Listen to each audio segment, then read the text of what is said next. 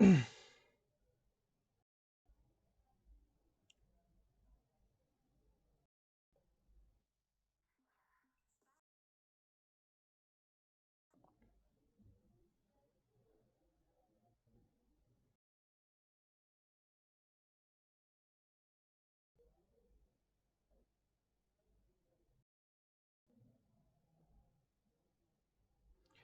hello, hello, hello, hello, hello.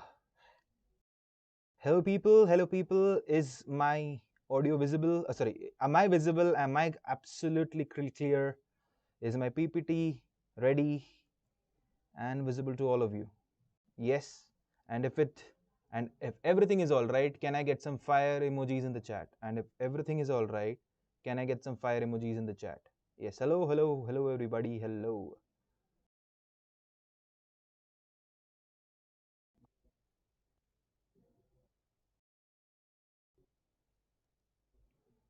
Voice is low? Okay, just a second, people. Hello, hello, hello, hello, hello. Yeah. Sorry for the 5-minute delay, people. I was just putting on the PPT. Yes, people. I was just putting on the PPT. Yes. Hello, hello, hello, hello, hello. So, are you all ready? Are you all ready? Are you all ready to conquer semiconductors? Yes. Yes. Are you all ready to conquer semiconductors? Yes or no? Hey everybody, hello, welcome back to this amazing channel of Unacademy NEET English. I hope so you are all doing well. This is Jonathan. You all can call me as John sir over here, and we would be starting off with semiconductors. Okay, yes. How is everyone doing? कैसे हो आप सब लोग? ಎಲ್ಲರೂ ಸುಗಮಾಣೋ ವಣಕಂ. Okay. Yes. Hello. Yes, people. Yes. Vanakkam. Yes. Okay. Yes. Can I get some fire in the chat box? And when we are going to start this amazing session, I'll just check the audio. Okay. Yes. Hello.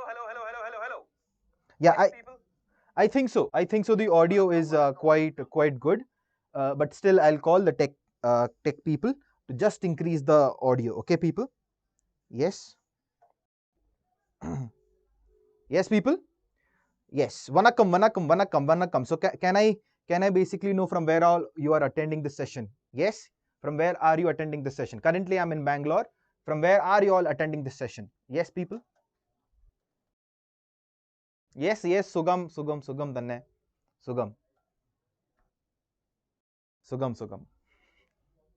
Okay.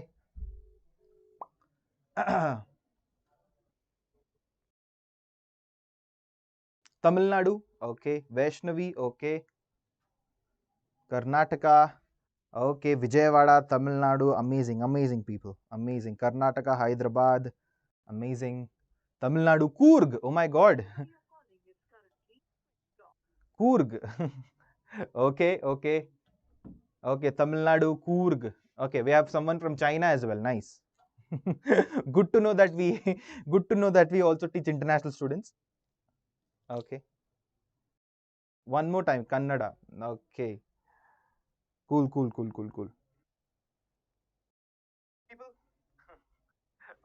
Okay. Yes, Kashmir. Okay, cool. So yes, people. So today we would be starting. Today we would be studying or starting off with the chapter of semiconductors.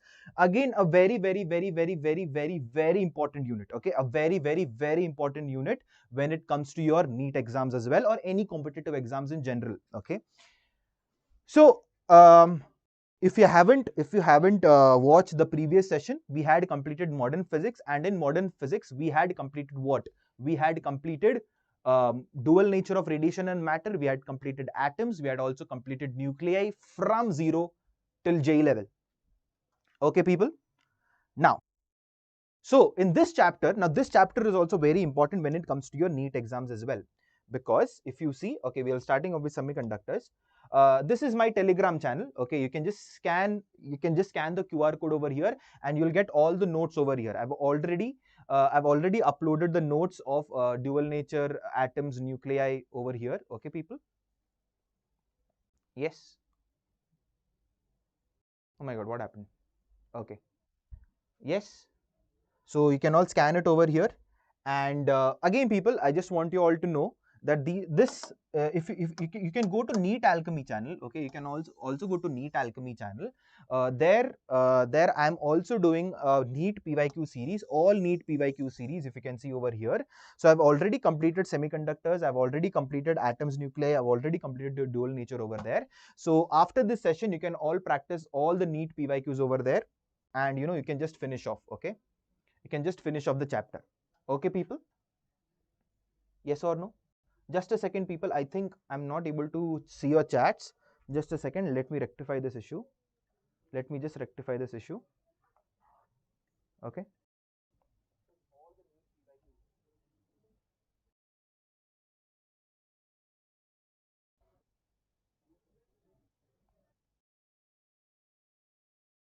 Okay. Yeah.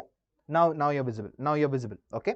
So this, you can all visit NEET Alchemy channel and you can all access the PYQ playlist over here. Okay.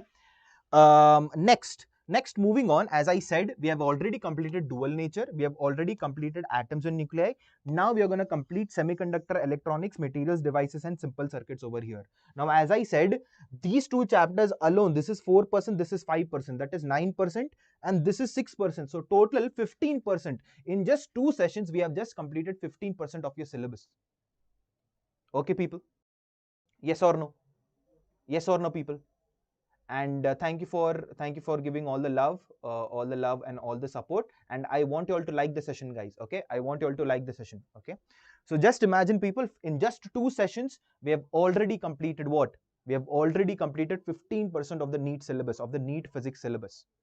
Okay, so as I said, we have already completed this. So now we are gonna touch semiconductors over here, and all the notes you are gonna get in my Telegram channel over here. You can just scan it and you can access it as well. Okay, so we're gonna start with semiconductors. So let us understand first the flow of the chapters. How many hours will this session lead to?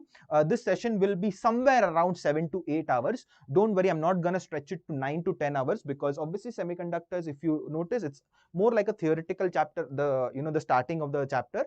I'm not going to extend it to 9 to 10 hours. I'll be finishing it off in 7 to 8 hours.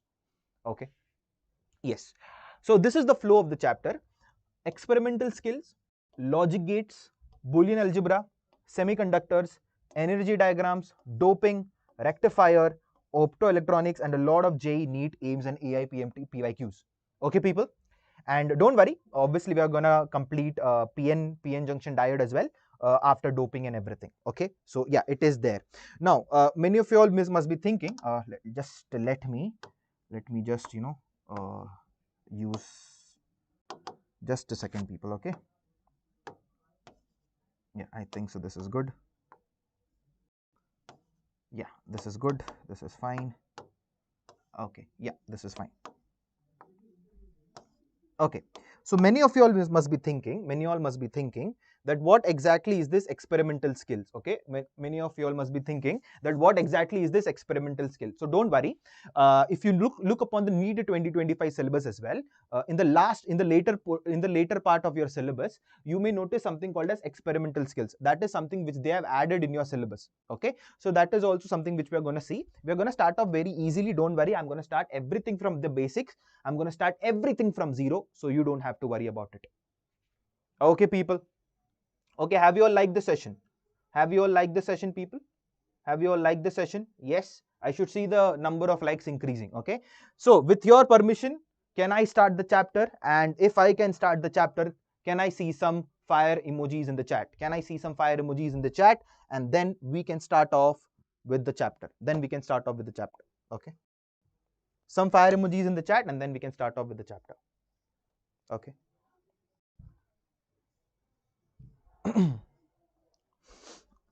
Okay, fire emojis, green hearts, whatever you want to do. But yeah, I want to see that you're ready, and then we can start the chapter.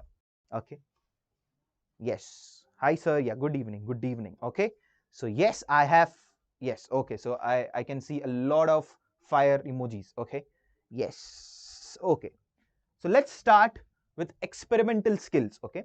So right now in your board, okay, right now on your screens you can basically see a lot of devices, okay.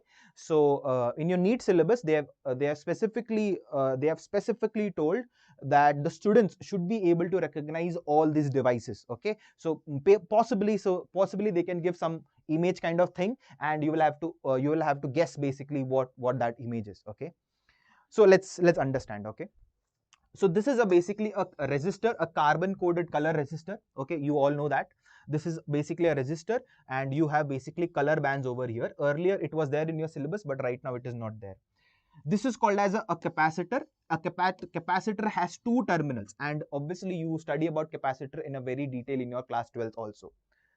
Now this coil like thingy is basically called as the inductor, okay. It's called as the inductor, okay. Very important, very important. Now this is a diode. This is a diode which we are going to study in detail in this chapter itself, okay. Now if you all notice, again this diode has two legs over here. It has two legs over here, and also it has a marking. It has a silver marking over here.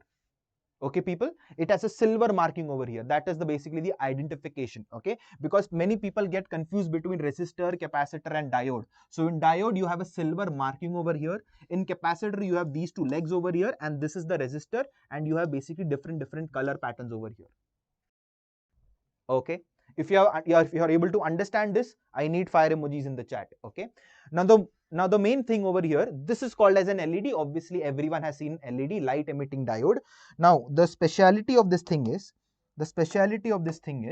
that if you're not able to notice over here, but I'll just extrapolate the diagram, okay. The speciality of this thing is that this is called as an LED, and one of the leg is longer than the other one, okay. One of the leg is longer than the other one. Now what do you mean by this? So the longer leg is basically the plus, and the shorter one is basically the negative one, okay. So the positive one is the cathode, and the shorter one is basically the anode, okay. And you can only connect the positive, that is the longer one, to the positive terminal, and the shorter one to the negative terminal. If you reverse it, then it's going to get destroyed, okay. Then it's going to get destroyed, okay, people. This is basically a transistor. Obviously it is removed from your syllabus, but it has basically three legs over here. This is called as an integrated circuit. It is called an integrated circuit. What is an integrated circuit? Integrated circuit is basically a culmination of everything. It has resistor, it has capacitor, it has inductor, it has diode, it has LED, it has everything. It is basically a functional unit of itself, okay. It is a functional unit itself, okay. Relay you don't have to study, and obviously it's a battery, okay. So this is called as battery, okay, people. Is this understood? Is this understood, people? Is this understood? Can I go ahead? Yes, people. So this is experimental skills. I think so everyone is clear about it, and if you have understood, some fire emojis in the chat, okay. Some fire emojis in the chat, okay. Now we are going to start logic gate. Now we are going to start logic gates. Why logic gates, sir? Very easy, because it's very easy, it's very scoring, and 100% every year one question is going to come from logic gates. If not more, at least one question is going to come from logic gates, okay, people. Okay. So don't worry, you will be getting this PDF, so you can all watch these images how much ever you want, and you can basically revise from it. Okay, people. Yeah, don't worry, we're going to study what is a diode, what is not a diode, everything we're going to study, okay. First we are going to start with logic gate, okay. First we are going to start with logic gate. So what is a logic gate? So logic gate is basically a digital circuit. Don't worry, I have bought some colorful notes also, okay. Everything is in there, don't worry, okay. Everything is in there. What is it? A logic gate is a digital circuit which is based on certain logical relationship between the input and the output voltages of the circuit. So we are not able to understand, sir. Please make it easy. Please make it easy. I'll tell you. Okay. Also, one more thing, people. You don't have to worry that you have to write everything, because obviously you're going to get all of these notes on my Telegram. So you don't have to worry that you have to write everything. Okay. Your main attention should be in your class, on your class, whatever I'm saying, that should be your main attention. The main thing that you have to do is basically you have to do short running notes. Okay. You have to do running notes. Whatever important thing that I'm going to say, that you have to write. Rest everything you don't have to worry. Everything I'm gonna send it on my Telegram. Okay, people. Okay. Okay, so as I said, a logic gate, what is a logic gate? It's basically a digital circuit. It's basically a digital circuit which can take input values and it can give out some output value. Like this is a juicer. You input orange into it, what is the output that you get? The output that you get is basically orange juice. So similarly, a logic gate is a digital circuit. Okay, sir. So it can take some input values, do some operations, and it can give out some output value. Is this clear? So that is exactly what I've written. A logic gate is a digital circuit, okay, sir, which is based on some logical relationship. Now, this logical relationship we are going to study. And depending upon that, it will take the input value, and depending upon the input value, it is gonna give the output value. Clear? Okay. Yes, people. Now this logic gate itself is built using some semiconductor diodes and transistor. That is something which, okay, just I mean, just extra information that what I've given you. Now the main thing over here, the main thing you have to understand is you have to understand each and every logic gate. You have to understand its truth table. You have to understand its Boolean algebra. These three things you have to understand. Okay, these three things you have to understand, and then you can master logic gates. So again, let us revise, sir. Let us revise again. What is a logic gate, people? A logic gate itself is a digital circuit which can take some input values. It will process it according to its relationship, and it will give out some output value. Clear? Now this logic gate itself, it has three components: the truth table, the Boolean algebra, and obviously the relationship or the logic gate itself. Okay, clear? If you have understood, can we move ahead? If you have understood, can we move ahead? And some fire emojis in the chat. Okay. Now for understanding logic gates, you have to understand algebra, and a specific type of algebra that is called as Boolean algebra. Okay, that is called as Boolean algebra. Okay, before we move ahead, this is something that you have to basically, Boolean algebra, this is something that you have to basically keep in your medulla. Okay, keep in your medulla. Okay, I'll tell you. See this, people. Now this plus, okay, this plus, it looks like a normal plus, but it's not the plus that you use in your algebra. Okay, it is called as OR. Okay, it is called as OR. This dot over here, it looks like a multiplication sign, but it is not like a multiplication. It just looks like a multiplication sign. It is called as AND. Okay, it is called as AND. So over here, this dot represents AND. Okay, this dot represents AND. This plus represents OR.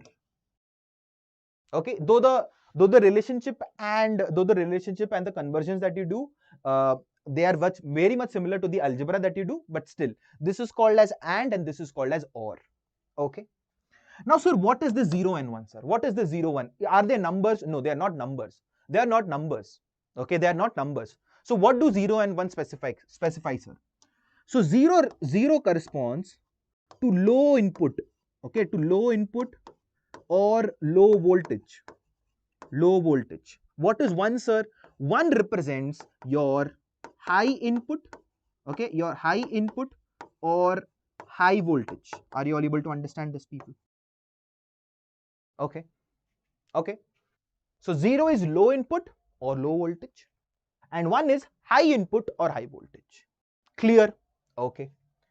So sir, what do you mean? That means 0 and 0 gives you 0. That is 0 into 0 gives you 0. Yes, sir, no problem. 0 into 1 also gives you 0. No problem. 1 into 0 also gives you 0. No problem. 1 into 1 also gives you 1. No problem. 0 plus 0 or 0 gives you 0. No problem. 0 plus 1 gives you 1. No problem. 1 plus 0 also gives you 1. No problem. 1 plus 1 gives you 2. Yes, this is something that you have to keep in mind. This is something that you have to keep in mind. That 1 plus 1 over here gives you 1. 1 plus 1 over here gives you 1. Are you all able to understand this? Simply you can say something like this, that higher input plus higher input would obviously give you a higher output. Are you all able to understand this? Higher input plus some higher input, or higher input or higher input, both together gives you an higher input. Simple. Are you all able to understand this, people? Yes or no? Okay. Sir, what does this bar mean, sir? What is this bar? What is this bar? I'll tell you. What is this bar? This bar, okay, this bar is called as inversion. Okay, this bar is called as inversion. This bar, or you can also call it as bar, just simple bar. So basically, it inverts the output. It inverts, opposite. So 0 bar is 1. What is the opposite of 0? 1. 1 bar, what is the opposite of 1? 0. Are you all able to understand this, people? You'll all study these in detail if you had studied engineering. Okay, people? Are you all able to understand this? If you have understood this table, can I move ahead? Can I get some fire in the chat box? Can I get some fire in the chat box if you have understood this table? So again, I'll just explain. 0 into 0 is 0. 0 into 1 is 0. 1 into 0 is 0. But 1 into 1 is also 1. No problem whatsoever. 0 plus 0 is also 0. 0 plus 1 is also 1, sir. 1 plus 0 is also 1, sir. But 1 plus 1 is not 2, sir. 1 plus 1 is 1, sir. Okay. Similarly, the bar of 0 or the inversion of 0 is 1, or the bar of 1, that is the inversion of 1, is 0. Clear? I don't think so anyone has any problem whatsoever over here. Okay. Clear? Clear? Clear? Clear? Okay. Okay. Chaliye. Let's move ahead. Now we are going to start with the chapter. We're going to start with the crux of logic gates. Okay. So you have to understand that there are 3 basic logic gates that we have. Okay, how many logic gates that we have? We have 3 basic logic gates, which are namely the NOT gate, the AND gate, and the OR gate. These are basically the basic gates. These are basically the basic gates. NOT gate, AND gate, and the OR gate. And for each one of them, we are going to understand their diagram, their operation, and also their Boolean algebra. Let's move ahead with the NOT gate, or also called as the inverter. Okay, the inverter, not the inverter which you have in your homes. Inverter means opposite. The one who does the opposite. Okay, the one who does the opposite. Okay, people, see this. So this is the diagram of a NOT gate. Okay, this is the diagram of a NOT gate. Okay, this is the diagram of a NOT gate. So basically, this is a NOT gate. A triangle over here and a dot over here, a round over here. Okay, people. So this is the input, this is the input, and this is the output, and this is the output. Let me just guess the input as A over here and the output as Z over here. The output as Z over here. Okay. So what do I mean by this? What do I mean by this? If I want to construct the truth table, it is a very easy task. Very, very easy task, people. Very, very easy task. See this. This is A and this is Z. So when the input is 1, if the input is 1, you get the output as 0. When the input is 0, you get the output as 1. This is exactly what a NOT gate does. This is exactly what a NOT gate does. Just inversion. Just inversion. Are you all able to understand this, people? Yes or no? Just the opposite. So basically, can I say something like this? The output Z is basically A bar. The output Z is basically A bar. So whatever input you are putting into this, you are basically inverting it and getting the output. Are you all able to understand this, people? So if you give 1, the 1 bar becomes what? What is 1 bar? So you can write something like this. The input is 1, you invert it, that is 1 bar, it gives us 0. 0, you give input as 0, you do the bar of it, so it becomes 1. You do the inversion of it and it becomes 1. Are you all able to understand this? Are you all able to understand this, people? Yes or no? Okay. Clear? The truth table should be absolutely freaking clear. It's a very important, people. So I've also given you a diagram over here. This is the NOT gate and also this is the truth table. Okay, this is the truth table. This is the truth table. Okay. If you have understood this, people, can I move ahead? If you have understood this, can I move ahead? So, what is the Boolean algebra expression for it? It's very simple, people. It's very, very, very, very, very, very simple. Very simple. It is A bar. Okay, the Boolean algebra expression is A bar. That is, A is the input, A is the input, and A bar is the output. That's it. Okay, okay, clear. Now we are going to move to AND gate. Sir, what is AND? AND means you need to have two. AND, I need both of them. AND, I need both of them. What is AND gate? I'll tell you. Okay, come on, let us construct the truth table together. Okay, let us construct the truth table together. Let us construct the truth table together.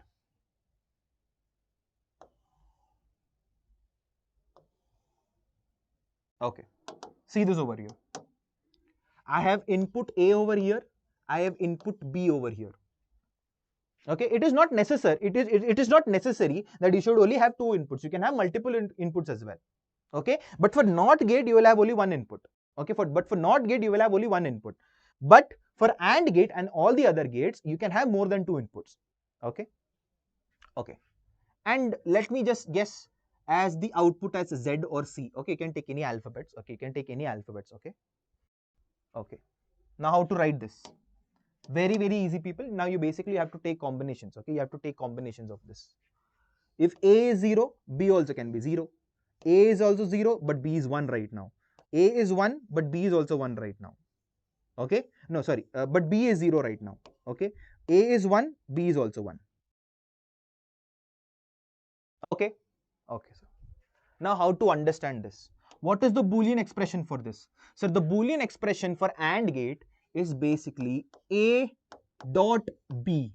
A dot B. Similarly, like multiplication or A and B. It is much similar to multiplication. So what should be the output? Sir, 0 into 0 is 0. 0 into 1 is 1. 1 into 0 is again, 1 into 0, I'm so sorry. 0 into 0, 0. 0 into 1 is 0. 1 into 0 is again 0. 1 into 1 is 1. 1 into 1 is again 1. If you all notice, people, in AND gate, in order for you to get 1, you need both the inputs as 1. You need both the inputs as 1. Are you all able to understand this? Sir, what is the Boolean expression, sir? It is very easy. It is very easy. The Boolean expression is Z, that is the output, is basically equal to A dot B. A dot B is your Boolean expression. Is your Boolean expression. Are you all able to understand this? So similarly, if you will notice something like this, see this, 0, 0, 0, 0, 1, 0, 1, 0, 0, 1, 1, 1. You will only get 1 if both the inputs are 1. Okay. Now, if you get, for example, if you get a question something like this, this is an AND gate. Okay, how do you represent an AND gate? A straight line. It looks like a D. Okay, it looks like a capital D. Okay, it looks like a capital D. Okay, so this is basically an AND gate. Let me just draw the AND gate. 1, 2, 3. Okay, so I have 3 inputs right now over here. How to calculate this? Very, very simple, people. It's very, very simple. This is A input, this is B input, this is C input, and let me guess the output as Z. What would be the output of Z? Very simple. It would be A dot B dot C. That's it. It would be A dot B dot C. Just the simple multiplication of all the 3 inputs. Are you all able to understand this? Now, if I say the value of A is 0, the value of B is 1, the value of C is also 1, then what should be the value of output? Simple. Z is basically equal to 0 into 1 into 1.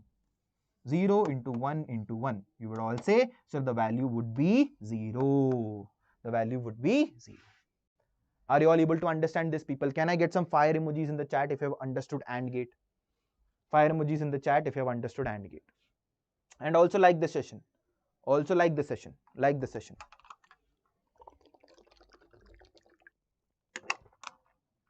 So not necessarily that you will only have two inputs. You can have more than two inputs. Okay, and this is the Boolean expression A dot B. A dot B. Clear? Moving on. Moving on. Now, people, what is this? This is basically the electric circuit representation of an AND gate. Electric circuit representation of an AND gate. Let me explain. It's a very easy logic. Okay, it's a very easy logic. Now let us all draw the truth table once again. Okay, let us all draw the truth table once again. Okay, this is A, this is B, and that is for the output. Okay, this is A, sir, this is B, sir, and this is Z, which is basically A dot B. This is A dot B over here. Okay, see this, people. Very important. Very important. Now over here you have to understand that 0 denotes open circuit. Okay, open switch, and 1 denotes closed switch. Okay, it's just a representation of the circuit. Now over here, people, if you all notice, if A is closed, but B is open, that means if A is closed but B is open, will the lamp over here lit up? No, it will not, because the circuit is incomplete. So that is the reason you get the output as 0. You get the output as 0. Okay, sir. Sir, if both the inputs are open, this is also open, this is also open, will the lamp lit up? No, sir. If this is also 0, this is also 0, this is also 0. Yes or no? Okay. Sir, if I close B over here and A is open, will the lamp lit up? No, sir. I don't think so. So this is 0 into 1, still a 0, sir. Sir, in order for me to lit up the lamp, I have to close both the switches, sir. So B should also be closed and A should also be closed. So that means I can write over here 1 and 1 will only give me 1. So this is basically the electrical representation of an AND gate. Are you all able to understand this, people? Are you all able to understand this? Simple logic. Okay. Yes, can I move ahead? Okay.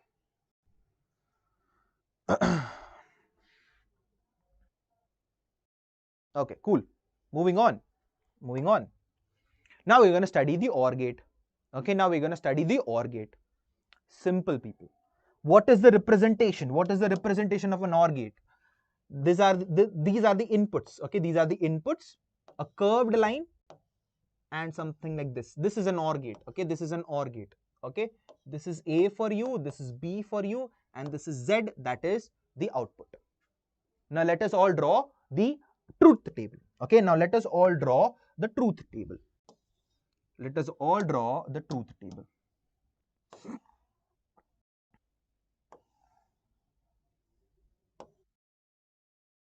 Okay. So this is A over here, people. This is B over here, and this is the output, that is Z over here. What is OR?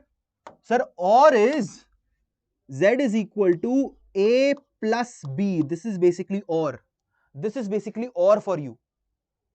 Okay? So simple. What do you mean by OR, sir? Sir, if A is 0 and if B is also 0, so 0 plus 0 is also 0, sir. No problem. Sir, if A is 0 but B is 1, 0 plus 1 you'll still get as 1. Okay. Sir, if A is 1 but B is also 0, but 1 plus 0 you'll still get 1. But sir, if both are 1, you'll still get 1. 1 plus 1 is not 2, it is 1. I've already told you these are not numbers. These are entities which basically, these are entities which represent something. So high voltage plus high voltage, you'll get an high voltage. That is exactly what do you mean over here. These are not numbers. These are Boolean algebra. So over here, what is the Boolean expression that we are getting, people? The Boolean expression is the output is Z, and this is basically your Boolean expression that you're getting. Z is equal to A plus B. Clear? Clear? Yeah, or 1 plus 1 is equal to 1 0 also. Obviously, you can write that. Okay, but yeah, 1 plus 1 over here is 1. Clear? Yes, yes or no? Clear? Can I have some fire in the chat box, people, if this is absolutely clear? And I've also given you the diagram over here. Okay, A, B, C. C is the output, A, B is the input. Same, everything is same. Okay. Now let us understand the electrical representation of an OR gate, just similar to the AND gate itself. Okay. Now let us draw the truth table again. Let us draw the truth table again. Okay, let us all draw the truth table again.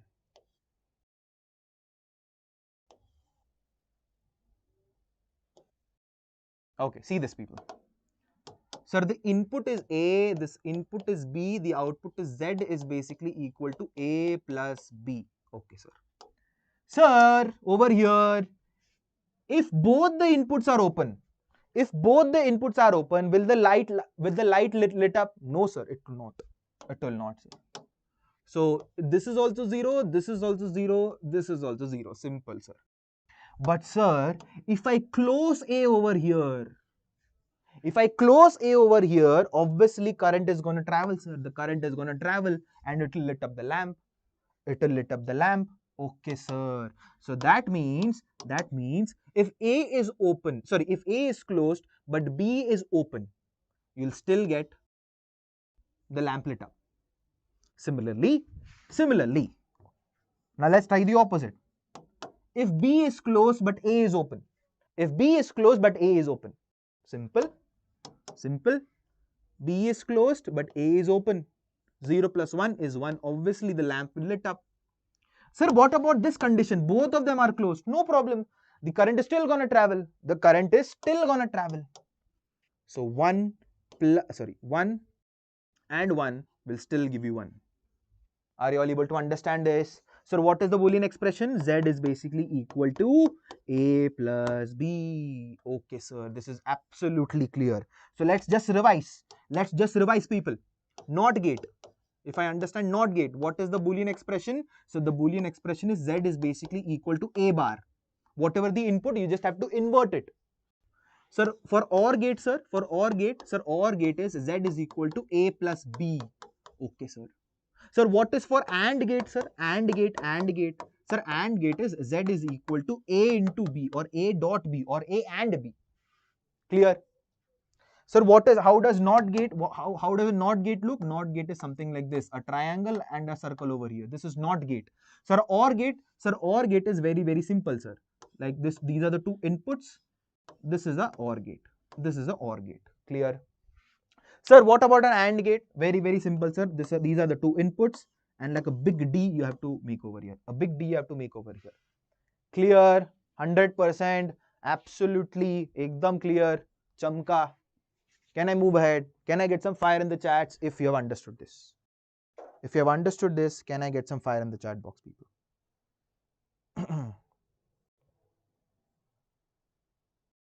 Okay.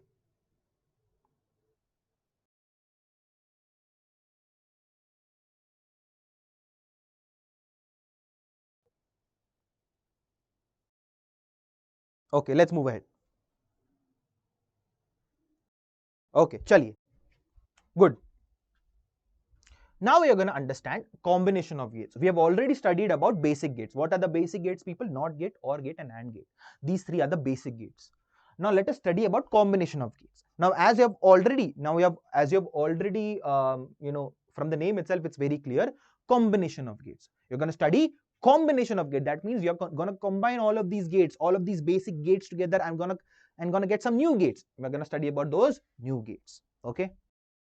Yeah, I will explain it. Don't worry. Okay. The three basic gates, that is the OR, AND and the NOT, when connected in various combinations, give us logic gates such as the NAND gate and the NOR gates respectively. Now people, very, very, very, very, very, very, very important. This NAND gate and these NOR gates are also called as something called as universal gates. They are also called as universal gates. What do I mean by a universal gate? I'll come to it. Don't worry. So When you combine these three basic gates in some combinations, you get a NAND gate and you get a NOR gate. Okay, now these NAND and NOR gates are also called as universal gates. Now, what do I mean by a universal gate? A universal gate simply means using these two gates, that means using NAND gate or NOR gate in any combination possible, or in any correct combination possible, you can construct any gate in the world.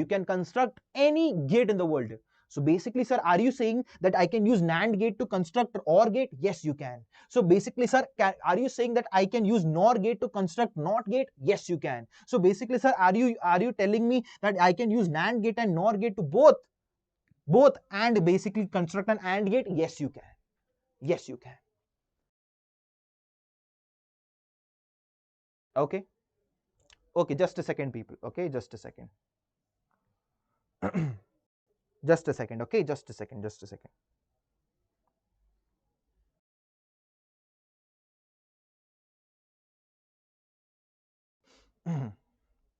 Okay.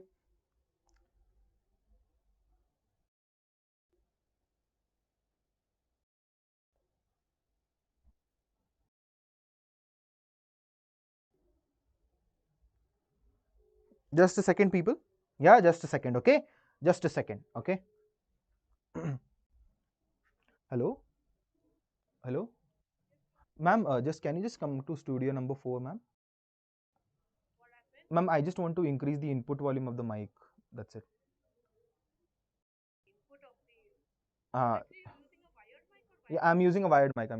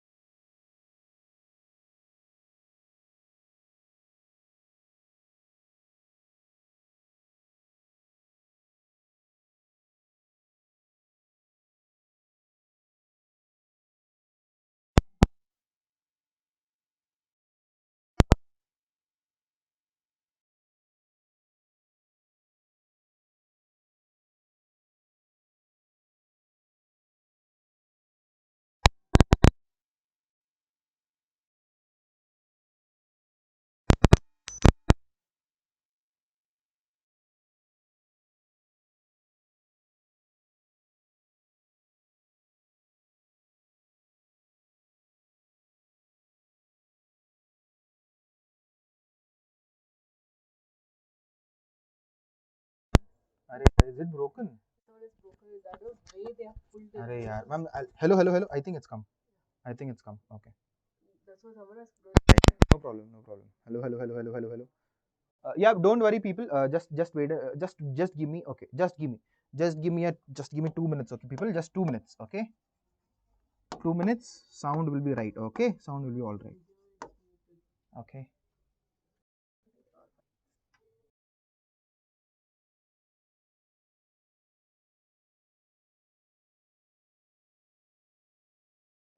Yeah, am I audible now? Am I audible? Okay, just a second. Just a second, people. Just 2 minutes. Okay. Let ma'am rectify over here, and then we can start again. Okay. Yeah, just give me 2 minutes. Just give me 2 minutes. Okay. Just give me 2 minutes. Yeah. Also you can go to the OBS. So that will be 1 minute. Yeah.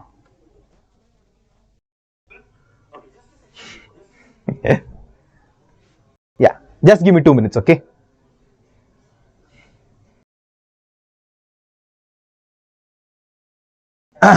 Okay, so yeah, again, as I was saying, this is a very important portion, logic gates, and after logic gates, we're going to solve a lot of problems, NEET, JEE, AIMS, AIMPFT, PYQs, and then after that, we're going to jump to semiconductors. Okay, very, very important, very, very important. And okay, now, can you all sound very good now? Okay, very good. Okay, okay, very good. Okay, okay, okay, okay.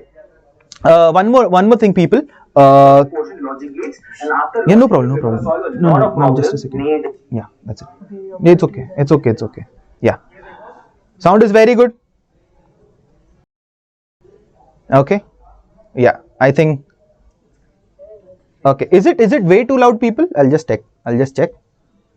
Yeah, no problem. No problem. Yeah, it's okay. It's okay. It's okay. Yeah, sound is very good. Yeah, I think it's perfect, ma'am. Ma'am, they can adjust it from their level as well. Yeah. Okay. Yeah, I think so. It is perfect now, people. Ma'am, thank you, ma'am. Yeah. Perfect. Okay. Cool. Okay. Perfect. Very good. Okay. Now let's move on. Now I have increased the volume from my end. Now you can all adjust from your end as well. Okay. So as I said, universal gate. I hope you understood what is universal gates over here. So from these two gates, I can construct any gate in the world. That is exactly what I mean over here. Now I'm gonna understand first what is a NAND gate. Okay, what exactly is a NAND gate? Now from the name itself, you are able to understand what is a NAND gate. Sir, a NAND gate, this N denotes a NOT gate over here. Okay, this denotes a NOT gate. NOT gate plus AND gate is basically equal to a NAND gate. Okay, are you all able to understand this, people? Okay, are you all able to understand this? Yes. Okay, I'll explain it later, Santosh, don't worry. Okay, NAND gate plus an AND gate gives you a NAND gate. Okay, so NOT gate plus AND gate gives you a NAND gate. Very okay, super duper. Now let's understand the diagram. Let's understand the diagram, people. So basically, sir, are you saying that if I construct a NOT gate over here, or let me do something like this. So basically, sir, are you saying something like this? If I have a AND gate over here, if I have an AND gate over here, and then I connect it to a NOT gate, will I get an AND gate? Yes, you will get an AND gate. Yes, you will get an AND gate. This is basically a representation of an NAND gate, I'm so sorry, a NAND gate. So if you want to represent in a much more compressed manner, you can basically show something like this. These are the two inputs. This is the AND gate, and this dot represents the dot of the NOT gate. This dot represents the dot of the NOT gate, and this is basically a NAND gate. This is basically a NAND gate. Are you all able to understand this, people? Are you all able to understand this, people? Yes or no? Yes, sir. We are absolutely able to understand this. We are absolutely able to understand this. Now let me build upon this. Okay, let me build upon this. Okay, let me just build upon this. Okay. Okay. So people, these are the two inputs of the AND gate. These are the two inputs of the AND gate, and this denotes, and this is the NOT gate. Okay, this is the NOT gate. Okay, and this overall over here becomes the NAND gate. Okay, this becomes the NAND gate. Now let us try to understand the Boolean expression over here. So sir, if I get the input as A and the input as B over here, what does AND gate do, sir? Sir, AND gate is, sir, A dot B, sir. AND gate is A dot B. Okay, no problem. So the input that you're going to get is Z is basically equal to A dot B. The input that you're going to get is A dot B, and then this input goes into the NOT gate. What does NOT gate do? It just puts a cap over your head. है ना? It just puts a cap over your head. A cap over your head. What does it do? It basically, the output, the final output that you'll get is Z bar, or you can basically say A dot B bar. Are you all able to understand this, people? Are you all able to understand this? So I'll just explain it one more time. A and B are the inputs. This goes into the AND gate. What is the output? Sir, Z is equal to A dot B. This input is then the input. So this output is the input of the NOT gate. What does NOT gate do? It just puts a cap over your head. So the final output is basically Z bar or A dot B and a bar. That's it. Clear? Clear, people? Are you all absolutely clear? So let us construct the truth table. Okay? Let's construct the truth table. What will be the truth table? This is A, this is B, this is Z. Okay, clear. Okay. See this over here. See this, people? Okay. Sir A, Sir B. Okay, now let me do something like this. This is Z, and the final output, let me denote this as something like this. The final output is C for you, and that is Z bar is A dot B bar. Okay, so this is C, that is A dot B, and Z is basically C bar or A dot B bar. Okay. Okay, see this, very easy, very easy, people. Sir, if I get 0 and 0, what is 0 plus 0? Sorry, what is 0 into 0? Sir, 0 into 0 is 0, sir. That's what you get if it was an AND gate. But sir, now you have to invert it as well. You have to invert it as well. So what is the inversion of 0? It will get 1. You'll get it as 1. 0 into 0 is 0, but the inversion is 1. 0 and 1. What is 0 into 1? 0 into 1 is 0, sir, but inversion again 1. Okay. Sir, what is 1 and 0? 1 into 0 is again 0, but inversion is again 1. Sir, what is 1 into 1, sir? 1 into 1 is 1. 1 into 1 is 1, but the inversion of 1 is 0. This is an AND gate. This is your AND gate. So over here, people, you have to understand. Just a sec. Hello, yeah. Over here you have to understand till here, hai na? Till where? Till here, this white portion. Okay, till this white portion, it is still AND gate. Okay, it is still AND gate truth table. It is still an AND gate truth table. 0, 0, 0, 0, 0 and everything. This is basically a NAND gate truth table. Are you all able to understand this, people? Are you all able to understand this? Okay. Okay. So this truth table corresponds to 2 inputs and not. Yeah, this is a NAND gate. Clear? Absolutely freaking clear. Amazing. Okay, we are doing absolutely well. Okay, we are doing absolutely well. Okay. Now before I start with the next topic, okay, we have some 85 people, 90 people watching. Okay, how many of y'all are going to stay till the end of this life? How many of y'all are going to stay till the end of this life? Okay, how many of y'all can promise me that you're gonna stay till the end of this life?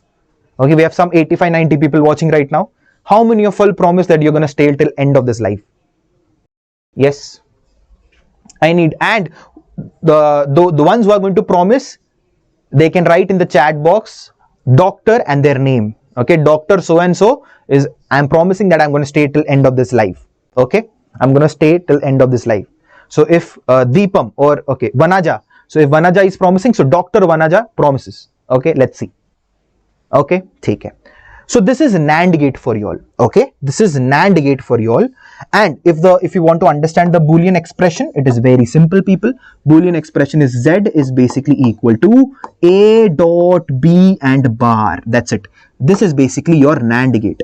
This is basically your NAND gate. Are you all able to understand? Yes, sir, you are able to understand. A dot B and the bar of it. Okay, let's see how many of you all stay. Okay, let's see how many of you all stay. Okay, take it. Now let us understand. So this is exactly what I've shown over here. This is NAND gate. This is the truth table over here. NAND gate, and it is a combination of AND and a NOT. Okay, clear? Moving on to the OR gate. Moving on to the NOR gate. So what is a NOR gate? From the name itself, you are able to understand. Sir, it is a combination of OR gate plus a NOT gate. है ना? This N stands for the NOT one. So basically, sir, are you basically saying, sir, so if I have an OR gate over here, this is the OR gate, and then I connect it to a NOT gate. If I connect it to a NOT gate, what exactly I am getting over here is a NOR gate. Yes, exactly, that's what I'm saying. So this is a OR gate and a dot over here, okay, and a circle over here. This is basically your NOR gate. This is basically your NOR gate. This is basically your NOT. This is basically your OR. Okay, clear? Now let's see. So people, if the inputs are A and B over here, so what is the output that you'll get over here? So the output C that you are going to get over here is A plus B, sir. And this A plus B will be the input of this NOT gate. So what does NOT gate do? So NOT gate, it simply puts a hat over your head, sir. So the final input, the final output is going to be Z, which is equal to C bar, which is again equal to A plus B the whole bar. A plus B the whole bar. Yes or no? Clear? A and B is the input, OR gate. So C is equal to A plus B. That is the output that you'll get. And this output is the input for the NOT gate. So it just puts a hat over your head. So C becomes C bar. And A plus B becomes A plus B whole bar. That's it. So this is the Boolean expression also that you're getting over here. Boolean expression. What is the Boolean expression? So the Boolean expression for NOT gate is Z is basically equal to A plus B, that is your OR part, and the whole bar over this. Whole bar. This is your Boolean expression. Clear? Okay, sir. Sir, let's draw the truth table. So let's draw the truth table. Come on, people. Everybody draw the truth table along with me. It's very important. Very important.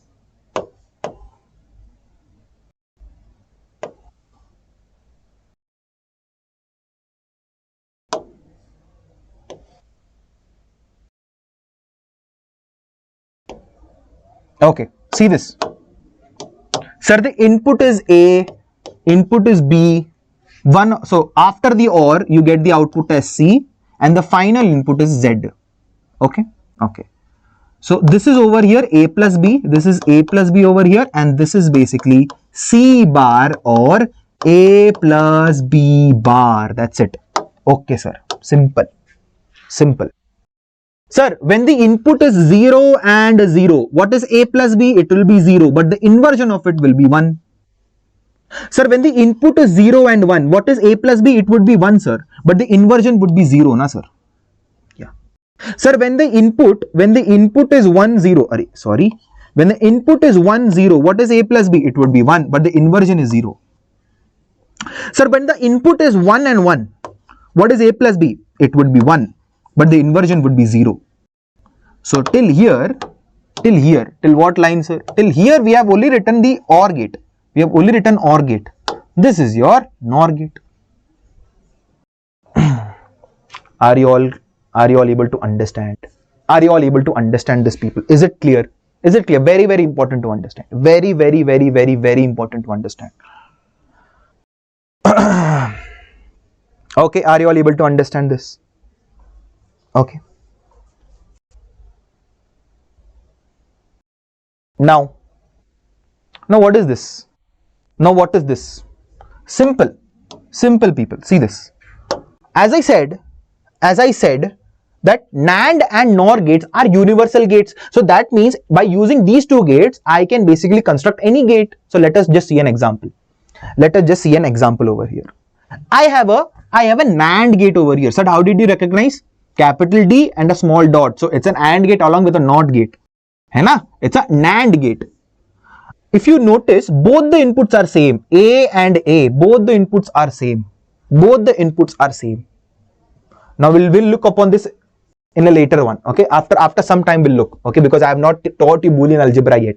Okay, so I'll Let us first study Boolean algebra and then we'll look upon. Okay? No problem. People, there are some laws over here that you have to understand.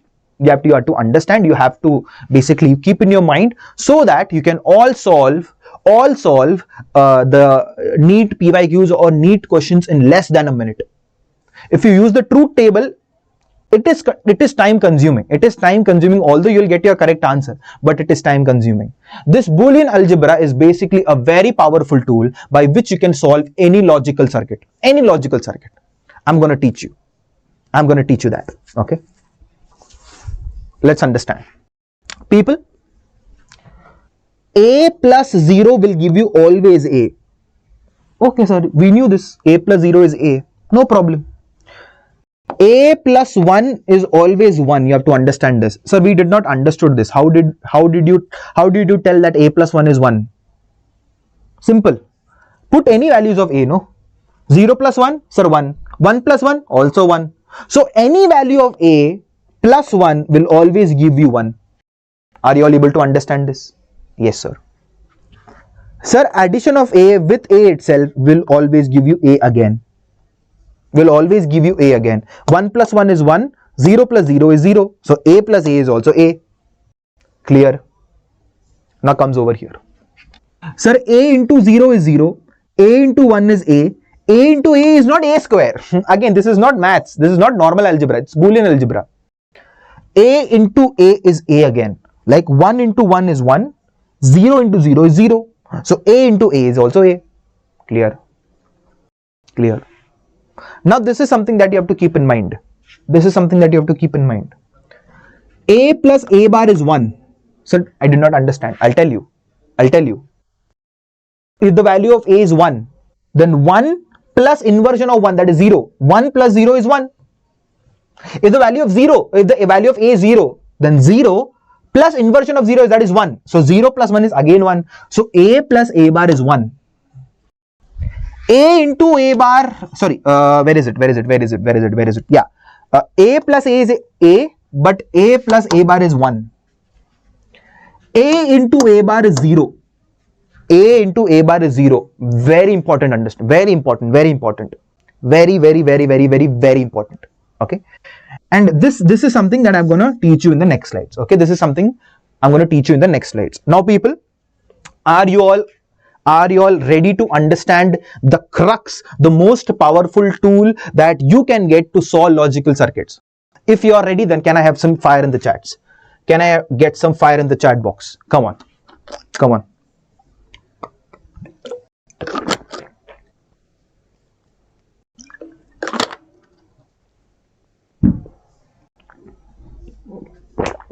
This one law beats every truth table out there. Beats every truth table out there. You're gonna solve the most complex logical circuits in the snap of your fingers. Okay, let's start. The law is, okay, these are some of the laws, obviously, okay, now let's look up on the laws. It's very easy. A plus b is equal to b plus a, commutative, you already know that. A into b is equal to b into a, you already know that. Associative laws, simple. A plus bracket b plus c is equal to a plus b bracket b plus c. It's very simple. Same goes for associative also, multiplication also, and distributive law also, you know. A into b plus a into c. Simple. You all know this law. But the law is De Morgan law. But the law is De Morgan law. Yeah, I'll explain it. What is a double bar and everything. Don't worry. Don't worry. Okay. Now, people, one thing that you have to understand, how to remember this law. Okay. How to remember this law? What is De Morgan's law? De Morgan's law states that, how to remember? Break the line. Okay. Break the line. Change the sign. Okay. Come on, you're all sitting at your homes, comfortably sitting at your homes, and just memorize this line. What is De Morgan's law? Break the line, change the sign. What is it? Break the line, change the sign. That's it. That is De Morgan's law for you. Sir, I did not understood it. I'll give you some explanation and you will be able to understand very effectively. What is De Morgan's law? Break the line, change the sign. What is it, sir? I'll tell you. First of all, see this. A plus B the whole bar, something like this. If you get something like this, okay, this is one of the questions that you can get. See, A plus B the whole bar.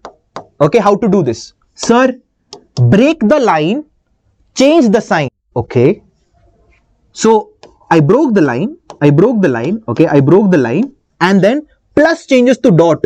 Oh, okay, understood. So basically over here, plus changes to dot and dot changes to plus.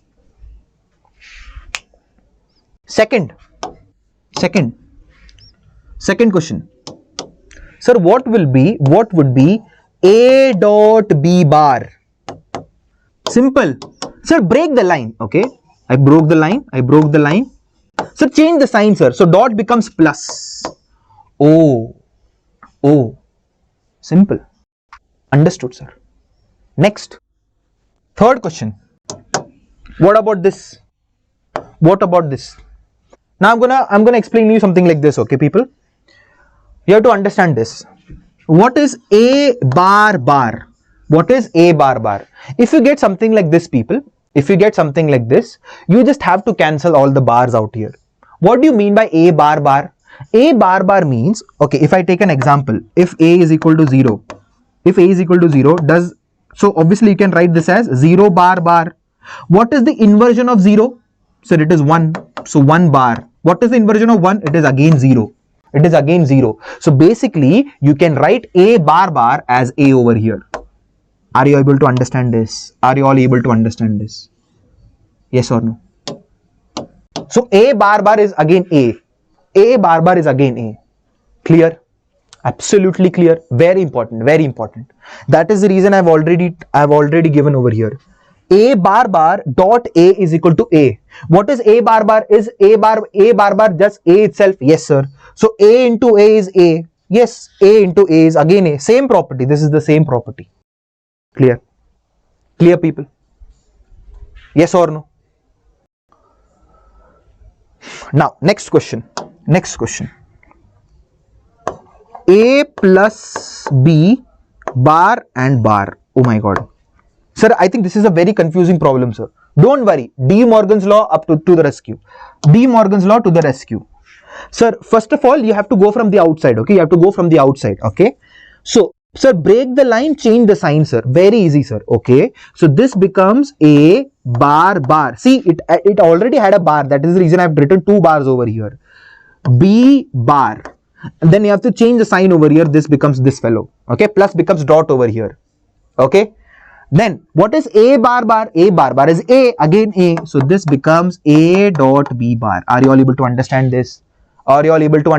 People? Yes or no? One more question for you all. Fourth, what about this? A dot B bar bar bar. Oh, A bar dot B bar the whole bar. है ना? A bar dot B bar the whole bar. Sir, it's very confusing. Don't worry. De Morgan's law to the rescue. We have to start from the outside. What is the outside? Sir, again a bar. So what does it say? Break the line, change the sign. Break it. Please break it. So it gets broken up. It gets broken up. Yes, sir, it gets broken up. So why I have put 2 bars over here? Because it already had a bar over here. Okay. So A bar bar. Now dot changes to plus. Okay, sir. Sir, what is A bar bar? It is A. What is B bar bar? It is B. So this changes to A plus B. So you can see with the help of De Morgan's law, you have basically converted this complex expression into such a simple one. Are you all able to understand this? Just one more and then we'll move on. Okay, just one more and then we'll move on. Fifth one. A dot B.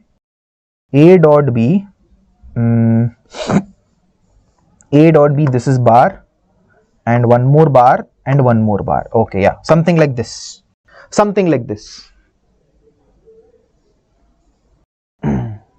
Yeah, I'll tell you, lover boy. Don't worry, lover boy.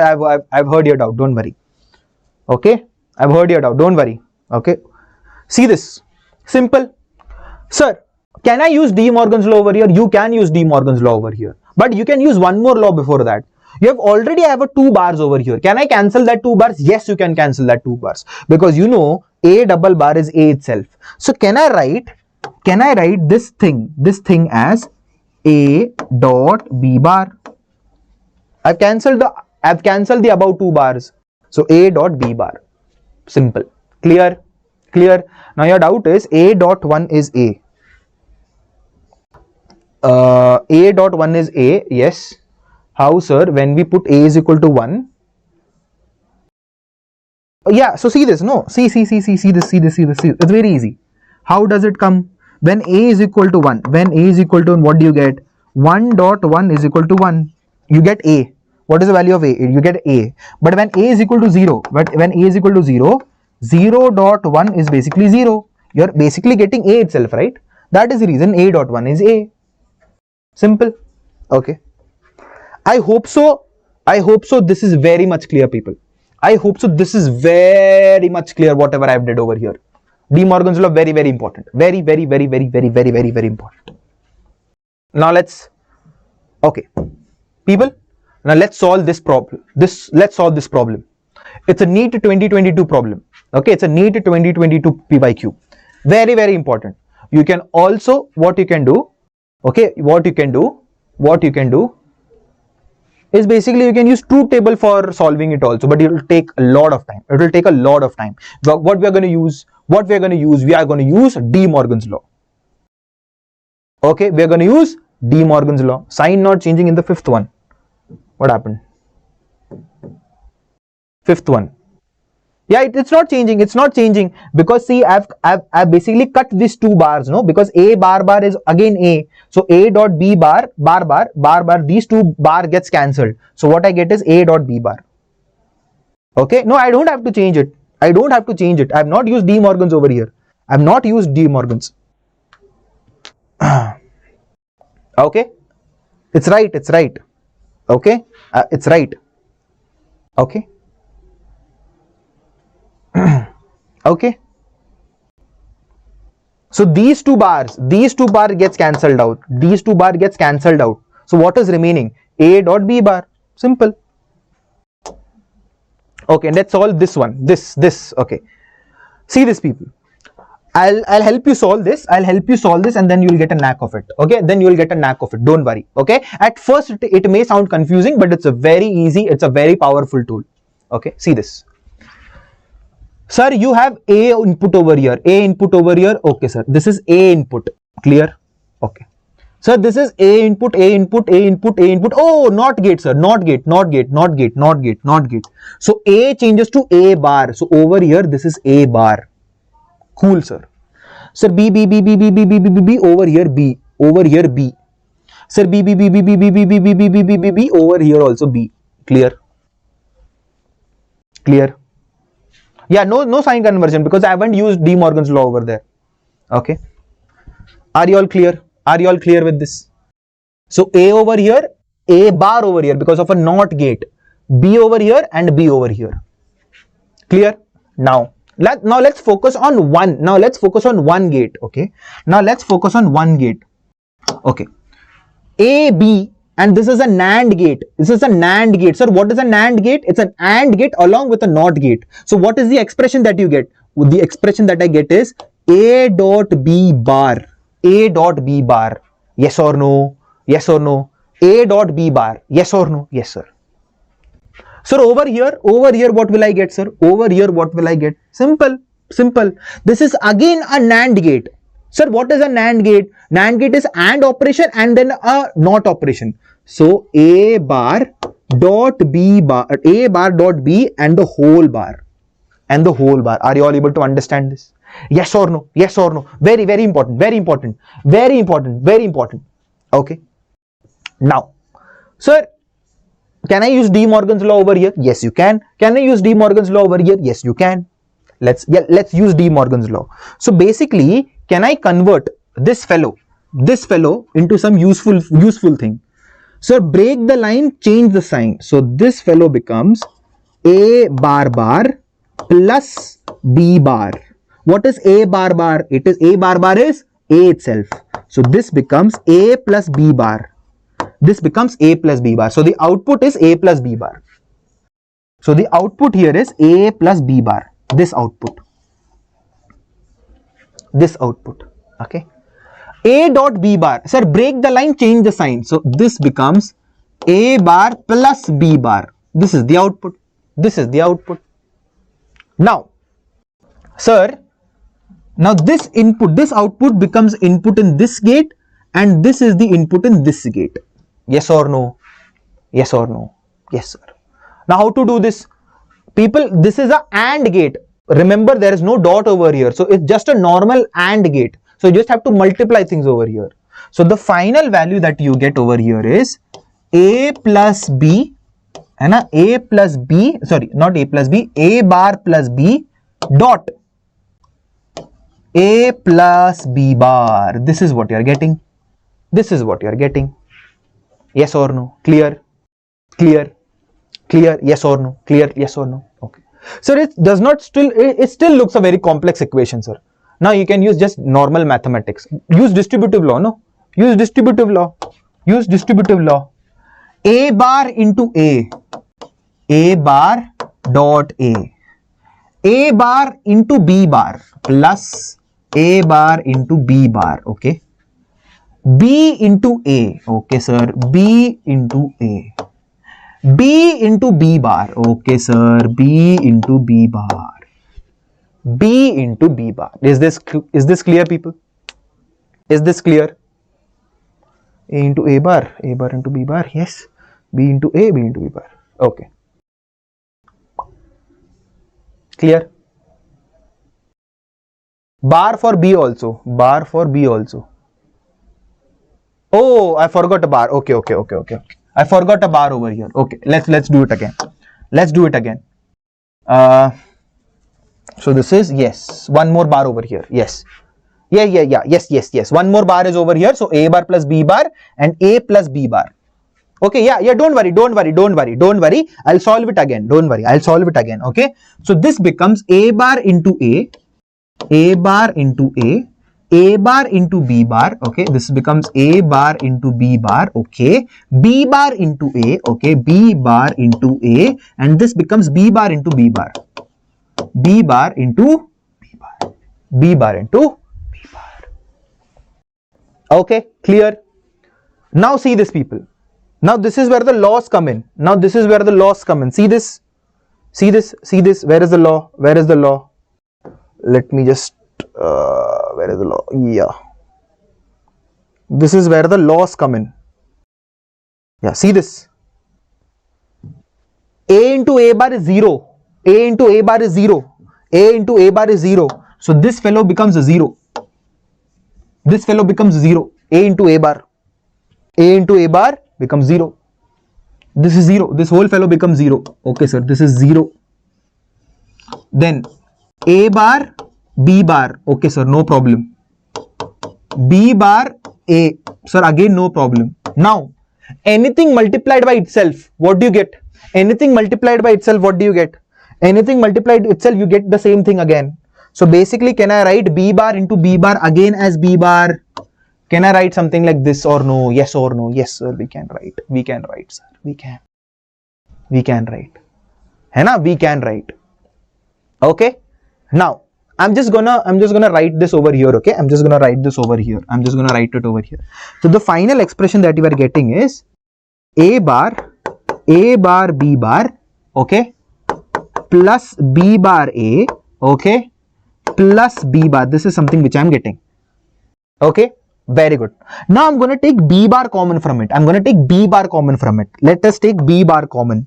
So when I take b bar common, this becomes a bar plus a plus 1. A bar plus a plus 1. That's it. Okay. Now what is a bar plus a? Sir, a bar plus a is 1.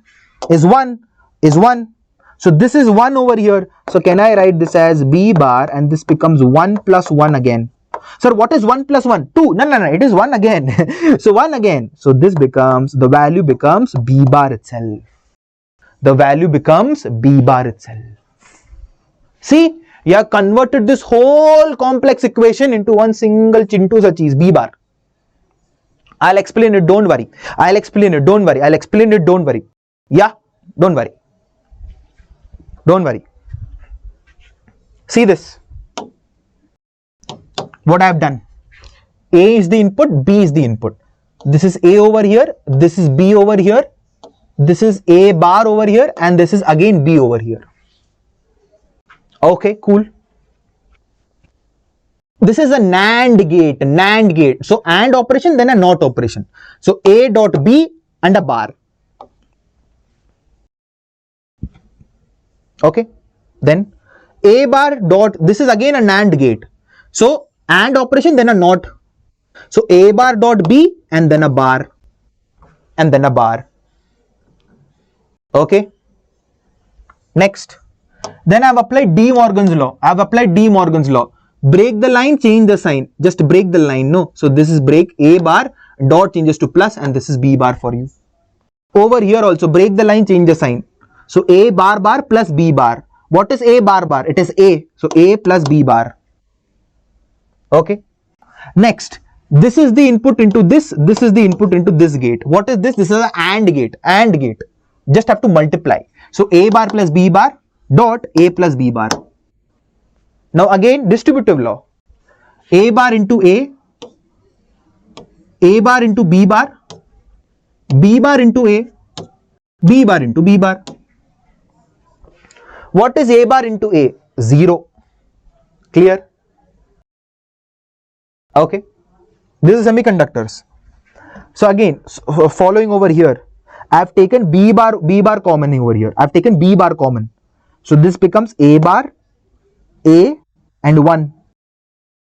What is A bar plus A? It is 1, sir. It is 1. What is 1 plus 1 again? It is 1 again. So the only thing that remains is B bar over here. Only thing that remains is B bar over here. So people, you don't have to look at the A option itself. You don't have to look at the A option itself. You have to just look at the B and the C option. So what it's saying, it basically, what does it mean? It means whatever input you are getting, sorry, whatever input you are putting into it, okay, whatever input you are putting into it, doesn't matter. The output is always going to be B bar. That is the opposite of B. It is always going to be opposite of B. Is 0 the opposite of 0? No, it is. This is wrong. Is 0 the opposite of 1? Yes, sir. 1 and 0? Yes, sir. But 0 and 0, array, this is wrong. So this is wrong. 0, 0, no, wrong. It's not the opposite. But over here, 0, 1, yes, sir. 1, 0, yes, sir. 0, 1, yes, sir. 1, 0, yes, sir. And that is the reason, my friends, option D is your correct answer. Option D is your correct answer. Are you all able to understand? Are you all able to understand this, people? What did I just write over here? Don't worry, I'm gonna solve more problems. I'm gonna solve more problems. Okay, don't worry. Don't worry. I'm gonna solve more problems. I'm gonna basically make sure that you are gonna understand logic gates to advanced level. Don't worry. Okay.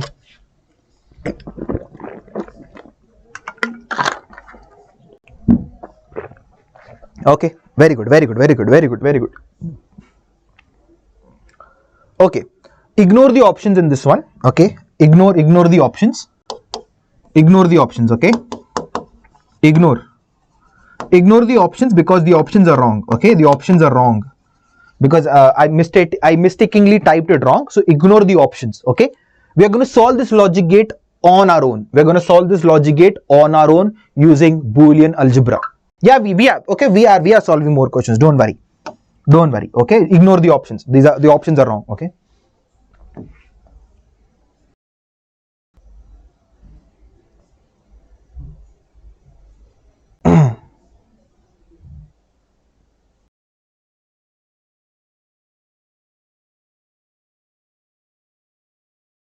Okay. Let's start.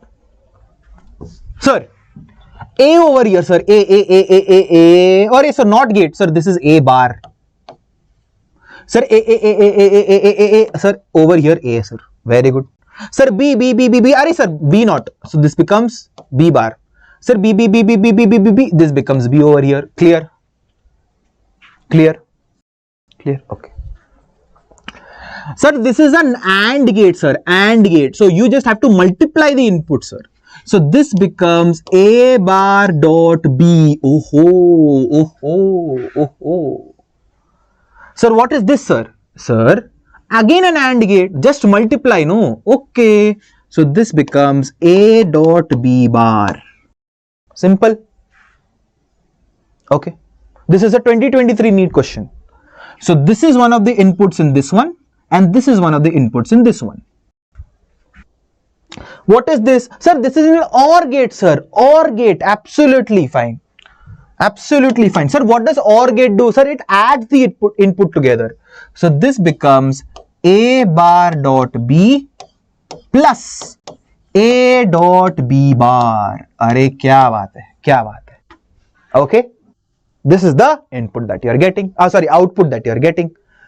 Now, I don't think so there is any more mathematical calculations or manipulation that you can do over here. This is the final value. Now, how to find out the truth table over here? So basically the options are wrong over here. So ignore the options. But if the options were right, how do you find it? I'll tell you. You can construct the truth table of your own. How to do that? I'll tell you. See this. Draw a truth table. Draw a truth table. This is A and this is B. Okay. Yes, very good. Over here, see this, people. This is A, this is B, and the output Z is basically A bar dot B plus A dot B bar. This is the output. Okay. Simple. You just have to use different combinations over here.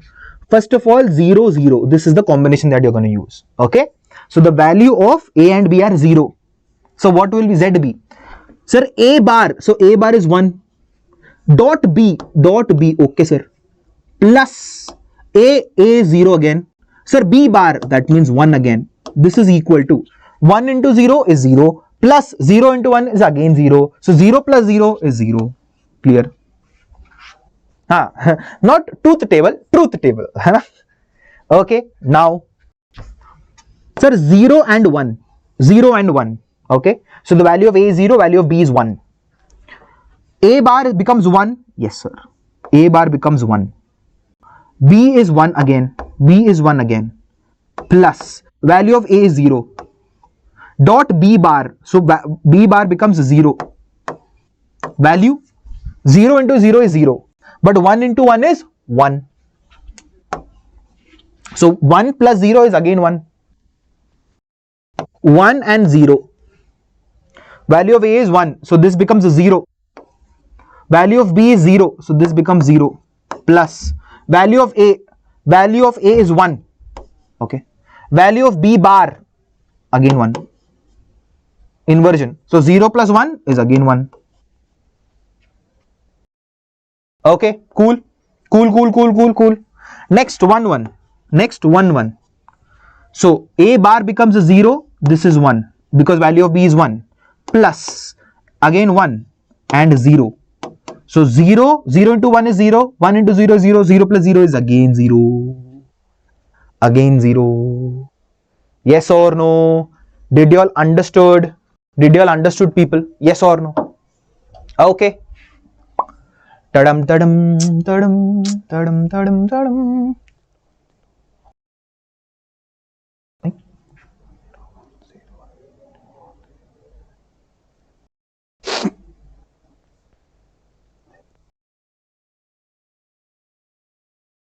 Yes, people. Okay, absolutely. See, so many of you all must be thinking, so D must be right. No, D is not right. The mistake which I did while typing the question was, if you all notice, 0, 1, 0. Over here it is 0, 1, 0. But what you are getting? 0, 1, 1 you are getting. You are getting 0, 1, 1. That is wrong. Okay, that is wrong. Every option is wrong. So ignore it. But yeah, I have taught you how to write the truth table also. Do you want more? Do you want more practice? Now, it totally depends upon you. Do you want more practice, or I can move on to the next topic? That totally depends upon you.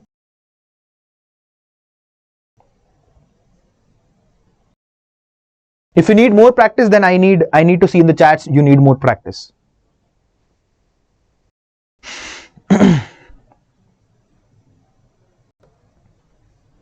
You need more practice? Okay. Okay, I'm going to take it as a yes that you need more practice. Okay, more. Okay, no problem, no problem. We have ample of questions over here. Okay, this is something which has come into 2022 NEET exam. Okay, this is your 2022 NEET exam. These are also the type of questions that come in your exam. Okay, no, yes, okay, no sir, practice, no break. Okay, see this. So over here, I have a 6-volt potential over here, and this is grounded over here. Okay, so if this is grounded, you can all consider this to be 0 volt. And you can all consider it to be of 0 volt potential. Okay, so the question is, you have to identify the equivalent logic gate represented by this given circuit. Okay, how to do this? Very simple. They have already told open is equal to 0, closed is equal to 1. Okay, simple. Over here, see this. Over here, simple. See this. If both of them are open, 0 and 0, if both of them are open, the light won't glow. If both of them are open, obviously it won't glow. Why would it glow? There is no potential difference only if both of them are open. So obviously 0 and 0 you are getting 0. 0 and 0 you are getting 0. Okay. So if one of them is closed, if you close one of them, see what happens. If you close one of them, obviously current can flow. So that means, sir, if one of them is closed, I will get current. If one of them is closed, I will get current. And if both of them are closed, I will absolutely get current. Are you able to understand this? Yes or no? Now you just have to identify the truth table. How to identify? Sir, 0 into 0 is 0. 1 into 0 is 1. No. This is not AND gate then. I think it's OR gate. 0 plus 0 is 0. 1 plus 0 is 1. 0 plus 1 is 1. 1 plus 1 is also 1. Yes, sir. This is an OR gate, sir. This is an OR gate.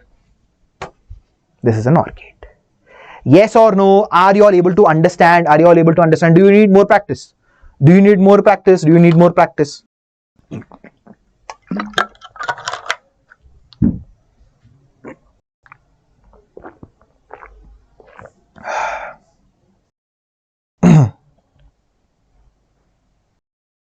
Yes. Okay. Let's do more practice. Okay.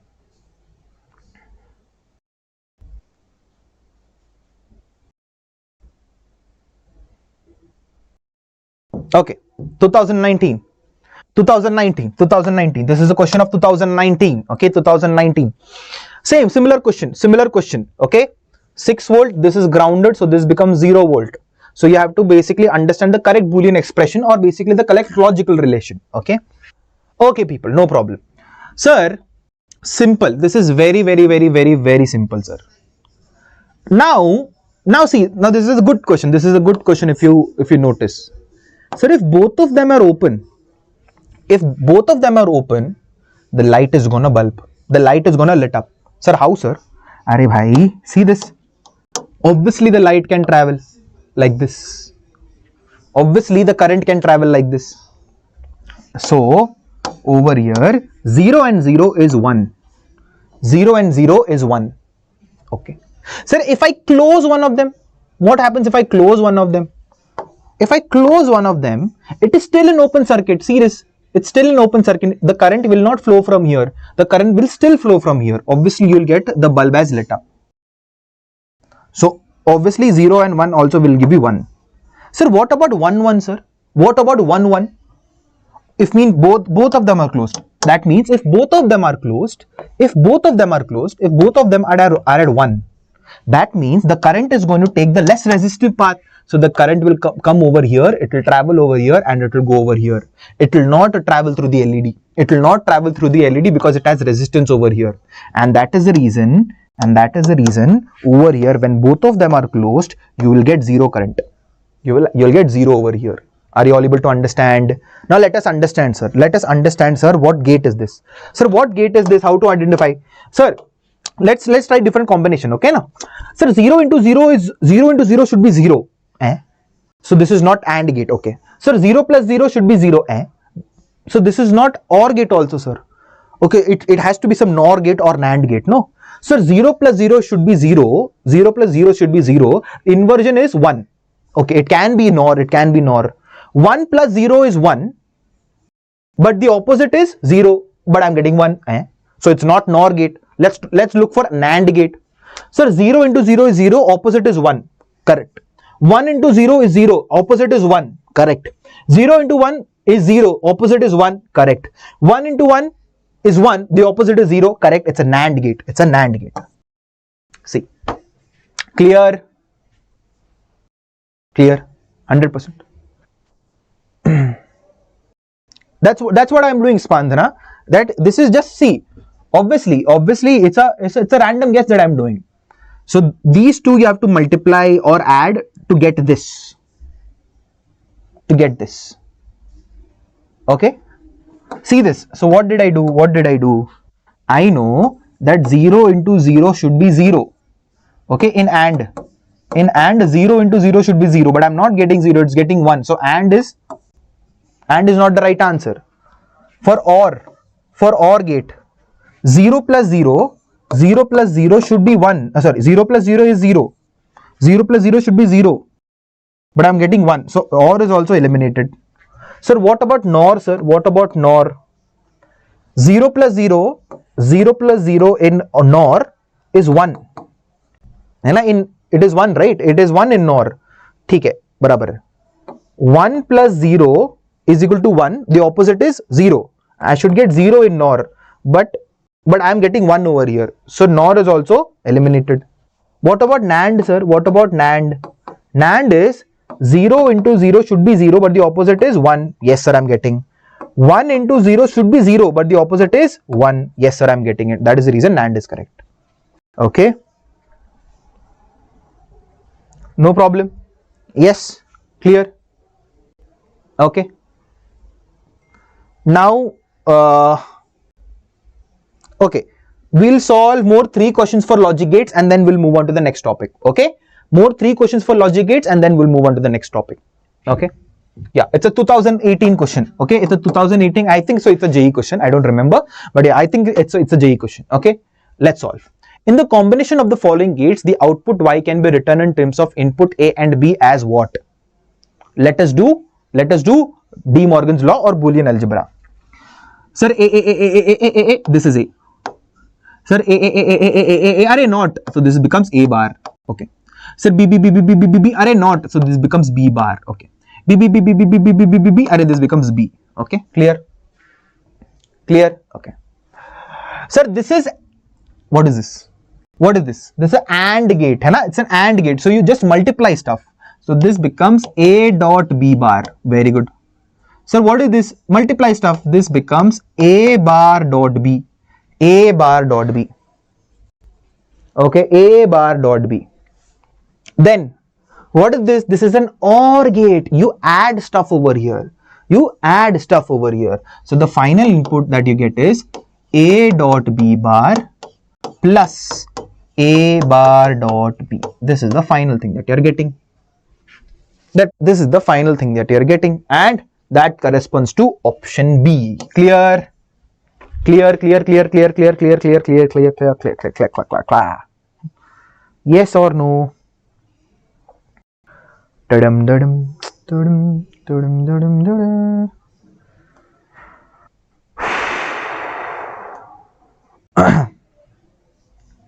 Okay. Yeah, this one. Now what is it? Now this, see, this is a very important thing. This is a very important question. It is a previous year question of your 2016 paper. It was also found in 2012 JE main paper, and it also got repeated 2010 also. 2010 AIPMT as well. Okay, very important. What is it? To get the output 1 for the following circuit, the correct choice for the input is very simple. I need the final output as 1. है ना? No problem. See, if you notice, I'll just show you a short, basically an observation skill. this is an AND gate. Sorry, this is an AND gate. It's an AND gate.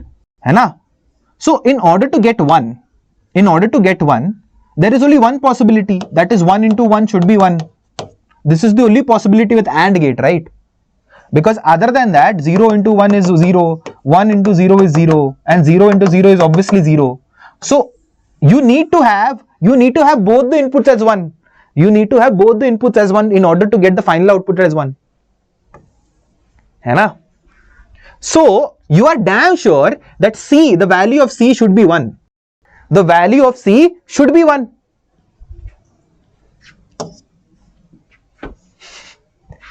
See this, 1, 0, 1. So value of A is 1, value of B is 0.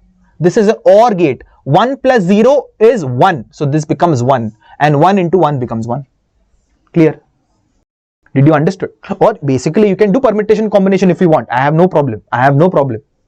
I have no problem. Okay, I have no problem. Okay, or you can do it, with the help of, or you can also do it with the help of De Morgan's as well. Sir, how to do it? So this is A, this is B. So this becomes A plus B. है ना? A plus B. This is C over here. Okay, A plus B and C AND gate. So A plus B and C. This you want it as 1. So obviously the value of C should be 1, and A plus B also should be 1. Otherwise you will not get it as 1. Simple. Simple. Clear? Okay. Yeah, this is one more question that you can get. One more type. Okay, one more type of question that you can get. Okay. Now people, you have to understand over here that, you know, a mountain basically is 1. A mountain basically is a 1, and a valley is basically 0. Okay. A mountain is a 1. A mountain corresponds to 1, and a valley corresponds to 0. Valley corresponds to 0. Okay. Okay. Clear? Let's understand this. Okay. So the figure shows a logic circuit with 2 inputs, A and B. These are the inputs, and the output is C. Okay. The voltage waveforms and the logic gate circuit is. Okay.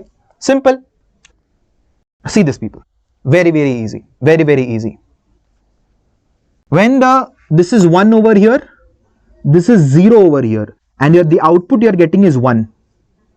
This is 1 over here, this is 1 over here, the output is still 1. This is 0, this is 1, the output is still 1. This is 0, this is 0, this is also 0. Are you all able to understand what I am doing? Are you all able to understand what I am doing? This is 1, this is 0, this is 1. Okay, now you just have to identify the gate.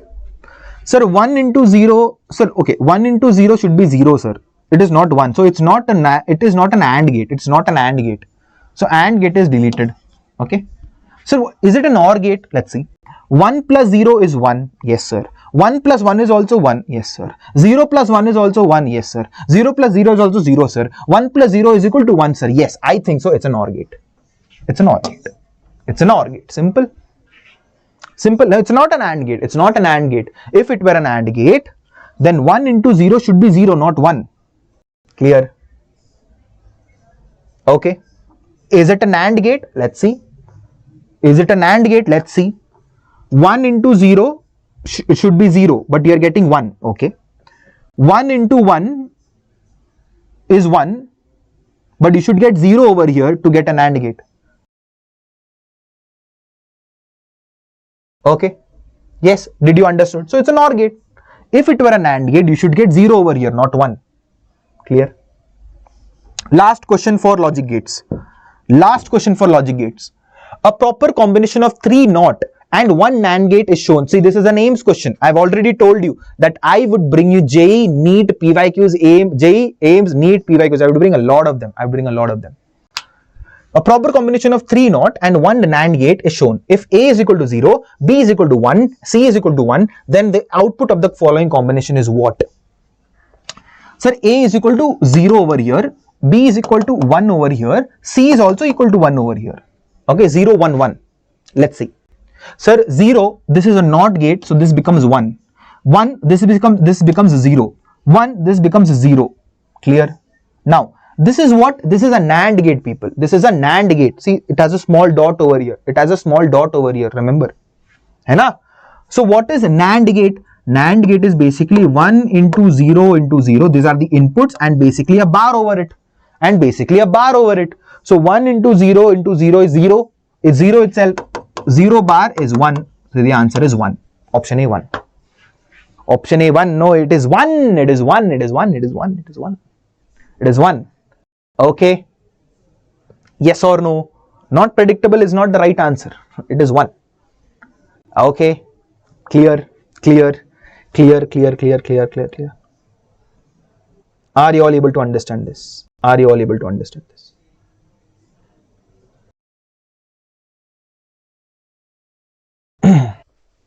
Okay. So people, we studied 1 hour 45 minutes. We have studied 1 hour 45 minutes, and I can guarantee you have actually locked, okay? You have actually locked greater than plus 4 marks for your NEET exam. I've taught you everything. I've taught you everything. One question is must and will come in your NEET exam. So you have locked greater than 4 marks. You have one question successfully you can solve in physics. Okay, one question you can certainly solve in your physics plus 4 marks. Guaranteed, 100%. I have taught everything that is needed. Everything about logic gates. Okay, okay. Everything about logic gates. Okay. Now just one more thing.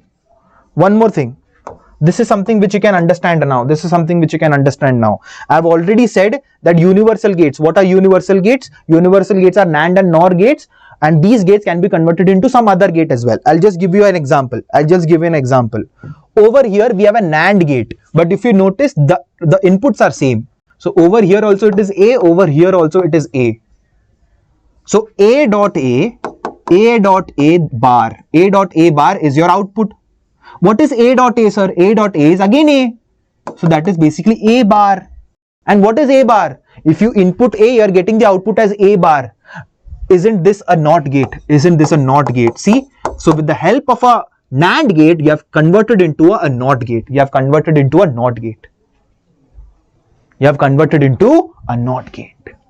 you all able to understand this? Yes or no? And similarly, over here, this is a NOR gate. A over here. What would be the output? Output would be A plus A bar. What is A plus A? Sir, A plus A is still A. This is A bar again a NOT gate. Again a NOT gate you're getting. Clear? So people, I think you want an early break, okay? Before starting semiconductors, I think you need a break, okay? Do you need a break? Do you need a break, people? Do you need a break? Yes or no? Do you need a break? Yes. And but obviously you guys have to promise me, that each and every one of you are gonna come after the break also. Break at 8 p.m. Okay. Yeah, we'll take a short break. Okay, we'll just take a short break. Okay. No. You don't need a break. Okay. Achha, you don't need a break. Okay. So, okay, let's do something like this. So, when do you need the break? No break? Okay, no break. Chalo, okay, no break. Okay, chalo, we are continuing. Okay, no break. Okay, we are going to continue. No problem. No break, we are going to continue. Okay. So people, please, let's start with semiconductors. Okay. Let's start with semiconductors. Okay.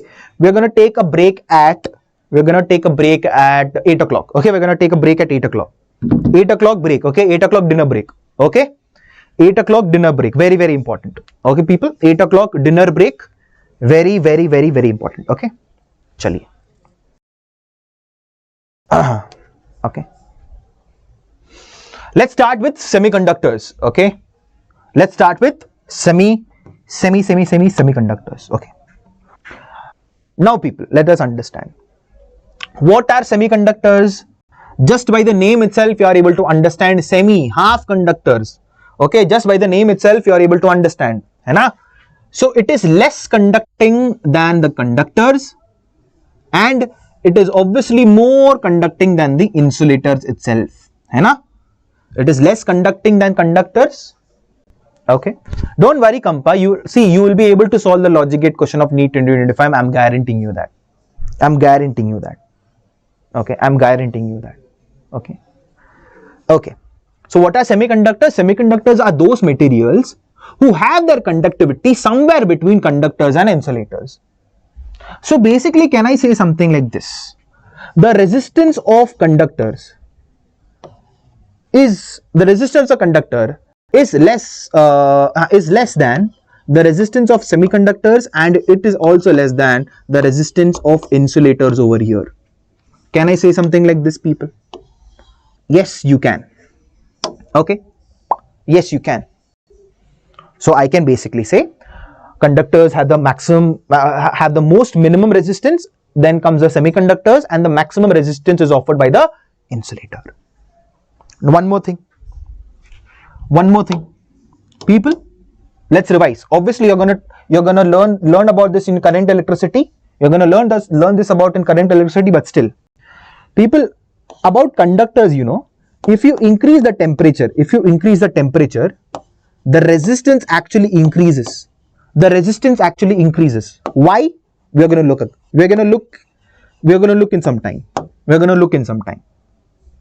But if I talk about semiconductors, people, if you increase the temperature, the resistance actually decreases. Why? We're gonna look.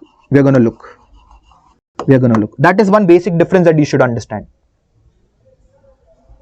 Okay, no problem.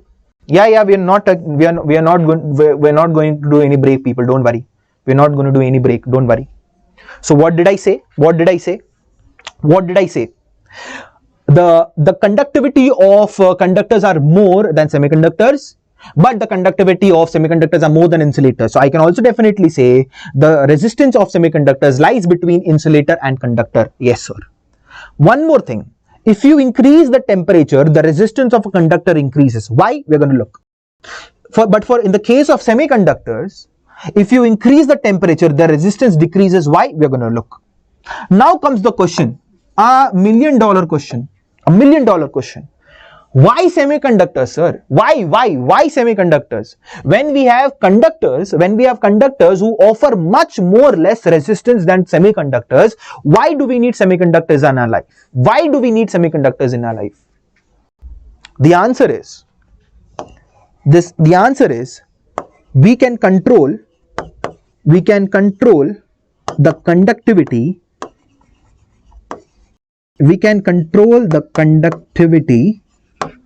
of semiconductors by 1000 times. Are you all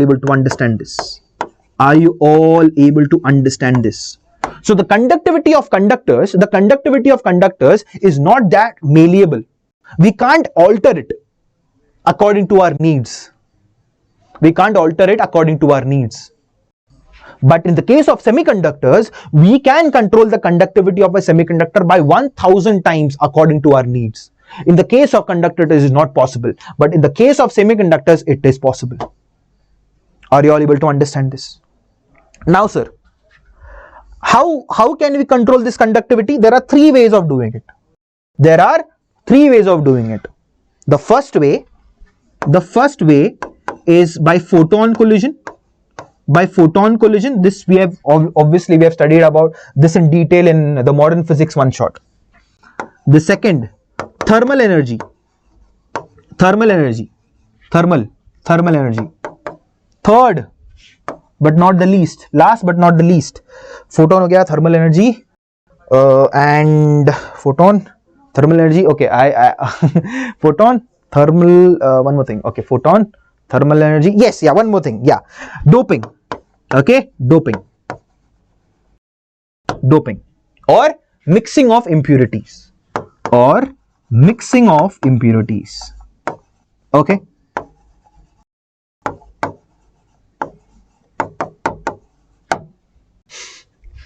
Yes, is it clear? So as I said, why semiconductor still? Why is it still prevalent, people? It is prevalent because you can control the conductivity of a semiconductor by 1000 times by 3 methods: photon, thermal energy, and doping, which is also called as mixing up of impurities. Okay, clear? People, I want you to like the session. I want you all to like the session. I want you all to like the session. Now, one more thing that I will tell you. One more thing that I'll tell you is, people, if this is a resistance, if this is a resistor R, okay, and if this is a higher potential and this is the lower potential, obviously the current is going to travel from the higher potential to the lower potential in this direction.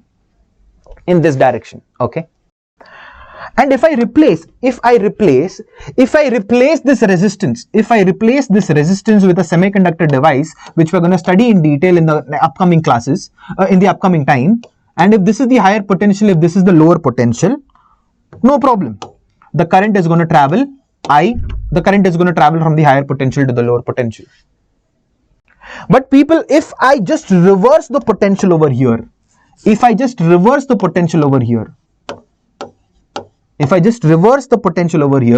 like if this is the positive potential, if this is the negative potential, no current is going to travel over here. The current value is going to be zero.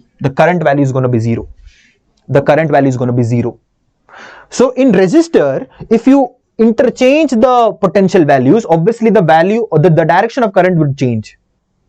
But if you use semiconductor devices, obviously we're going to study about it in detail in the upcoming in some time, you will be able to notice that you're also able to control the direction of current over here.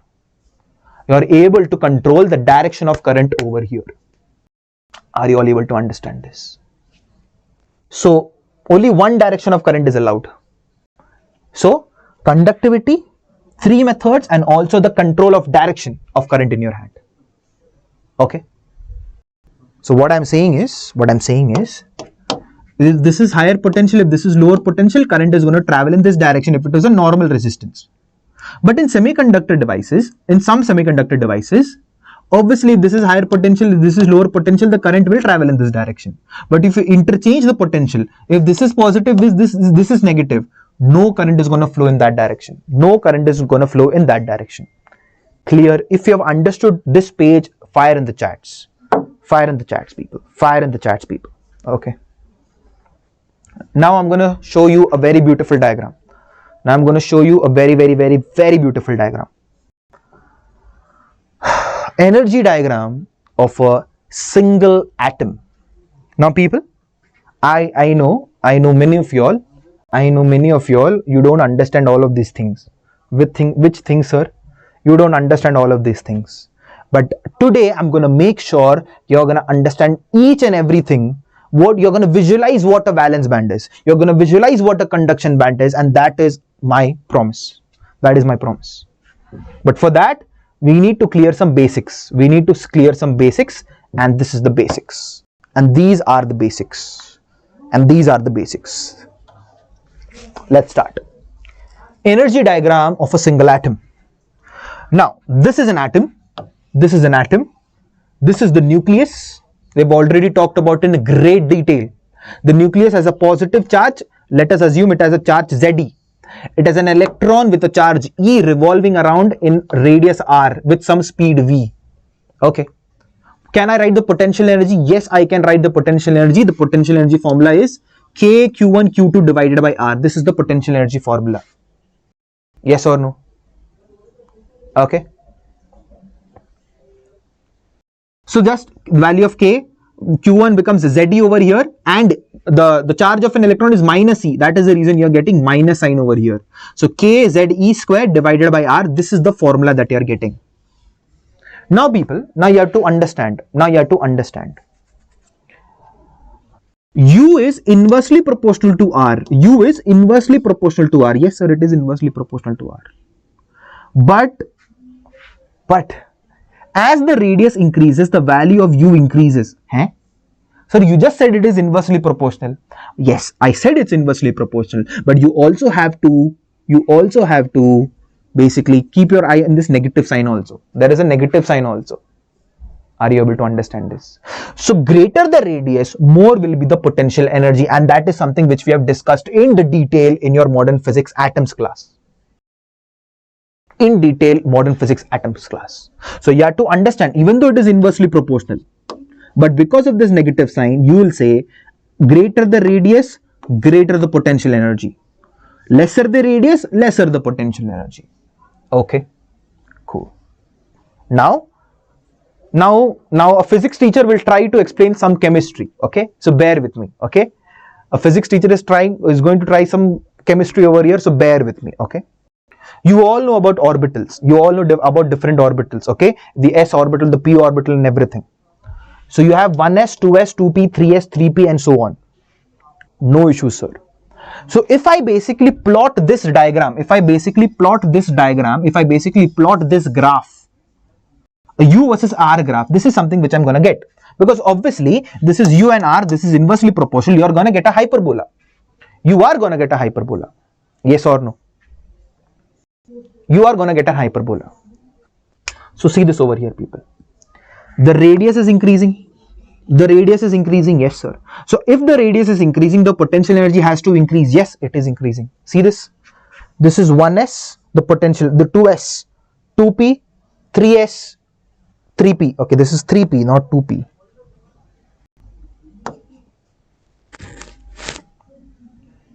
This is 3p, है ना? 3p. Yes or no? So as the radius is increasing, you are able to see the potential energy is also increasing. See, simple. 1s, this is the potential energy. 2s, this is the potential energy. How hyperbola? See, this is square. This is this is inversely proportional to r. No, that is the reason hyperbola. 2p. This is the potential energy. 3s, potential energy. 3p, potential energy. The potential energy is increasing and the radius is also increasing. This is the graph that you are getting. Cool, sir. But do we have only one atom in your crystal? No, sir. We have millions of atoms in your crystal. So we are going to basically study each and every step. Let's move on. Two closely spaced atoms. Hai na? Two closely spaced atoms. Very, very, very, very, very important. See this, people. So I have basically, so this diagram, this graph over here corresponds to one single atom. Now I'm going to draw this graph for two closely spaced atoms. Two closely spaced atoms. See this? Over here, the atoms are way too close. The atoms are way too close. And because of that, the last electrons in the valence shell, okay, the last electrons in the valence shell, okay, they, because of the electric field and because of the attraction of both of the nucleus and everything, they get influenced by both these atoms. They get influenced by both these atoms. And what happens is, people, the last shell electrons, they revolve around in this pattern. They revolve around in this pattern. Are you all able to understand? The bounded electrons, no problem. No problem, because there are obviously a sufficient amount of attractive forces there between the nucleus and the electron. No problem. But the last shell of electrons, they get influenced by the other electrons, the nucleus of this atom as well, and the nucleus of this atom as well, and that is the reason they revolve around in this orbit. They get influenced. Are you able to understand this, people? So if you draw the energy diagram over here, for this atom you draw something like this, for this atom you draw something like this. Oh, so people, are you able to understand this? There is an overlap of orbitals which is happening. And this overlap of orbitals is called as energy levels. This overlap of orbitals is called as energy levels. Am I being absolutely clear over here? Yes or no? This overlap is called as the overlap of orbitals, or you can also call it as energy levels. So basically you can say the atom, the last shell of this atom, the energy level of that atom is getting overlapped with the energy level of this atom. So you're basically getting a band over here. you're basically getting a band over here. Very good. Now let's move on to the next step, people. Let's move on to the next step. Now let's understand about a crystal. Same thing happening, people. I have a lot of atoms lined over here. You have millions, billions of atoms in 3D. You have atoms over here, you have atoms at the back, you have atoms over here, millions. Now, but we are going to talk about crystal over here. Same thing. You are able to understand the last electrons in the valence shell. Okay, in the valence shell, they get influenced by the other atoms, other neighboring atoms as well. And that is the reason they revolve around in this orbit. Yes, they revolve around in this orbit. And that is the reason, and that is also the reason because of conduction of semiconductors. That is also the reason of conduction of semiconductors. Sir, what about the bounded electron, sir? What do you mean by a bounded electron? A bounded electron is basically the electron which is inside, which is not in the last shell, inside. So basically this is the bounded electron. This is the bounded electron. This is the bounded electron. He is a chill guy. He has no issues. He is a chill guy, no issues. Because he has sufficient attraction from the nucleus. But about the last electron, the last electron, he does not have sufficient attraction from the nucleus. He is also getting influenced by the other atoms as well. And that is the reason he is revolving around in this orbit. Now, if you draw the energy diagram for each of these atoms, what will happen? You will get an overlap of orbitals. You have get an overlap of orbitals. Are you all able to understand this? Yes or no? This is the overlap of orbitals that is happening. And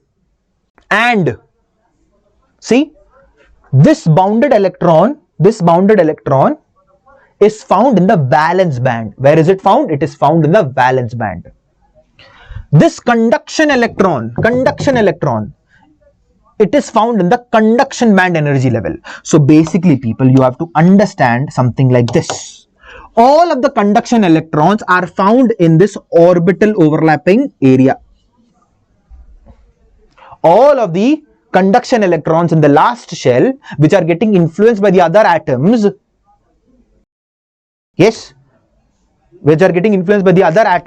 are found in this orbital overlap region, in this energy level.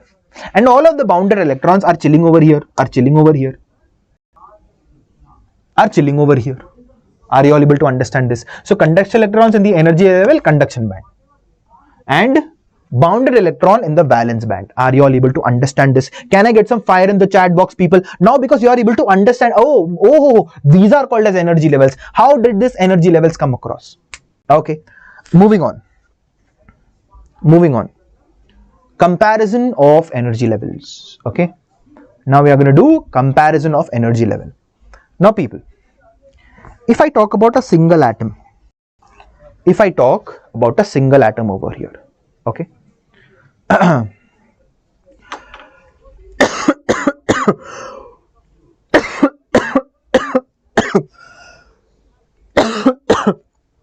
okay, just a second, people, just let me just drink some water.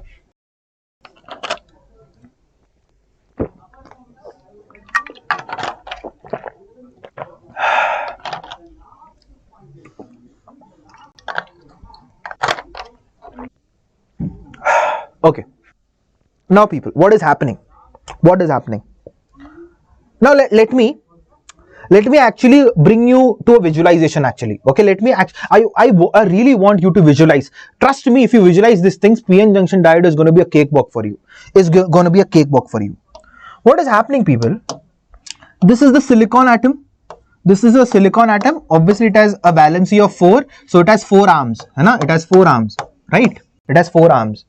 And each bond over here, you are fabulous chemistry people, you are fabulous chemistry students, Wasim sir, people like Wasim sir, Sonali ma'am and HSB sir teaches you, so you know chemistry more than me. But all of you know that this bond over here is made up of 2 electrons. Okay sir, no problem.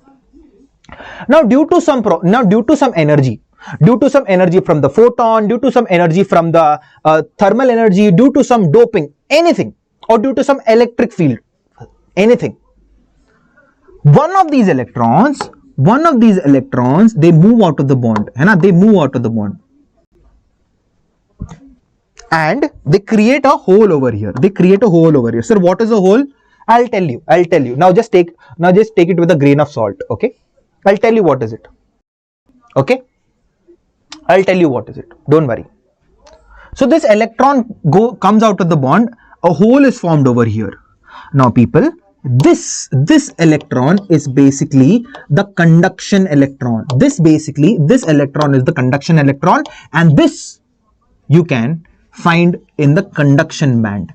This is the electron that you can find out in the conduction band. Are you all able to understand this, people? Are you all able to understand this? I hope so this is clear. I hope so this is clear. And the rest of the bounded electrons, this is the bounded electron. This is basically the bounded electron, and this you can basically find out in the valence band. This is basically find out in the valence band. This you get it in the valence band. Okay, clear people? Bounded electrons, valence band. I hope so. I am absolutely freaking clear. I hope so. I'm absolutely freaking clear. Okay. Now let's understand about a single atom. Okay. So these are basically the different orbitals. These are basically what this is 1s, 2s, 2p, 3s, 3p. है ना? These are basically the orbitals of the single atom, and you can even draw something like this: 1s orbital, 2s orbital, 2p orbital, 3s orbital, 3p orbital of a single atom. Now people, in a lattice, in a solid lattice, or in a crystal, there are millions and millions and millions and billions and billions of atoms. What happens when all of these different orbitals combine together? Okay, so what happens is something like this. This is the energy of the first atom. This is the energy of the 1s orbital of the first atom. This is the energy of the second atom. This is the of the third atom, fourth atom, fifth atom, sixth atom, seventh atom. And all of these have slightly different energy levels. And that is how you get a 1s energy level band. And that is how you get a 1s energy level band. Similarly, for 2s as well. All of these atoms, the energy levels combine, and you get a 2s energy level. Similarly for 3s, or for 2p, all of these atoms combine and you get a 2p energy level. Yes, sir. And same. For 3s as well, you get combined and you get an energy level. Are you all able to understand this?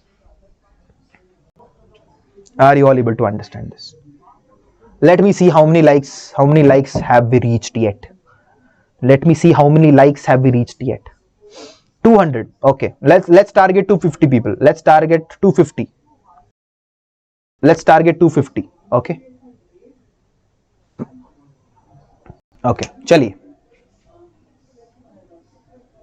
Okay. So Chamka people, did you all understood this? What exactly I am basically talking over here? Okay. People, please write one of your one more topic, that is the Fermi energy level. Okay, I'm gonna basically take an example over here, and this example is gonna basically sort out everything. Fermi energy level or Fermi energy. Okay, Fermi energy or Fermi energy level, anything goes. Okay. Now let's understand. You guys have to help me around. See this. I'm going to take an example of sodium over here, which has an atomic number of 11. So what is the electronic configuration? The electronic configuration is, sir, 1s2, 2s2, 2p6. So this is 8, 10, and this is 3s1. This is 3s1 over here. Hai na? This I'm going to talk about a single atom. Is there any voice problem, people? Is there any voice problem, or is it fine? It's fine, right?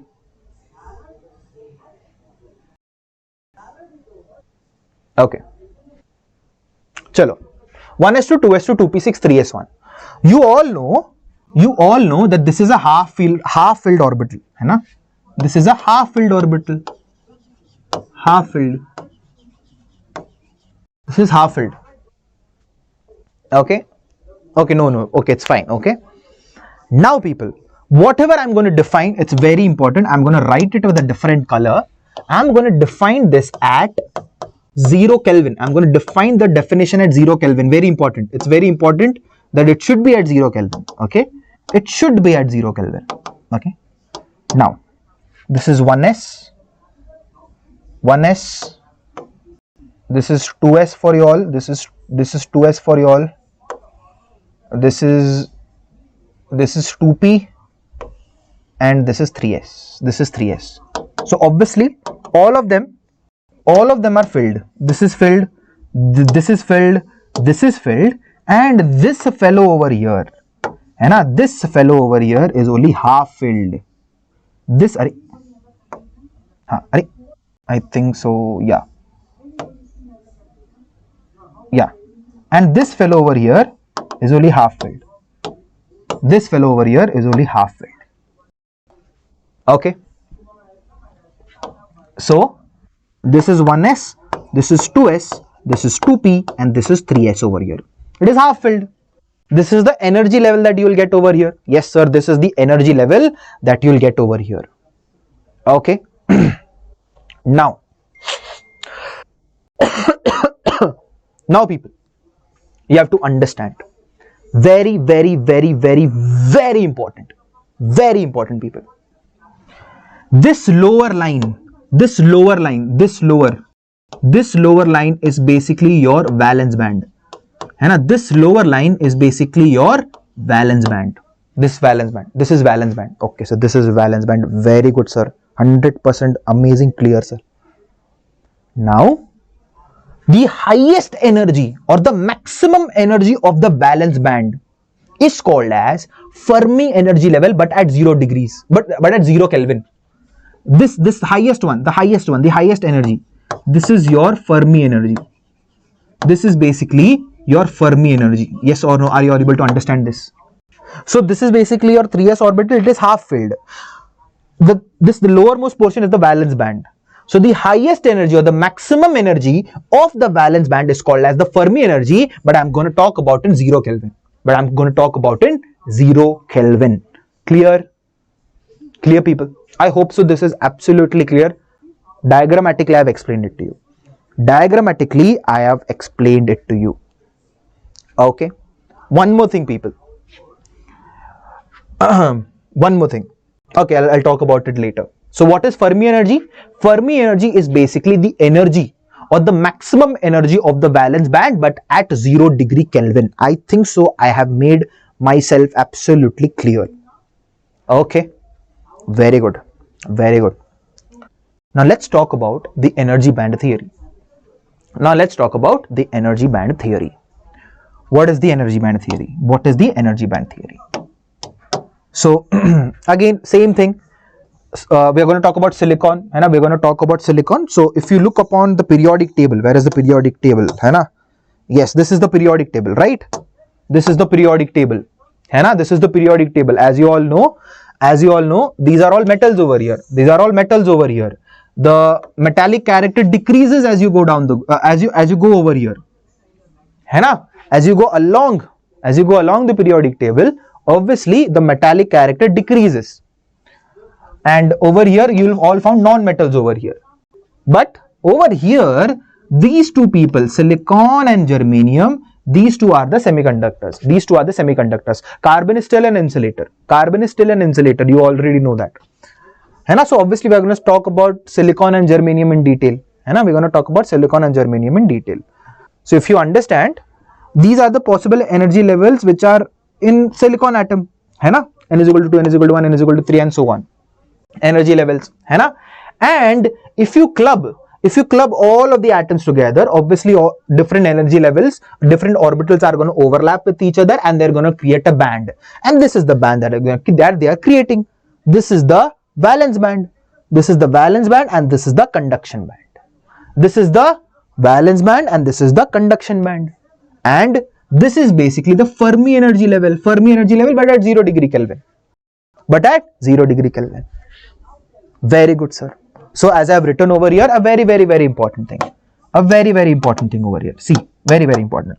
The energy band, including the valence electrons is called as the valence band. Very good. And the energy band, including the conducting free electrons, is called as the conduction band. So people, you have to understand this one thing, that any electron, if you want to understand, any electron, if you want to,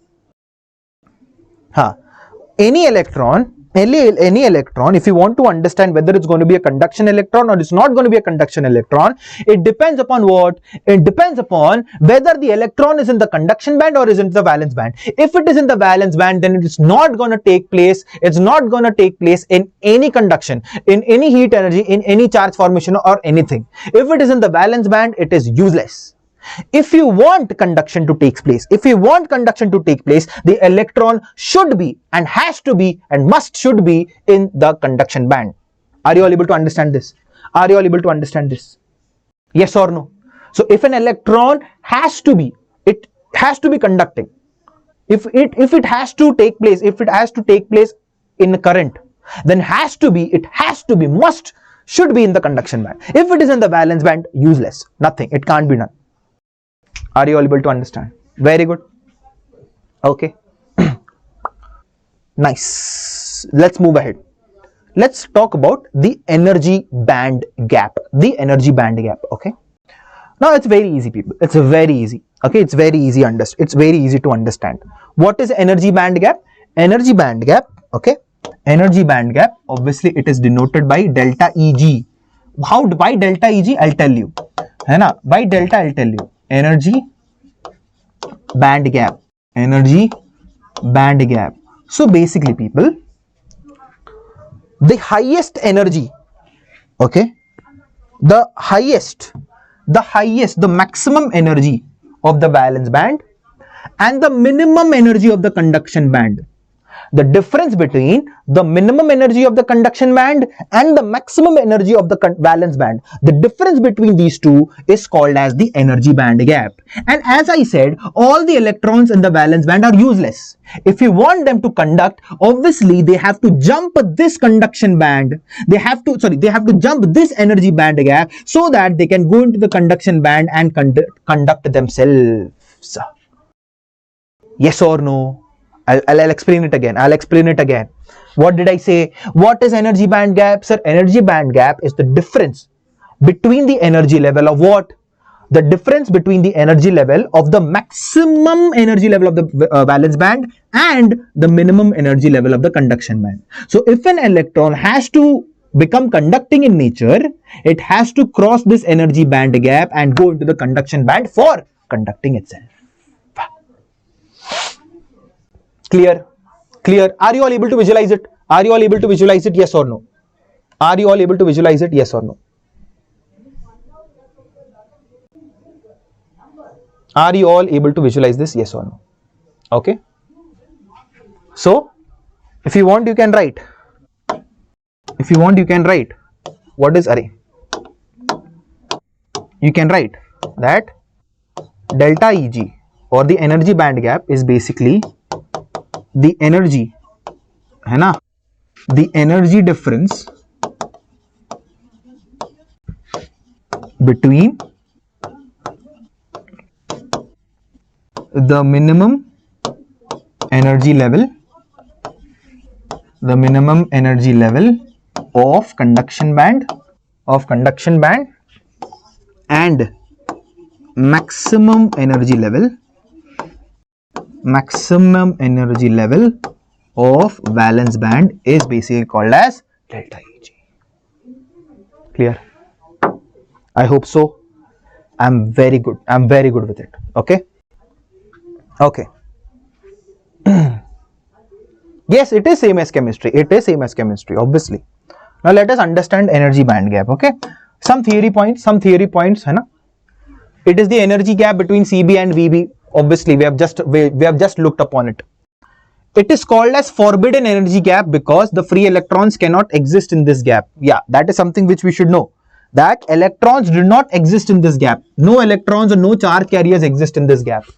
Okay. Next.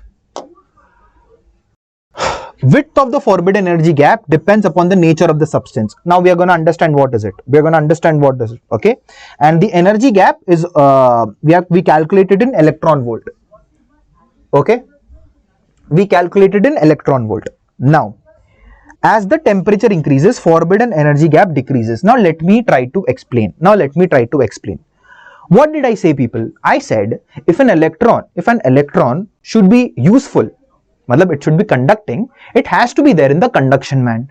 If it is in the valence band, it is useless. So obviously the electron has to jump this energy band gap to cross the energy band gaps. It has to jump this energy band gap to reach the conduction band. Yes, sir. So it is obviously it is very much intuitively, we can basically say, in conductors the energy band gap would be very low, or it would be nil, it would be zero, because the conductivity is maximum of the electrons are there in the conduction band itself, or the energy band gap is very low. For insulators, the energy band gap would be very large, and that is the reason insulators can't conduct, because they would need a large amount of energy for the electrons to go from the valence band to the conduction band.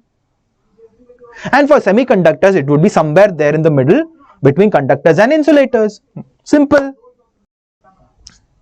Chamka. I think it's very intuitive. Yes or no? So that is the reason the forbidden energy gap depends upon the nature of the substance. Yes, sir. Now, as the temperature increases, forbidden energy gap decreases. Why? As you increase the temperature, you have given thermal energy to the electrons.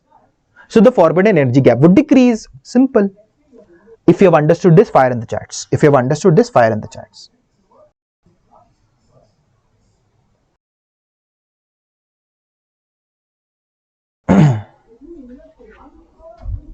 Clear?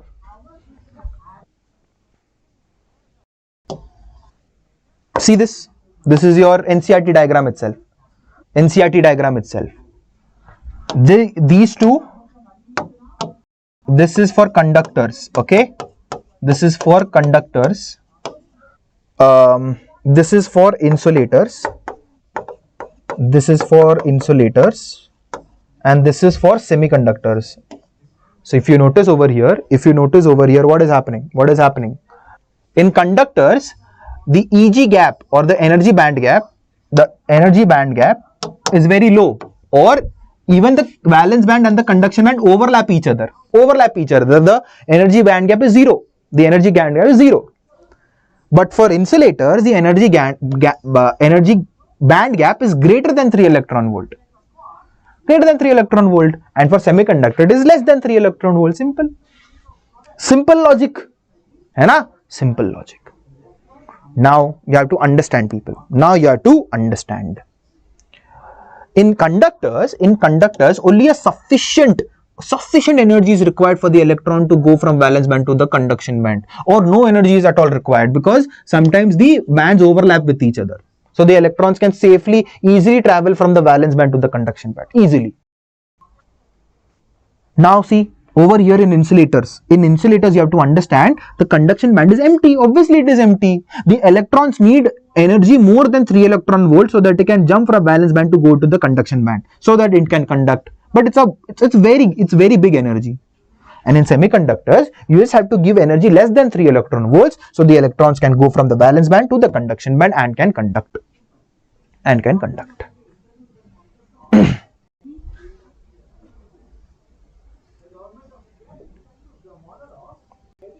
Yeah. Yes, I think so. I am absolutely clear over here. Now let us understand about why the difference. Okay, now let us understand, hai na? No. Break at 8 o'clock. Okay, break at 8 o'clock. More 30 minutes. Break at 8 o'clock. Okay. Just a second. We're gonna solve a lot of problems. Okay.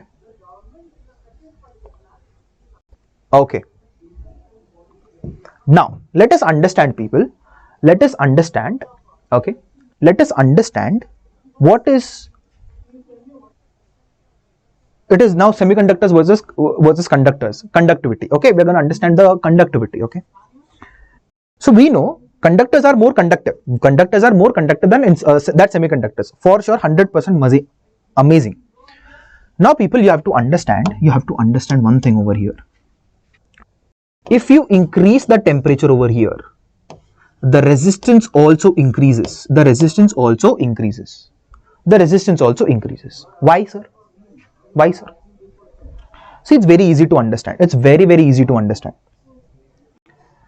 Now, you all may think, sir, if I increase the temperature, more electrons will come into the conduction band. And if more electrons are coming into the conduction band, don't you think the resistance should decrease, sir? Yeah, you're very right about it. You're very right about it. I'm not saying that you're wrong. But I'll say you one more thing. I'll tell you one more thing.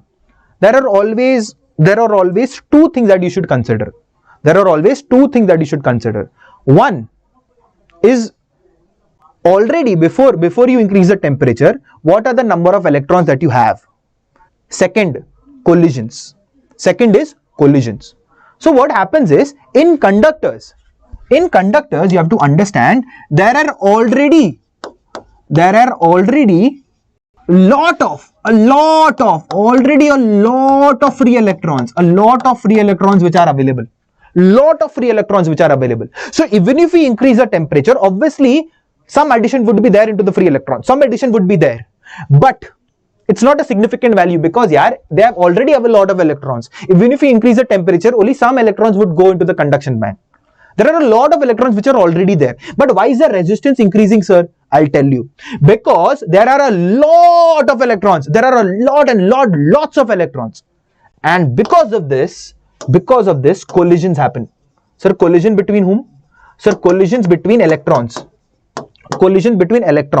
And because of this collisions, the resistance increases. Even though the number of charge carriers is greater in conductors, what happens is that electrons they do not have space to move. They just collide. And that is the reason, as you increase the temperature, the resistance increases. Are you all able to understand this? Yes, people, the duration would be 8 plus hours. Okay. Are you all able to understand this? So the temperature increases, the resistivity or the resistance increases, and obviously the conductivity over here would decrease. Conductivity I am denoting with sigma.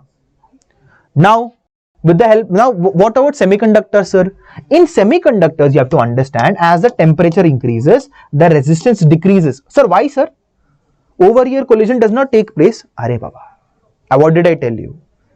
You have to look how many free electrons do you have before you increase the temperature. In semiconductors, obviously, the number of free electrons which are available are much less than the conductors. So when you increase the temperature, more free electrons they jump from the valence band to the conduction band, and obviously they have enough space to travel. Because earlier they did not have enough electrons. That is the reason in temperature increase you get decrease of resistance, and the conductivity also increases. Yes or no? Is this clear? Okay. So in conductors, temperature increases but resistance also increases. Why? Because collisions increase. In semiconductors, temperature increases, resistance decreases, conductivity increases. Why? Because number of free electrons increases in a huge manner. Clear?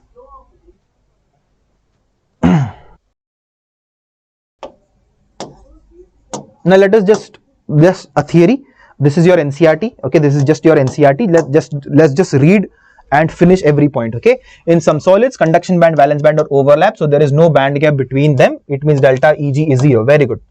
Due to this, a large number of electrons are available for electrical conduction, and therefore its resistivity is low. Very good. And conductivity is high. Such materials are called as conductors. Very good. Insulator. In some solids, energy gap is large, greater than 3 electron volt. So in conduction band, there are no electrons, and so no electrical conduction is possible. Clear? Here energy gap is so large that the electrons cannot be easily excited from the valence band to the conduction by any external energy. Such materials are called as insulators. Simple. just simple English, है ना? We have already talked about this in a very detailed manner, and I don't think so that you would find it difficult to understand. Now let's talk about semiconductors. In some solids, a finite but small band gap is available, e.g. is less than 3 electron volt. Due to this small band gap, some electrons can be thermally excited to the conduction band. These thermally excited electrons can move in the conduction band and can conduct current. Their resistivity, conductivity both are in medium range. Example of semiconductors: silicon and germanium, inorganic cadmium sulfide, gallium arsenide, cadmium selenium, है ना, indium phosphorus, organic anthracene, organic polymers like polypyrrole, polyaniline and polythiophene. These are some of the examples of semiconductors. Okay, so obviously you'll get all of them in your notes, so you don't have to worry. I think so you have understood each and everything over here, है ना? I think so you have understood each and everything over here. Now people, are you all ready for questions? Now are you all ready for questions?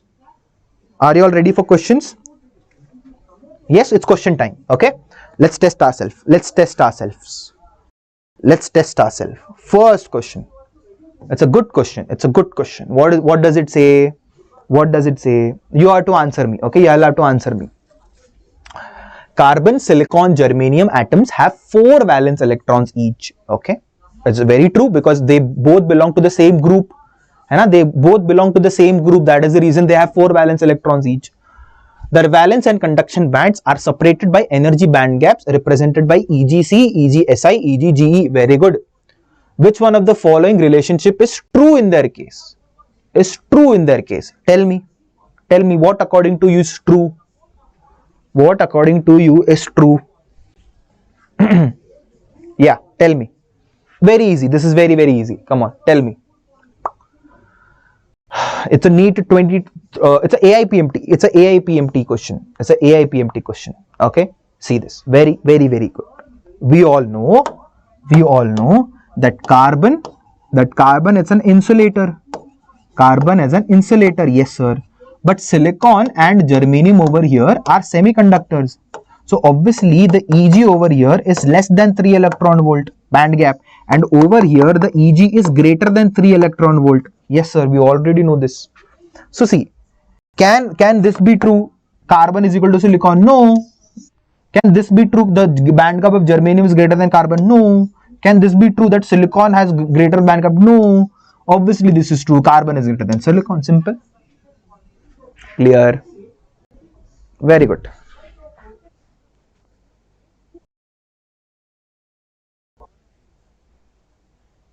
Okay. Question. Again, 2005 question. Yeah? Choose the only false statement from the following. Come on, you have to answer. You have to answer. In conductors, the valence and the conduction band overlap. I think so. Hai na? Obviously, there are in some cases they do overlap. That is something which you have seen. This is correct. We have to select the false statement. Substances with energy gap of the order of 10 electron volt are insulators. Obviously, in insulators, the energy gap is greater than 3 electron volt. So obviously it does satisfy. This is also correct. The resistivity of a semiconductor increases with increase in temperature. The conductivity of a semiconductor increases with increase in temperature. Which is true? Sorry, I think so. D is true. Obviously the conductivity increases because the number of free electrons from the valence band to the conduction band, it increases. This is also correct. So option C is only wrong, and that is your correct answer. Clear? Very good. One more.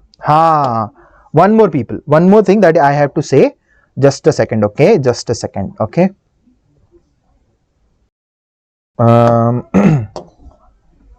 Okay, this is the question.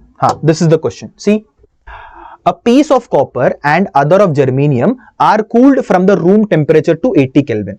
So basically they are cooling from room temperature to 80 Kelvin, okay? Then we have to say resistance of each will increase, resistance of copper will decrease. Then, okay, basically we have to say which one. Okay, we have to basically say which one. Okay, so we have copper over here. We have copper, which is metal, and germanium, which is semiconductor. What have I said? I've said in metals, as the temperature increases, the resistance increases. So that means if the temperature decreases, the resistance will decrease. Yes, sir. The resistance will decrease. So in the case of copper, the resistance has to decrease. And in semiconductors, if you increase the temperature, the resistance decreases. So if the temperatures decrease, the resistance has to increase. The resistance will increase over here. So resistance of each value will increase? No. Copper will decrease. The resistance of copper will decrease. I think so. This is right. The resistance of copper will increase. No, this is wrong. This is wrong. The resistance of copper will decrease while that of the germanium will increase. Yes, option D. Option D is much more good. Option D, people, you have to read each and every option. Even though this is also right. This is right. I'm not arguing that this is right. So I'm not arguing that this is wrong. I'm so sorry. But option D is much more better. Option D is your right answer.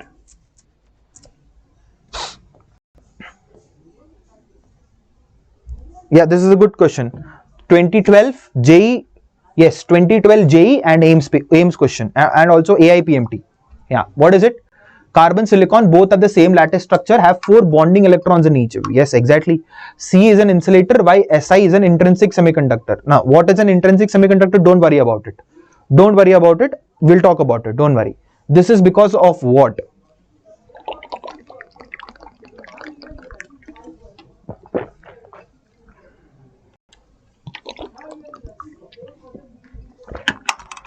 Yeah, chalo. Let's understand. It's chemistry. It's chemistry, people. See, it's chemistry. What is carbon? Sir, carbon atomic number Z is equal to 6, sir. What is the electronic configuration? It is 1s2, 2s2 and 2p2. Yes, yes, 1s2, 2s2, 2p2. What is silicon? Silicon is Z is equal to 14. Hai na? So this becomes 1s2, 2s2, 2p6, 3s2. This is 8, 10. How much is this? 8, 10, 12. 3p2. 3p2. Hai na? So see, why carbon is an insulator? Why silicon is a semiconductor? Very easy to understand. If you all notice over here, what is the value of N over here? The value of N over here is 2. But if you notice, what is the value of N over here? The valence shell electrons. It is N is equal to 3 over here. So that means silicon, the electrons are much more farther from the nucleus. So then they are not bonded to the nucleus as the carbon is. That is the reason silicon is a semiconductor. It can easily lose electrons from the valence band to the conduction band. And that is the reason silicon is a semiconductor and carbon is a insulator. So, in case of carbon, the valence band is not complete. In case of carbon, the conduction band is partially filled. Why should it be partially filled? It's an insulator. It's wrong. The 4 bonding electrons in the case of carbon lie in the 2nd orbit, whereas in the case of silicon, they lie in the 3rd orbit. Yes, this is true. See. Yes or no? Yes or no? Am I clear? Am I absolutely clear? Am I absolutely clear, people? Yes or no?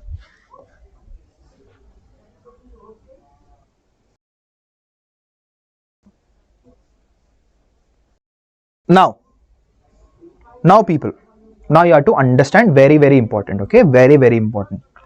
Very, very important. People, at temperature is equal to 0 Kelvin, and I'm going to stress this fact a lot. At temperature 0 Kelvin, temperature 0 Kelvin, that is absolute zero. And I'm talking about absolute zero. Absolute zero. All semiconductors, all semiconductors behaves like an insulator. It behaves like a insulator. Why, sir? I'll tell you. Because at temperature 0 Kelvin, there is no thermal energy. There is at all. The thermal energy is zero. Obviously, in semiconductors, there should be some energy, there should be some thermal energy, there should be some photon energy or anything for the electrons in the valence band to jump the energy band gap and fall into the conduction band so that they can conduct. But at T is equal to 0, there is no thermal energy at all, and that is the reason all of the electrons are there in the valence band itself. And I told you, if the electrons are there in the valence band, then they are useless. They are useless. They cannot be used for conductivity. If they have to be used for conductivity, then they should be in the conduction band. But at T is equal to 0, there is no energy at all so that they can jump from the valence band to the conduction band. So all semiconductors at temperature 0 Kelvin act as insulators because all of the electrons are in the valence band. They don't have energy to jump. They don't have energy to jump. Okay. But what happens? But what happens if we change the temperature, sir? What happens, sir, in this case if the temperature is greater than 0 Kelvin? If the temperature is greater than 0 Kelvin, then they get sufficient energy, that is K into T. What is K? Boltzmann constant. We'll study in thermal physics. This is basically your thermal energy. Okay, this is basically your thermal energy, है ना? And this is equal to Eg. This is equal to Eg. They get sufficient thermal energy to what to do? To go to for the electrons to go from valence band to the conduction band. Okay. Okay, people. So what I'm able to understand, at 0 degree Kelvin, no energy is there. So all of the electrons are still there in the valence band. They can't jump to the conduction band and conduct over here. But over here, at temperature greater than 0 Kelvin, thermally generated electron hole pairs. So what happens? Electrons can jump from the valence band to the conduction band and can take part in conductivity. Okay, clear? Everybody, am I absolutely clear? Yes. If you have understood this, can I get some fire in the chats? And we are going to solve one more question. This is your question. NEET 2004 question. NEET 2004 question. Please say.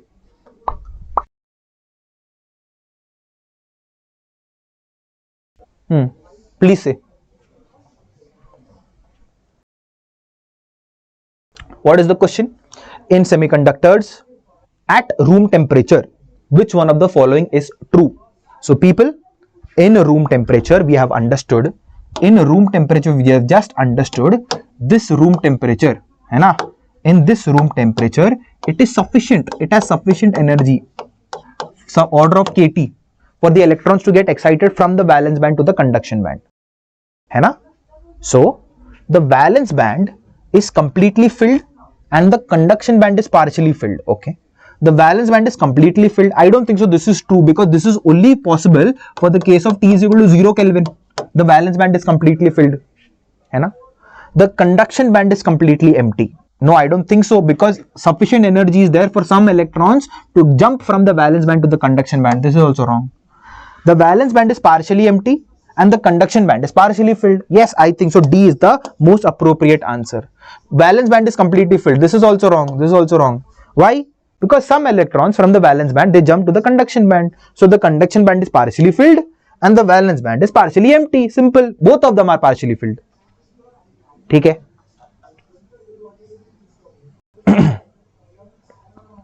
How many likes? People? 224. Can we get to 250? Can we get to 250 people? Come on. Let's aim for 250 likes. Yes. Let's aim for 250. Okay. Now we are going to start holes. Okay, we're going to start holes. See, if you notice, this is how the lecture is. This is how detailed the lecture is. If you notice over here, one exact term I'm explaining. One exact term I'm explaining it over here. Okay, I even have a slide on holes over here. Yes, that is how much in detail I'm going to explain you. Okay, that is how I'm going to explain you, and that is how detailed I'm going to explain you. You're going to love it. Okay, people. Let's understand this in a very, very, very, very detailed manner. Okay, very detailed manner. Okay, yeah. So what happens is, people, see, eyes on the board, very important. Eyes on the board, very important. Okay, see this. Okay,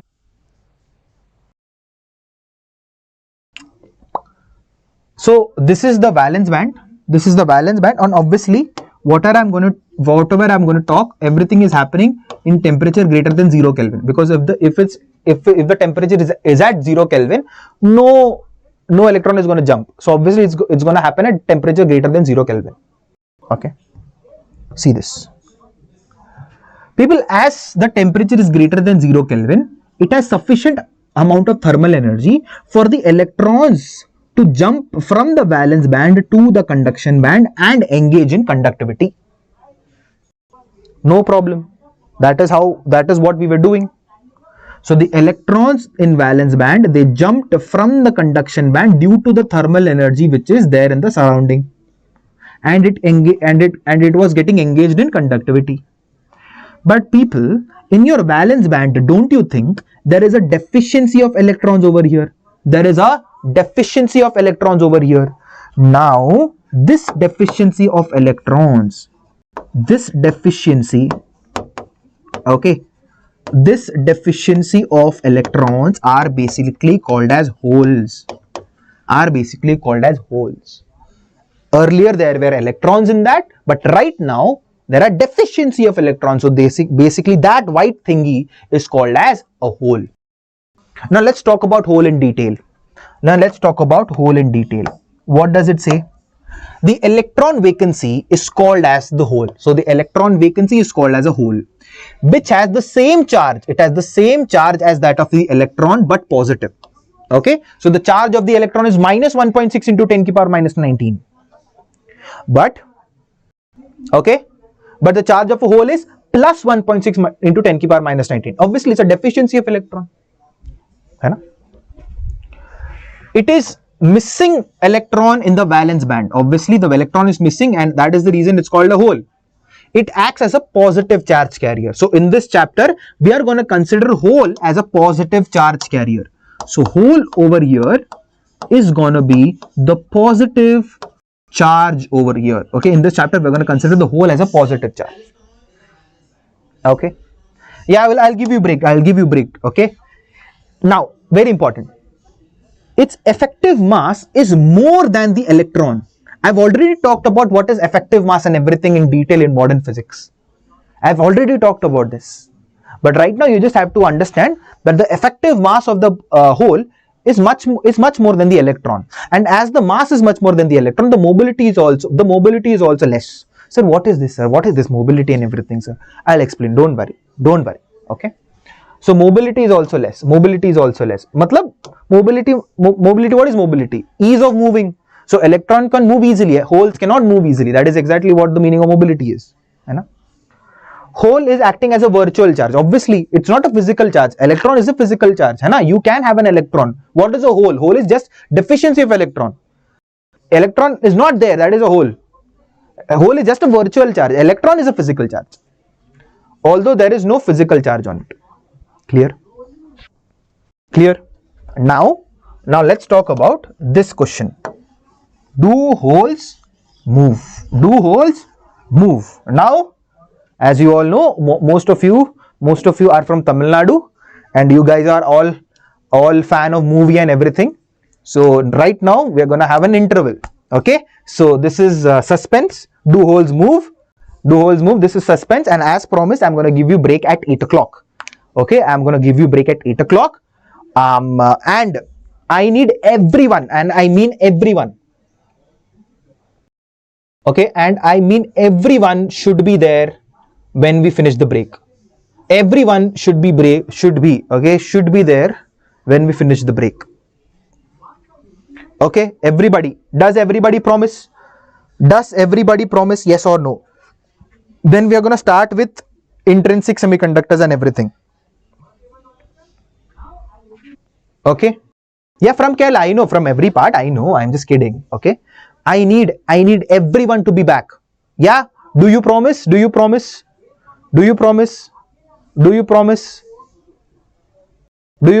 everyone would be back? Great. So, I think so this would be the dinner break that I would be giving you. Yeah, I think a 45 minutes break would be enough for you. Okay. A 45-minute break? Yes.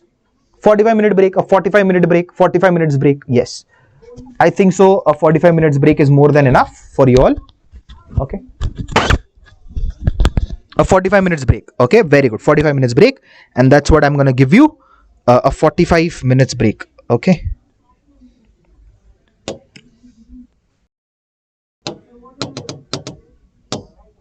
Okay. Okay, can take 46. Okay, 46 minutes. Okay. Yes. Okay, 45 minutes, and then we are gonna meet. Okay, then we are gonna meet. So we are gonna meet exactly at 8:46. Okay, 8:46. I think it's more than enough. Okay, it's more than enough for you to have your dinner and everything, and have a stroll around your home or something. Just chill, and we're gonna be back. Okay, but you guys have promised me that you will be back. Okay, you guys have promised me that you will be back, and yeah. Okay, people. So let's meet at 8:46 p.m. sharp. Okay, 8:46 p.m. sharp. Okay, chalo, bye bye. Okay, take care, and we're gonna meet. Okay, at 8:46 p.m. 8:46 p.m. Bye.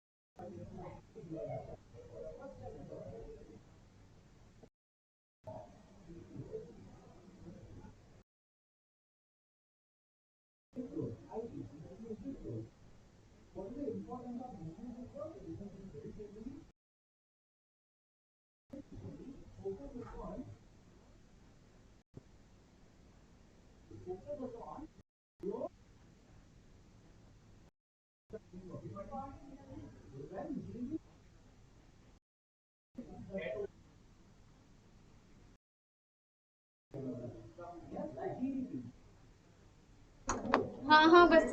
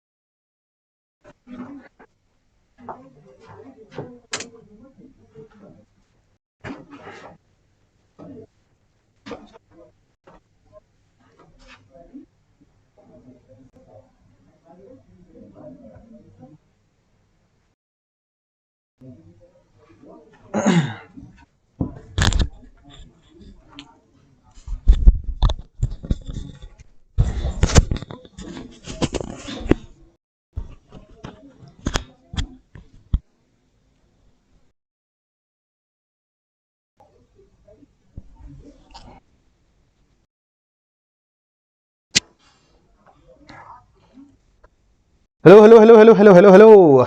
Hello, people. I'll be live. Yes, yes, yes, yes.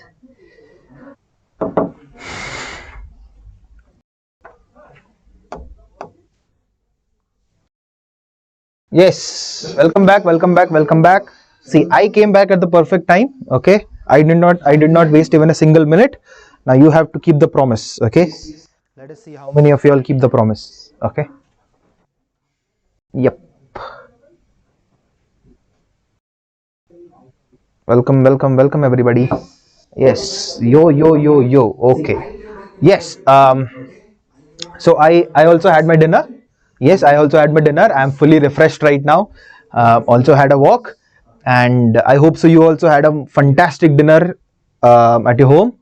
And now we are going to restart again with your semiconductors.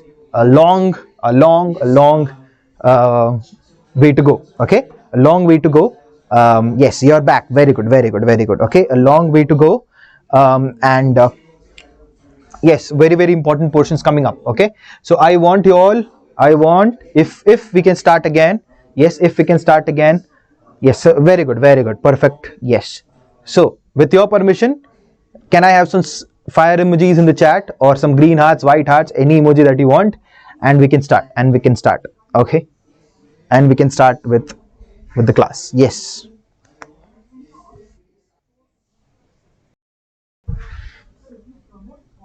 Yes, so with, okay, duration, yeah, it will take some time, okay, you can consider a total of 8 hours, 9 hours. Okay, okay, chaliye people, let us start again. Let us start with everything what that we had. Okay, so what did we discuss? We did discuss about what are holes and everything, and do holes move? That is a suspense for future. Okay, do holes move? Let's see. Okay, so okay, I'll just answer it right now over here. Obviously holes do move. Okay, the answer is yes, holes do move. How? We're gonna see after a little time. Okay, now we're gonna touch the intrinsic semiconductor. People, what do you mean by intrinsic? Intrinsic means pure semiconductors. Okay, or you can even say no impurity. No impurity. Okay, so those semiconductors, intrinsic semiconductors, are those semiconductors in which there is no impurity, nothing, no impurity atom or nothing. You have not added anything into it. It is just pure silicon semiconductor or pure germanium semiconductor. That exactly what intrinsic semiconductor is. Okay, people. Yeah, that is intrinsic semiconductor. Now people, if you notice over here, silicon, this is how silicon atoms are bonded to each other in a silicon intrinsic semiconductor. So you can basically get an idea something like this. This is silicon for you all. It has 4 valencies. This is again silicon, 4 valencies. This is again silicon. This is 4 valencies. है ना? Silicon also shows some form of catenation. है ना? You must have studied in your chemistry as well. So obviously, how are these bonded? So obviously there are 2 electrons over here, 2 electrons over here, 1 electron over here, and this is one more silicon over here. है ना? One more silicon, one more silicon, one more silicon, one more silicon, and one more silicon over here. Yes, so what is this? In a bond there are two electrons over here, है ना? In a bond there are 2 electrons covalently bonded with each other, है ना? Covalently bonded with each other, you can basically see over here. Yes or no? Yes, you can basically see that the electrons are covalently bonded with each other, and this is basically an example of an intrinsic semiconductor. Now what happens that in an intrinsic semiconductor, if you give sufficient amount of energy, sufficient amount of energy, one of the electron, it goes, है ना, it becomes a conduction electron, and a hole forms over here, है ना, and a hole forms over here which is a positive charge, है ना. So this electron becomes a conduction electron, है ना. This is basically a conduction electron, and this is basically a hole. Yes or no? And if you apply an electric field, okay, if you apply an electric field, this is positive terminal, this is negative terminal. There is an electric field in this direction, and obviously because due to this electric field, the electron will travel in this direction, and that is how you get conduction. Okay, I hope so. I am very much clear with this. Okay, now let's understand about the band gap. Okay, now this is something that you have to remember. Okay, this is something which you have to remember in your exams. Very important, people. See, for germanium, the energy band gap is 0.7 electron volt for germanium. Okay, it is 0.7 electron volt. For silicon, it is 1.1 electron volt.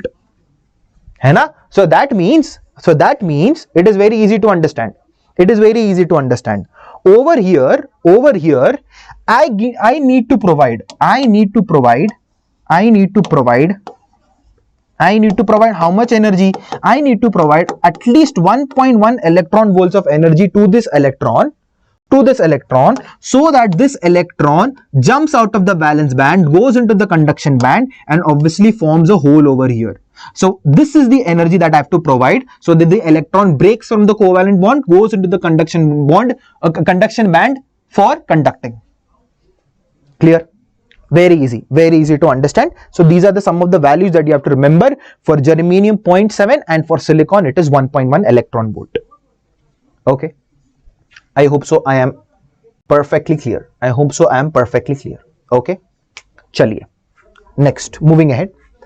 Now, conduction in intrinsic semiconductors. How does conduction happen in intrinsic semiconductors? A very easy topic. A very easy topic, people. See this. As I've already said over here, already explained over here that this is silicon. In a bond there are 2 electrons. You give 1.1 electron volts of energy to the electron, so the electron jumps from the valence band to the conduction band, becomes a conduction electron, and the space which the electron has left, it becomes a hole or a positively charged space. Yeah? Then you have applied electric field over here, so the electron obviously, due to the electric field, it goes to the opposite direction of the electric field. Yes or no? But over here, this hole also, if you take, this hole, I'm so sorry. Over here, if you take this hole as well, this also experiences a force in this direction, and the hole will also move in this direction. So you have to understand. So the answer is yes, the hole does move, but the electron moves in this direction, the hole moves in this direction, and obviously the total current would be current due to electron plus current due to hole. Obviously the current due to electron would be in this direction, and an electron is traveling in this, but the current due to electron would be in this direction. The hole would be traveling in this direction, in the direction of electric field, and the current due to hole also would be in this direction. So you get IE is equal to IE plus IH. Clear? 100%. Is this absolutely clear, people? Now let me basically make you visualize. So this is exactly what is happening over here. If you notice, this is a intrinsic semiconductor. Only silicon atoms are there. You have applied positive potential and that is negative potential. So all the electrons are traveling over here in this direction. Electrons are traveling in this direction, and the holes are traveling in this direction. Holes are traveling in that direction, and together they constitute the total current, and you get a conventional current over here. Simple, very simple. Now let me make you visualize how does a hole travel. So see this, people. I have positive potential over here, I have negative potential over here. What is the direction of electric field? Direction of electric field is somewhere here, from positive to negative. So what happens? This is a deficiency of electron or a hole. Due to this electric field, I'll just draw the electric field over here. This is the direction of electric field. Now due to this electric field, what happens is that this electron jumps from this place and occupies this hole. And due to that, you would feel like the hole has traveled over here. And then this electron would jump in this place. Electron captures this space, but the hole has traveled over here. The electron jumps from this place, so the hole reaches over here. Electron jumps from this place, so the hole reaches over here, and that is how the hole travels. Are you all able to understand? So it seems as if the hole is also traveling, and due to this traveling, you also get a current due to holes. Clear? Amazing? Yes or no? Clear? Amazing? Yes or no? I hope so. This is very much clear. Okay? I hope so. This is very much clear. Okay? Take it. Moving on. Now, what happens in temperature greater than 0 Kelvin? You have to understand what happens in temperature greater than 0 Kelvin. Very important, people. There are two mechanisms which happen over here. Electron hole pair generation and also recombination. There are two things which are happening over here. Sir, what is electron hole pair generation? I'll tell you what is electron hole pair generation. See this. Very simple to understand. You have a silicon atom over here. Obviously, you have a silicon atom over here. This is the bond and this is the silicon atom over here. and this bond is actually made up of electrons. This bond is actually made up of electrons. Yes sir, this bond is made up of 2 electrons over here. When you give sufficient amount of energy, and this energy should be approximately equal to the band gap, है ना, should be approximately equal to the band gap. When you give sufficient amount of energy, this electrons, है ना, these electrons, what do? These electrons, they travel, they move out of the bond, yes or no? And obviously a hole is created over here. So this process is called as electron hole pair generation. For every electron which is getting removed, a hole is also getting created. Am I clear? Yes or no? Yes. Okay, thank you Karuna, thank you. है ना? Or I can even say something like this. है ना? This is basically, if this is the valence band, है ना? If this is the valence band, this is the conduction band, and if this is the conduction band. If an electron from here, it takes the energy and it goes to the what? It goes to the conduction band, and obviously a hole would be formed over here. This is also called as electron hole pair generation. Simple, very simple to understand. Yes or no? Yes sir. So we have understood what is electron hole pair generation. But sometimes what happens, recombination also takes place. Sir, what is recombination? It is very simple to understand. Sometimes what happens that electron from conduction band may come again back. So obviously a hole is over here, है ना? So the electron from the conduction band may again come back to the valence band to occupy the position over here. This is called as recombination. So both these processes takes place simultaneously. Many electrons, they move from the valence band to the conduction band, and they form a hole over here in the valence band, and that is called as electron hole pair generation. Many electrons, they move from the conduction band to the valence band, which obviously they will release some amount of energy. Over here they need some energy. For the electron hole pair generation to take place. But over here they would release some energy for the electron to come down from the conduction band to the valence band. Yes or no? And due to this, a thermal equilibrium is established.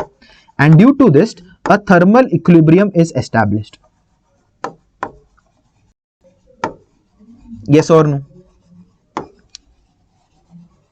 Because you are giving some amount of energy, also you are receiving some kind of energy. So a thermal equilibrium is also established, and the temperature becomes constant. Clear? And the temperature also becomes constant. Am I clear?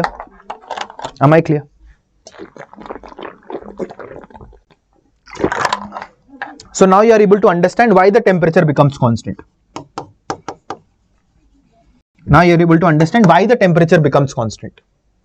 Okay, because the amount of energy that you need for the electron to go from valence band to the conduction band is the same amount of energy that the electron will release when it comes from the conduction band to the valence band. That is the reason a thermal equilibrium is also established, and the temperature, it becomes a constant value. Clear? Am I being absolutely clear over here? Very good, people. Now see this over here. This is just a diagram. You'll understand better. So this is electron hole pair generation which is taking place. This is electron hole pair generation. Some energy you have given to the electron from the valence band, it jumps to the conduction band. This is electron hole pair generation. Very good. And sometimes what happens? An electron in the conduction band, it releases energy and recombines with the hole in the valence band. Okay. So we have studied about two mechanisms, electron hole pair generation and recombination. One thing that you have to note over here is, one electron, it produces one hole. Okay, one electron, it produces one hole. That is something that we know. Okay, very good. Chaliye. Okay, now we have to look upon, it's a very important topic, people. Very important topic. Intrinsic carrier concentration. This is something that we have to look on. Okay, intrinsic carrier concentration. Okay, now people, first of all, what is NE?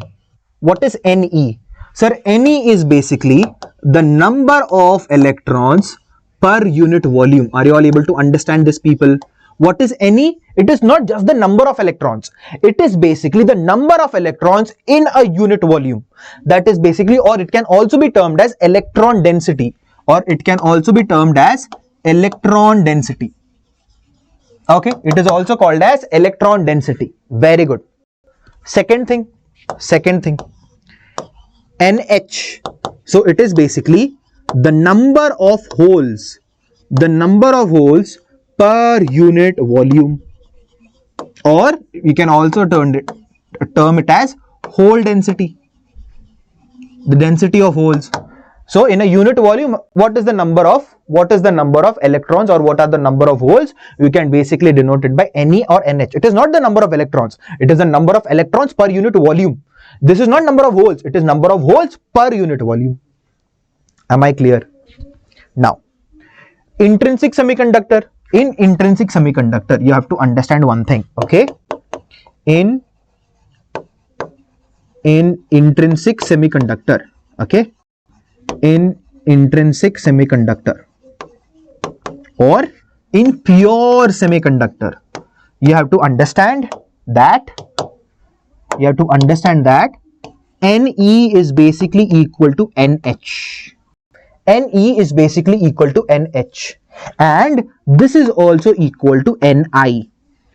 You can basically say, as both of them are equal, I can basically club them and say they are called as intrinsic charge carriers. I can say them as intrinsic charge carriers. Okay, so in intrinsic semiconductor or pure semiconductor, the number of electrons available per unit volume is equal to the number of holes available per unit volume, and together we can also say it can be also clubbed as Ni, or intrinsic charge concentration. Okay, intrinsic charge concentration. In intrinsic charge concentration. Clear? Intrinsic charge concentration. Clear? Okay, chaliye. So I think we have understood this. We can move on. Okay. Now, people, this is a very important thing that we are going to do. Okay. Okay. Yes, Nandini, I have covered all the basics, hai na? I have literally covered all the basics. I have literally started from the ABCD of semiconductors. Okay. Mobility. Now let us understand mobility. What exactly is mobility? Now, people, in order for you to understand the mobility of electrons and holes in semiconductors, you need to have some idea about mobility in metals. Okay, you need to have some idea about mobility in metals. I'll just give you a little bit idea and then we can move on. If this is a metal, if this is a metal that I'm talking about,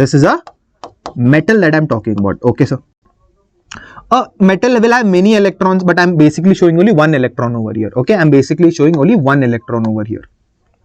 Okay, I've connected this with a circuit. I've connected this whole setup with a circuit, this metal with a circuit. Okay, this is positive, this is negative. So obviously this will have an electric field in this direction. Yes or no? This is positive, this is negative. Okay, I've already covered the basics of this chapter in this whole live, Nandini. Okay. Okay, so this is an electric field is applied over here. Yes, sir. And due to this electric field, this electron will move over here with some velocity called as the drift velocity, or Vd, which you will study in your current electricity chapter. Which you will study from your current electricity chapter also. I hope so. The white color is visible. Is the white color visible, guys? Yes, it is visible. It is visible. Okay, it is visible. Okay. So due to this electric field, the electron inside the metal will move towards this side with some velocity called as the drift velocity Vd. Yes or no? So what is Vd over here? Vd is basically the drift velocity. In detail you will study in your current electricity chapter. Drift velocity. Yes or no? Okay. Okay. See this. Right now, you have to understand what happens over here. So whatever the current that is being produced, है ना, whatever the current that is being produced over here, whatever the current that is being produced over here, there is a relation that we write. I is equal to N E A V D. This is the relation that we write. What is this? I is basically the current, N is basically the electron density, okay, the electron density, Ne. E is the charge of the electron, A is the area of cross section, and Vd is basically the drift velocity. Okay, people. So Ne is basically the electron density. E is basically equal to 1.6 into 10 to the power minus 19 coulombs. A is basically your area of cross section. Okay.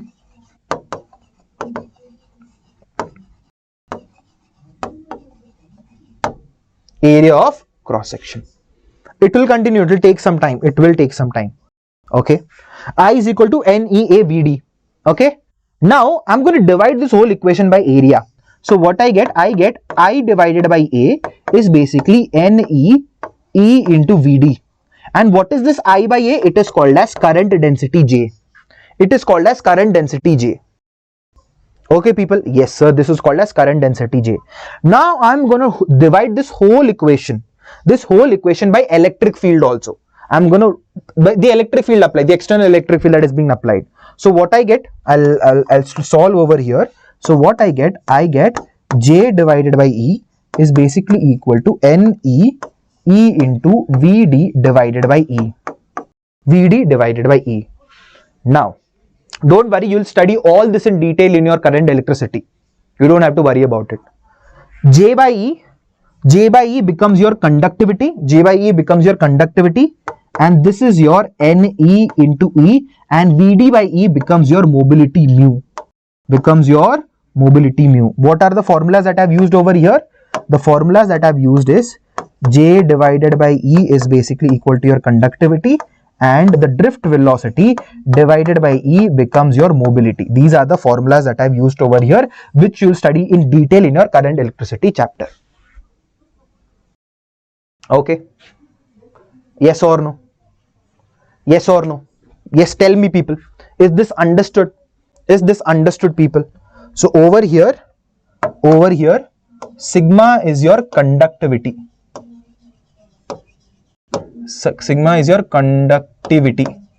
And this is right now just for your metals, okay? This is just your revision, okay? This is just your revision because you don't know about anything about current electricity. That is the reason I have told everything in detail. Okay, so sigma is your conductivity. J stands for your current density.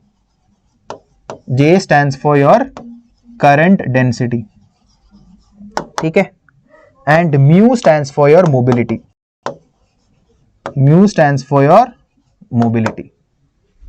Okay, everything. I've written everything. I've divided by A, it becomes current density. Then I've divided by electric field. So J by E is your conductivity, and VD by E is your mobility.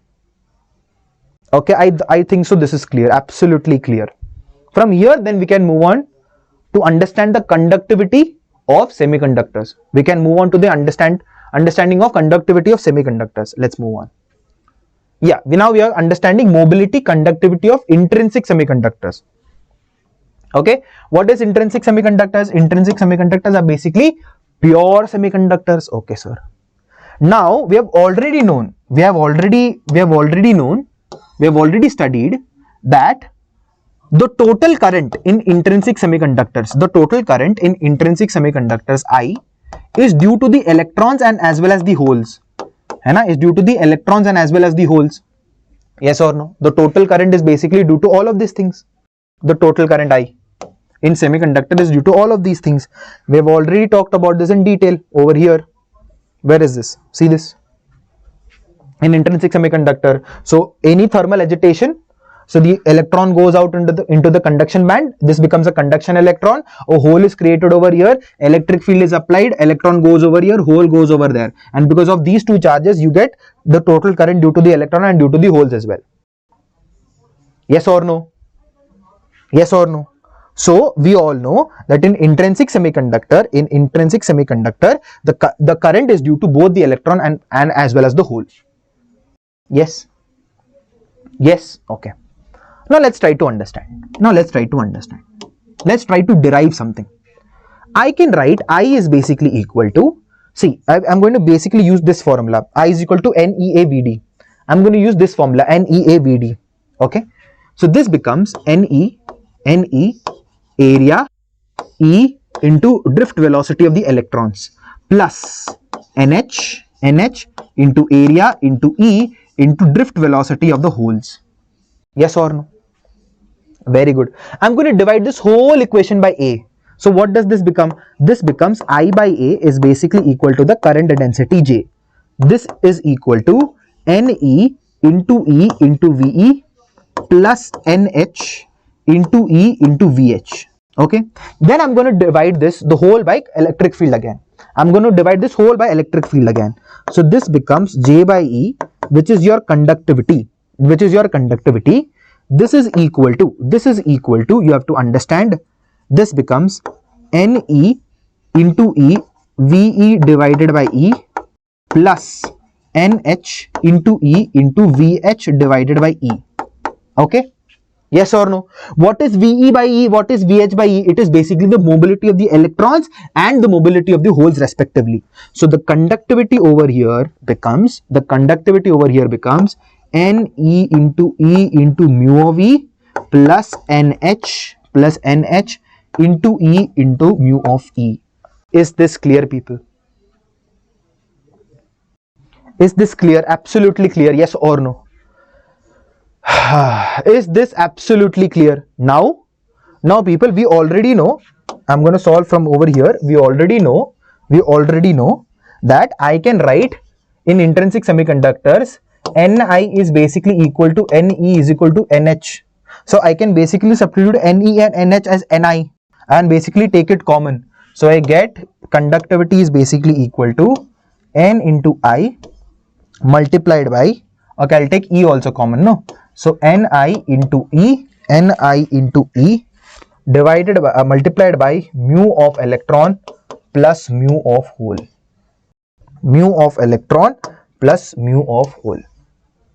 Are you all able to understand this? Yes. Can I get some fire in the chats if you have understood this? Yes or no? This formula, very important.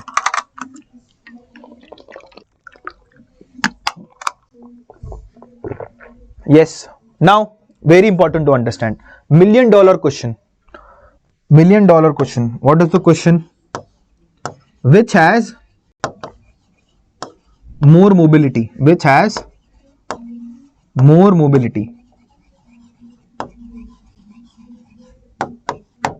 Electrons or holes? Which has more mobility? The answer to this is electrons. Now, what is the reason? I would explain you the reason. Okay. The reason is very simple, people. The reason is, see, for electrons, it's very easy to understand. See this, people. See, electrons are already there. Electrons are already there in your bond. Electrons are already there in your bond. You just need thermal agitation so that the electrons can come out of the covalent bond and it can take part in your conductivity. Very simple. But people, in order for you to have some mobility of holes, you first need a hole. And for that, you need to create a hole first. So you have to first, give some energy, then the electron will come out, then a hole will get created, then the hole will get affected by the electric field, and then you'll get conductivity due to holes. That is the reason we say the mobility of electrons is much more than the mobility of holes. Clear? Okay. Because in order for you to get mobility of holes, first you need to create a hole. And that is a very tedious task. You have to give energy, electron comes out, then the hole gets created, then the hole will get affected by the electric field, and falana dhimkana and everything happens. That is the reason we say that the mobility of the electron is much more than the mobility of the hole. Okay. Okay.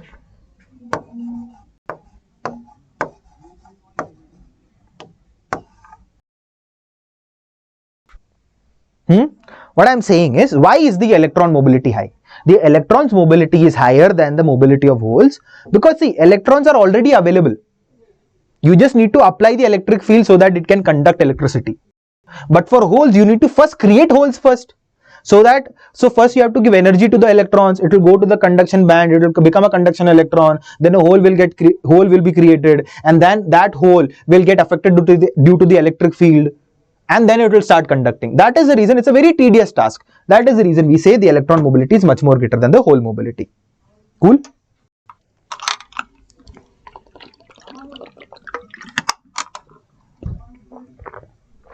Okay. Chalo. Moving on.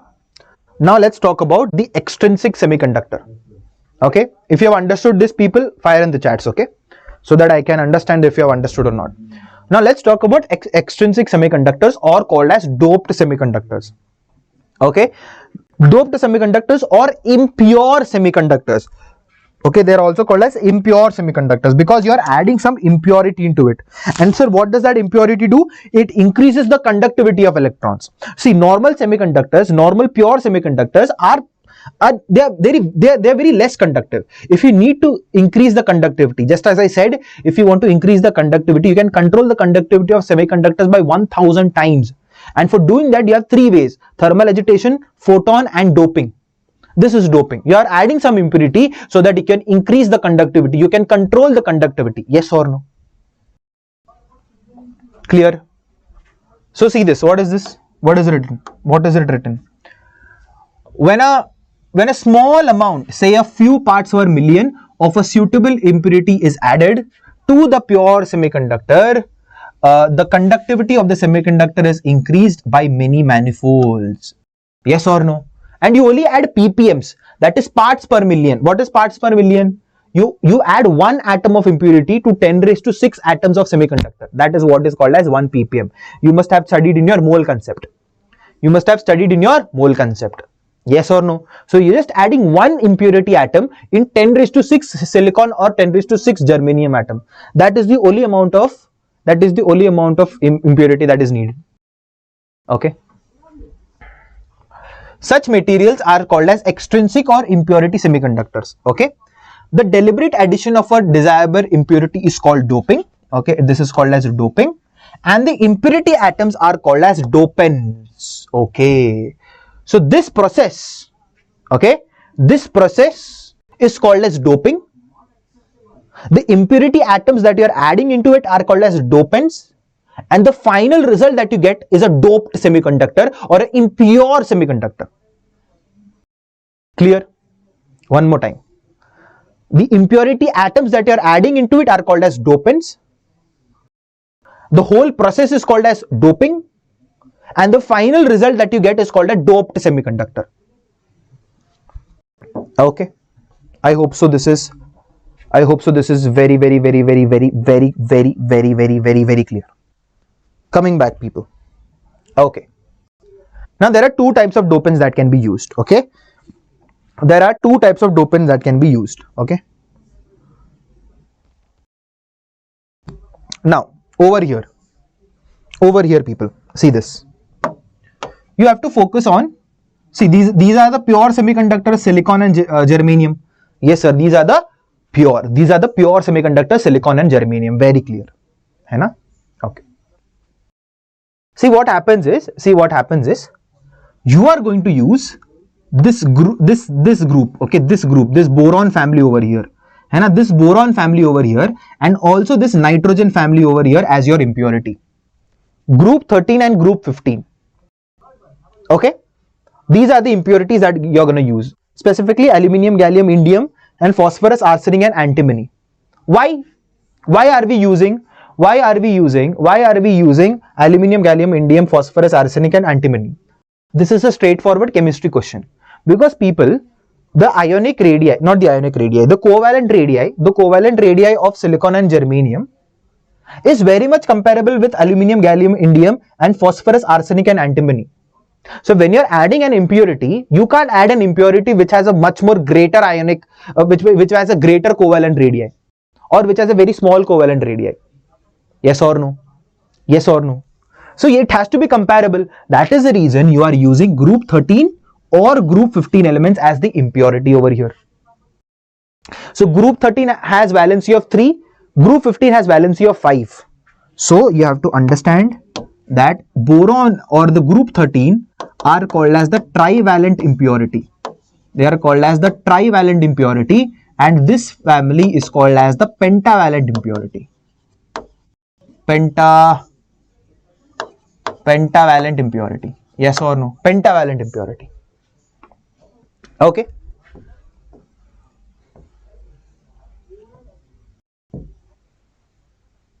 So see, I've already talked about this. Pentavalent impurities like arsenic, antimony, phosphorus. Arsenic, antimony, phosphorus, group 15 elements. Trivalent impurities like indium, boron and aluminium, the group 13 elements. I hope so I'm very much clear. Okay. Now let's talk about the N-type semiconductor. Now let's talk about the N-type semiconductors. What are the N-type semiconductors? Okay, chaliye, let us understand what are the N-type semiconductors. What is N-type semiconductor, people? Okay. In N-type semiconductor,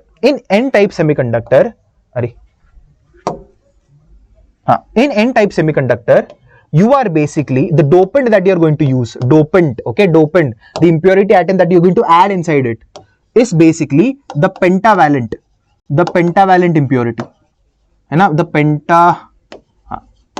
Pentavalent impurity or the group 15 elements. You are going to use the group 15 elements into it. That is the dopant. And after you add the dopant, the semiconductor is called as N-type semiconductor. Now you must have all thought that N over here represents the negative charge. No, it does not represent the negative charge. What does it represent? I'll tell you. See this. Very easy to understand. What is happening over here? See this. What is happening over here, people? See this. What are the pentavalent impurities which are possible? Phosphorus, arsenic, antimony. All of these has a valency of 5. Okay. So it has 5 electrons in its last shell. So what is happening? I have silicon over here, I have silicon over here, I have silicon over here, I have silicon over here. So this phosphorus comes in between.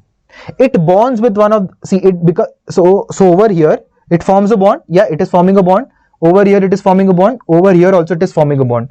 Over here also it is forming a bond. But phosphorus has 5 valence electrons. So there is one free electron over here, or one free electron. Are you all able to understand this? And this free electron increases the conductivity. Are you all able to understand this? Yes or no? This free electron of the phosphorus, which is not unbounded, is the factor which increases the conductivity in N-type semiconductor. Now you must all think, sir, we have a free electron over here. This is an extra electron. Why isn't it this N-type semiconductor negative? Why this N-type semiconductor negative? Because people, this phosphorus that you are adding is also neutral. Yes, sir, because atom is neutral. This silicon is also neutral. Yes, sir, it is neutral. So neutral plus neutral, what should you get? Neutral. Obviously, this phosphorus has 5 electrons and it is neutral in the outermost shell. Silicon has 4 electrons in the outermost shell. 4 of the electrons got part in the bonding. This 5th electron did not get part in the bonding. So obviously the charge over here is neutral. Are you all able to understand this? The charge on the N-type semiconductor is neutral. It is not negative. Are you all able to understand this? Yes. Did you all understood this? So the charge is neutral. It is not negative. It is neutral. Yes. Can I get some fire in the chat if you have understood this? Can I get some fire in the chat box if you have understood this, people? Now, you have to understand this one more time.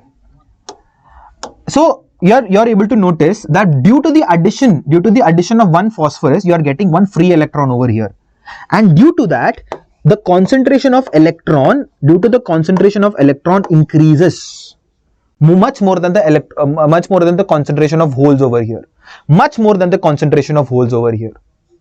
Yes, or you can basically say that the number of electrons also increases and the number of holes decreases over here. Number of holes decreases over here. Are you all able to understand this? And over here, in the n-type semiconductor, the electrons are called as the majority charge carriers. Majority charge carriers. Okay, now I'll explain you with another explanation. I'll explain you with another explanation. How does it increase the conductivity? How does it increase the conductivity? See this. This is the energy level diagram of an n-type semiconductor. Very important, very important. They'll ask you in exams. Okay, they'll ask you in exams. See this. People, you have to understand. This is the valence band where all the electrons are there. This is the conduction band where the electron wants to go. Where the electron wants to go. As soon as you add a pentavalent impurity, as soon as you add a pentavalent impurity or a donor impurity, it's also called as donor impurity because it is doning out, it is giving out electrons. A donor energy level is also formed over here. A donor energy level is formed over here. Are you all able to understand this? A donor energy level is formed over here. And in this donor energy level, you can find out all the free electrons over here. These are all the free electrons. These are all the free electrons. So right now, in the semiconductor, the electrons in the valence band, they don't have to, acquire energy and go to the conduction band. They simply, the electrons in the donor energy level can, just need a little tiny amount of energy and they can jump into the conduction band. They can jump into the conduction band and increase the conductivity overall. Are you all able to understand this? Are you all able to understand this? Yes or no? So when you add an n-type, so when you add a pentavalent impurity, a donor energy level is also created where all the free electrons are also kept. Now as you can see, they are very close to the conduction band. So tiny amount of energy is required so that the electrons can move on to the conduction band and they can increase the conductivity. Are you all able to understand this? Yes or no? Clear? Now you know why n-type semiconductor is much more conductive. Okay. And also one more thing. Over here, no holes are created. Sir, why sir? Arey Baba, simple. It's very simple. All of these free electrons belong to the phosphorus atom. That extra free electron was the one who went into the conduction band. No hole is created over here. When is the hole created? The hole is only created when the electrons move from the valence band to the conduction band. But in this case, no hole has been created. They have moved from the donor energy level to the conduction band. And that is the reason the number of electrons increases, but the number of holes decreases. Clear? Clear. Okay. Next. Now we are going to start talking about p-type semiconductor. Okay, sir. We are going to start about p-type semiconductor. See, in p-type semiconductors, simple. The dopant that you are going to use, the dopant that you are going to use are group 13 elements. Like aluminium, indium, and so on. Aluminium, indium, boron, and everything. Okay.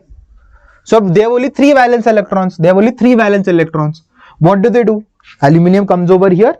One of the electron gets bonded with silicon. The second one gets bonded with the other silicon. Third one gets bonded with the other silicon. And over here, this fourth silicon does not have an electron to bond with. And that is the reason a hole is formed over here. So in this case, I can definitely say that the number of holes is much greater than the number of electrons, or I can even say the number of hole concentration has increased, but the number of electron concentration has decreased. Clear? Now how does this increase the conductivity, people? Very easy.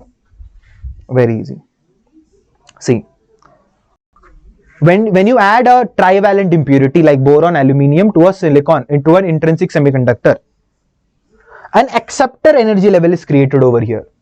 which has all the holes inside this, which has all the holes inside this. Are you all able to understand this? Yes, sir. We are able to understand all the holes inside it. So a very little tiny amount of energy is only required. A very little tiny amount of energy is only required for all the electrons from the valence band to go into this energy level, to go into this energy level, to go into this energy level, to go into this energy level, to go into this energy level, and this increases the conductivity. And obviously the holes also will be formed over here, the holes also will be formed over here, the holes also will be formed over here, the holes also will be formed over here, and this increases the conductivity. So this you have to maintain, this you have to remember, that when you add a pentavalent impurity, you get an n-type semiconductor and you get a donor energy level which is closer to the conduction band.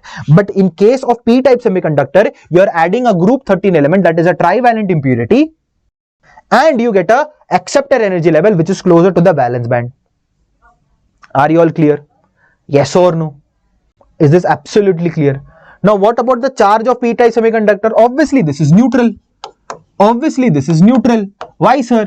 Because aluminium is also neutral, silicon is also neutral. You are just adding two different neutral particles together, or mixing two particles together who are neutral, and obviously the end result would be also neutral, and that is how you get a p-type semiconductor. Is this clear? Is this clear?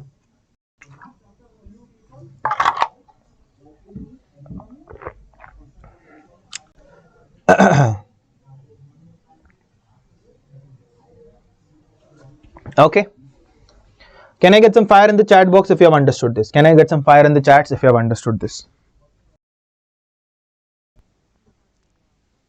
Now law of mass action, very, very important. Now people, this is valid both for intrinsic and also for extrinsic semiconductors. It is valid for both. Valid for both. Doesn't matter if it's pure or impure. It's valid for both. Valid for both. What does this law say? This law is very, very easy. That Ni square, that is the intrinsic charge concentration, is basically equal to Ne into Nh. Ne into Nh. This is what it says. This is the law. Simple. So this is true for pure, and as well as this is true for pure and as well as impure semiconductors. Now in pure, okay, now in pure, if you take the case of pure, you already know that Ne is equal to Nh. You already know Ne is basically equal to Nh. So obviously you will get Ni square is basically Ne into Nh, and this is also equal to Ni. So obviously this law is getting valid. This law is valid in pure semiconductors, but what about impure? But what about impure? What about impure? See, in impure also this law is valid. In impure also this law is valid. In impure semiconductors also this law is valid. Or sorry, square. Okay, how is this valid? Basically, people, if you increase the concentration of electrons by 100 times, the concentration of hole will decrease by 100 times. So this product value is a constant. Or if you increase the concentration of hole by 100 times, this electron concentration will decrease by 100 times. So technically the product remains a constant. Are you all able to understand this? Are you all able to understand this? So this is both valid for intrinsic and as well as extrinsic semiconductors. Okay, both valid, both valid, both valid. Okay, now let's talk about in extrinsic semiconductors, what is the conductivity, what is everything and everything. Okay, let us talk about this. Let us talk about it. Okay, clear? Very clear? Okay. Now people, you all know that current is basically due to electrons and current is basically due to holes and everything.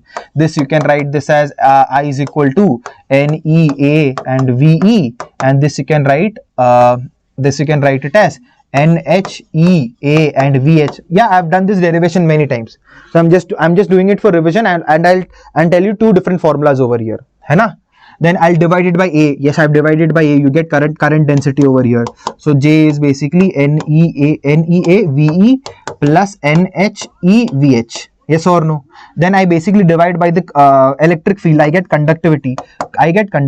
as NE into into E into mu E, yes, plus NH into E into mu H. This is basically the formula that I'm getting. Okay, now people, you have to understand that in N type and in P type, you already know that Ne is much greater than NH, and then over here NH is much greater than Ne, है ना?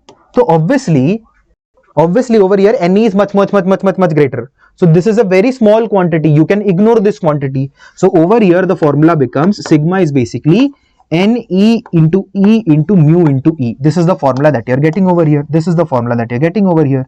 And over here, as NH is greater, the formula that you're getting over here is sigma is NH into E into mu H. That's it. This is the formula that you're getting. Okay, two different formulas for conductivity, people. Very, very important. Very, very important. Very, very, very, very, very important. Okay. Now, people, just some. This is JEE question, 2011 mains question, 2011 JEE main question. Very, very important. Then we are going to move to the most important part of the chapter, that is called as PN junction diode. That is called as PN junction diode, and then obviously we can finish it off very quickly. Okay. Now, what does it say? Pure silicon at 500 Kelvin has equal number of electrons and hole concentration of this much, and obviously it has to be true. In pure semiconductor or intrinsic semiconductor, the number of electron has to be equal to the number of holes. Yes or no? And it is called as Ni. Yes, sir. Doping by indium. What is the indium, sir? Indium, sir, is trivalent impurity. है ना? It is trivalent impurity. So a p-type semiconductor is getting formed. है ना? This is group 13. Trivalent impurity. Increases NH to 4.5 into 10 raised to 22. The doped semiconductor is of what type? So obviously, if you are doping with group 13, it cannot be an N-type semiconductor. So this is wrong and this is wrong. Obviously, it is P-type semiconductor. But right now, you need to find out the value of Ne. How to calculate it? I'll tell you. See, earlier you already know that the value of Ni when it was pure, okay, when it was pure, Ni is basically equal to NH, which is basically equal to Ne, and the value is 1.5 into 10 to the power 16. Now it is impure. Obviously, you can use Ni square is basically equal to NH into Ne. Yes or no? What is Ni square? Ni square is basically the square of this fellow. I can write 1.5 as 3 by 2, or the square of 3 by 2 is 9 by 4. So this is 9 by 4 into 10 to the power 32. I've just squared this. Is equal to. What is the concentration of holes now? 4.5. Can I write 4.5 as 9 by 2? Yes, sir, I can write it as 9 by 2. So this is 9 by 2 into 10 to the power 22 into N of electrons. Are you all able to understand this? Yes or no? 2 ones are, 2 twos are. 9 goes. This is cutting. This becomes how much? This is 10 to the power 10. That is half raised to 10. Okay, so this becomes Ne is basically 0.5 into 10 to the power 10, or I can say this is 5 into 10 to the power 9. 5 into 10 to the power 9. Option D is your correct answer. Is it clear? Is it clear, people? Is it clear? Absolutely. Can I get some fire in the chats if you have understood this, people? Yes, then we can move on to PN junction. Again, see this. Very, very, very simple. Very simple. See this. You already know in pure silicon, they have given the concentration of electron hole concentration as this much. And obviously, we have already studied in pure semiconductors,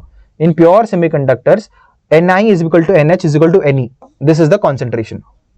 But after you have doped it with group 13 element, obviously it will become a p-type semiconductor. The NH concentration increases to this much. Now this is the new concentration of hole.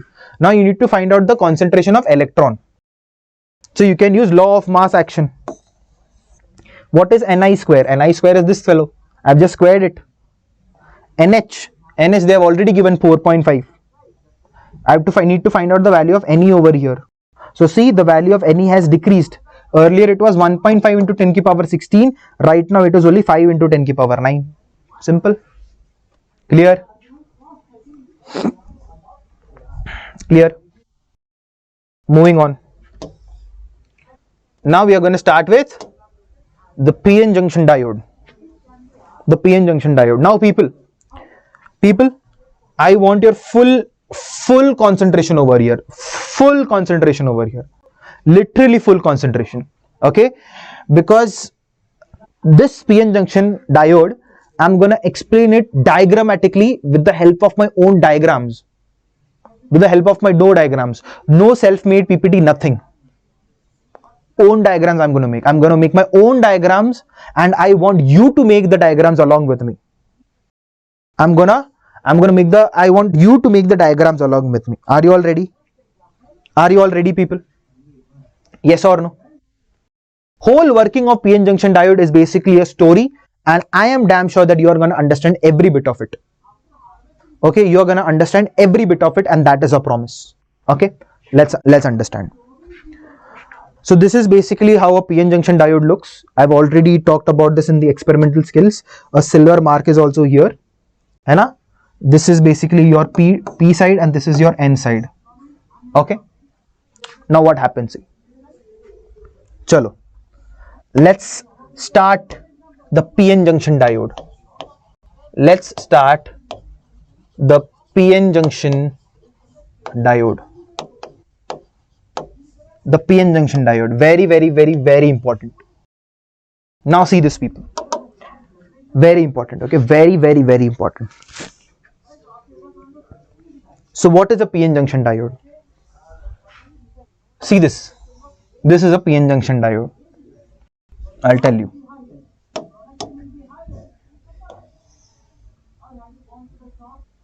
Okay. See. So here we have a P-type semiconductor and here we have N-type semiconductor joined together. Okay. So this is P-type. This is P-type. And this is N-type semiconductor which is joined over here. Okay. So we already know that in P-type semiconductors the number of holes is more, or the holes are considered as the majority charge carriers. Hai na? They are considered as the majority charge carriers in P-type. And in holes, you know that the electrons are called as the majority charge carriers in N-type. Yes or no? Okay. So in P-type, basically, I can basically say there are holes,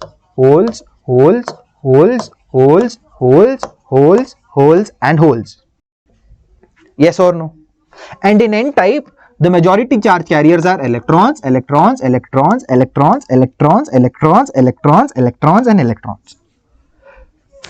100% clear? Yes sir, it is 100% clear that we have majority charge carriers as holes in P-type and majority charge carriers are as electrons in N-type. Now what happens? Now people, this is very easy to understand. If you spray a perfume bottle, if you spray perfume bottle in your room, what happens? The smell of the perfume diffuses through the room. What is happening? Because right now over here, there is a higher concentration of perfume and there is lower concentration of perfume in your room. So the perfume goes from higher concentration to lower concentration. There is a diffusion of perfume which is taking place, and that is the reason you are able to smell the perfume. Over here also diffusion is going to take place. Diffusion of what? Let us understand. Diffusion of what? Let us understand. See, this is very important, people. Over here, diffusion is going to take place. Over here, diffusion is going to take place. Diffusion of what? Diffusion of charges. Diffusion of charges is going to take place. What will happen? Very simple, people. See this. Can I say the concentration of holes in P-type is more? Yes. Can I say the concentration of electrons in N-type is more? Yes. Can I say the concentration of electrons in P-type is less? Yes. Can I say the concentration of holes in n-type is less? Yes. So can I basically say some holes from the p-type will diffuse into the n-type? Or can I basically say some electrons from the n-type will diffuse into the p-type? Yes or no? Yes or no? People, very, very important. Very, very important.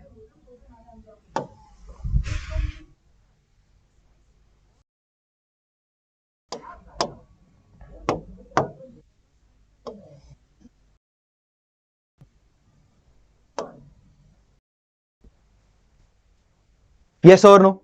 Very good. So what happens over here? What happens over here? You get hole, hole, hole, hole, electron, electron, hole, hole, hole, electron, electron, electron, hole, hole, electron, electron, electron, electron. So basically, some of the charges, that is, holes have diffused into the n-type, electrons have diffused into the p-type. There is a diffusion of charges which is taking place. So obviously, if the charges are getting diffused, there will be a type of current, and that current is called as the diffusion current. And what will be its direction? So the direction is very simple. Holes are going over here, electrons are going over here, so the current due to holes will be over here, current due to electrons also will be over here. So the diffusion current direction is from the p-type to the n-type. Clear? Yes or no? Yes or no? Now what is the space that you have created over here? What is the space that you have created over here? Chill. I'll explain everything. I'll explain everything. This space that has been created over here is called as the depletion region. Is called as the depletion region. Are you all able to understand this, people? Okay. Okay. Now see this. Earlier, people, you have to understand this was also neutral. This was also neutral. This was also neutral, because we both know n-type and p-type semiconductor is neutral, are neutral. है ना? Yes, they are neutral. But what happens when the charges got diffused? Some electrons are over here, some holes are over here, and due to this this acquires a positive charge and this acquires a negative charge. So basically, can I say that this has some positive charge over here and this has some negative charge over here? Yes or no? Yes or no? Okay. So can I basically say, can I say something like this? Okay. Very, very important, people. Very, very important. This is very, very important to understand. Very, very important to understand. One of the most crucial parts of your chapter. Okay. Now, due to this positive charge formation and due to this negative charge formation, there will be an electric field inside. There will be an electric field inside from positive to negative. है ना? There will be an electric field inside from the positive potential to the negative potential. And let me just assume that the width of this depletion region is denoted by D. The width of this depletion region is denoted by D over here. Okay, sir. Very important to understand. Okay. So can I basically calculate the potential difference? Yes, I can calculate the potential difference, also called as the junction voltage, the barrier potential. Okay. There are called as two names. There are two names over here. Okay. So the potential difference over here, delta V, is basically equal to E divided by D. E divided by D. Very important formula. Very, very important formula, people. Very, very important formula. The potential difference is basically delta V is equal to E by D. Very, very important formula.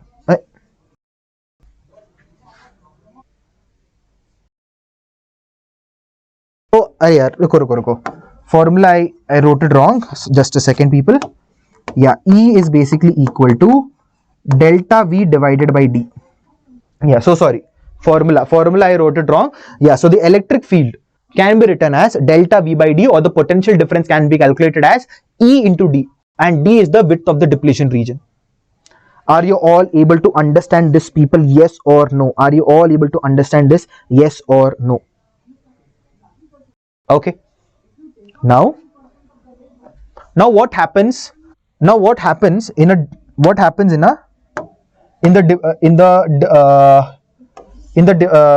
depletion region? What happens in a depletion region? Let me just zoom out, and I'm just zooming it out. So this is the depletion region that I'm talking about. Okay, this is the depletion region that I'm talking about. This is negative charge. This is negative charge over here, negative charge over here, positive charge over here, positive charge over here, positive charge over here. We all know that there is an electric field over here in this direction. Yes or no? There is an electric field over here in this direction. Yes, sir. And obviously there are silicon atoms over here. There are silicon atoms over here. Yes, sir. There are silicon atoms over here. Silicon atoms over here. There are silicon atoms over here. Now what happens is that?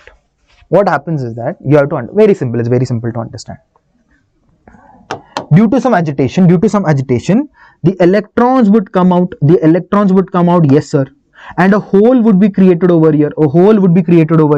Now due to this electric field,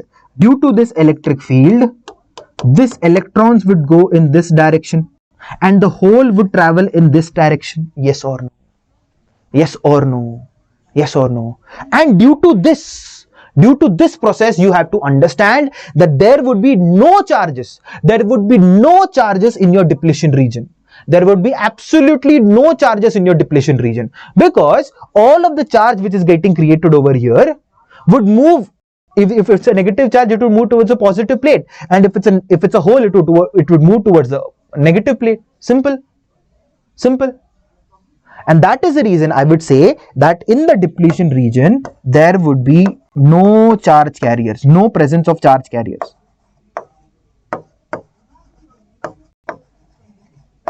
Clear? Very, very, very, very, very, very important to understand. So people, what is the direction? This is N type, this is P type. So earlier it was neutral. Now due to diffusion, what happened? Holes travel from P to N and electrons travel from E to P. Okay, sir. And because of that, P type developed a negative charge, N type developed a positive charge.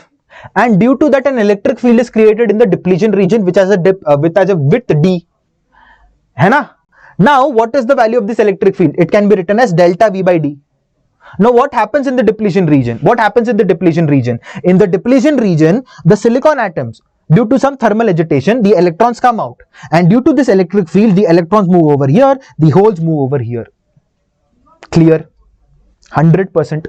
Absolutely clear, yes or no? Absolutely clear, yes or no?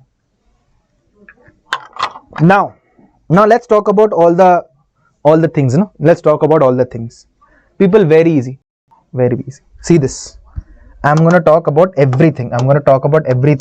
You would feel like, hey, this was this easy. Yes, this was this easy. See this. Drift current direction. What would be the drift current? Sorry, not drift current direction. What would be the diffusion current direction? Obviously, what is the diffusion current direction? Holes are traveling over here, electrons are traveling over here. So can I basically say the diffusion current is due to basically the electrons and also due to the holes, and the direction is basically from P to N, because holes are traveling from here to here, electrons are traveling from here to here. So the direction would be from P to N. Yes or no? Yes or no? 8 to 9 hours, people. 8 to 9 hours. Yes or no? Are you all able to understand this? That the diffusion current is due to the electron and the hole, and it would be from P to N. Yes, sir. Now, what is the direction of the electric field? The direction of the electric field is from N to P.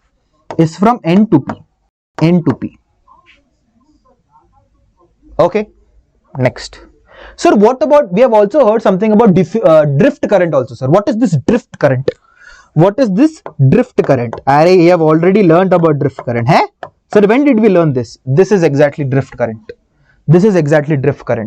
So, In the depletion region, there are silicon atoms. Inside the silicon atoms, when the electron comes out due to some thermal agitation, the electrons move towards the positive plate. The holes moves towards the negative plate. The holes move towards the negative plate, and due to this, a drift current is also formed.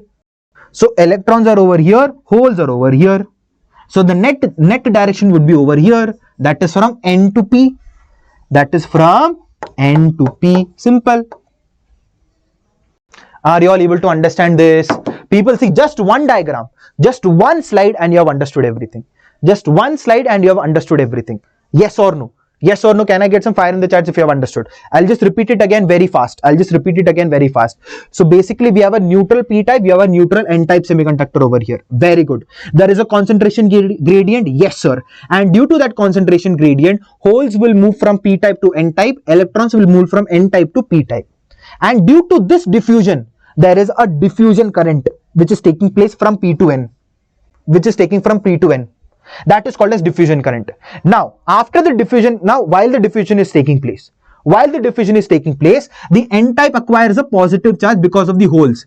The p-type acquires a negative charge because of the electron. And because of this, an electric field is from N to P. From N to P. Yes or no? Now, because of this electric field, let us zoom on this depletion region. When we zoom on this depletion region, the silicon atoms inside, because of the thermal agitation, the electrons come out. Because of the electric field, the electrons move to the positive plate and the holes move toward the negative plate. And due to this current, the current due to the electrons and the holes, that current is called as the drift current, and the direction is from N to P. And the width of the depletion region is D. The electric field can be basically written as E is equal to delta V by D, or we can also basically find out the junction potential or the junction voltage or barrier potential.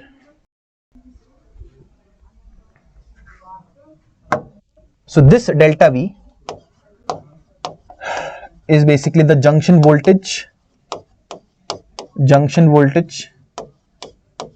barrier potential.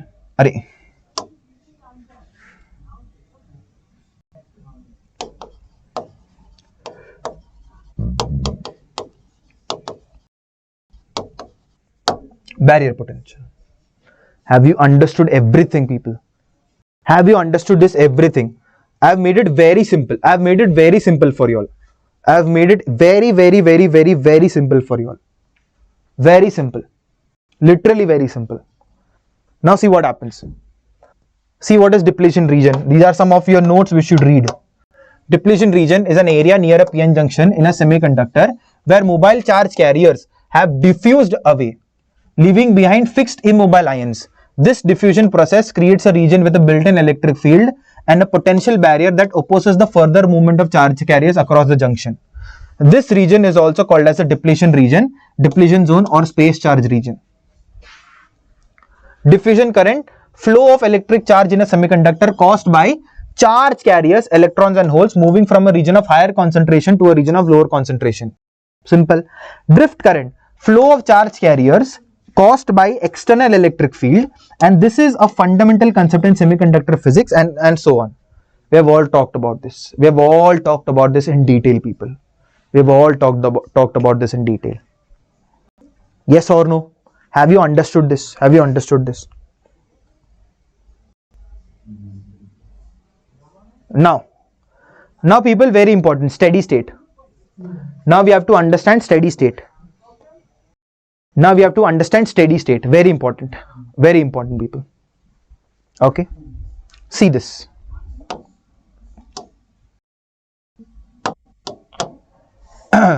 Earlier what happened?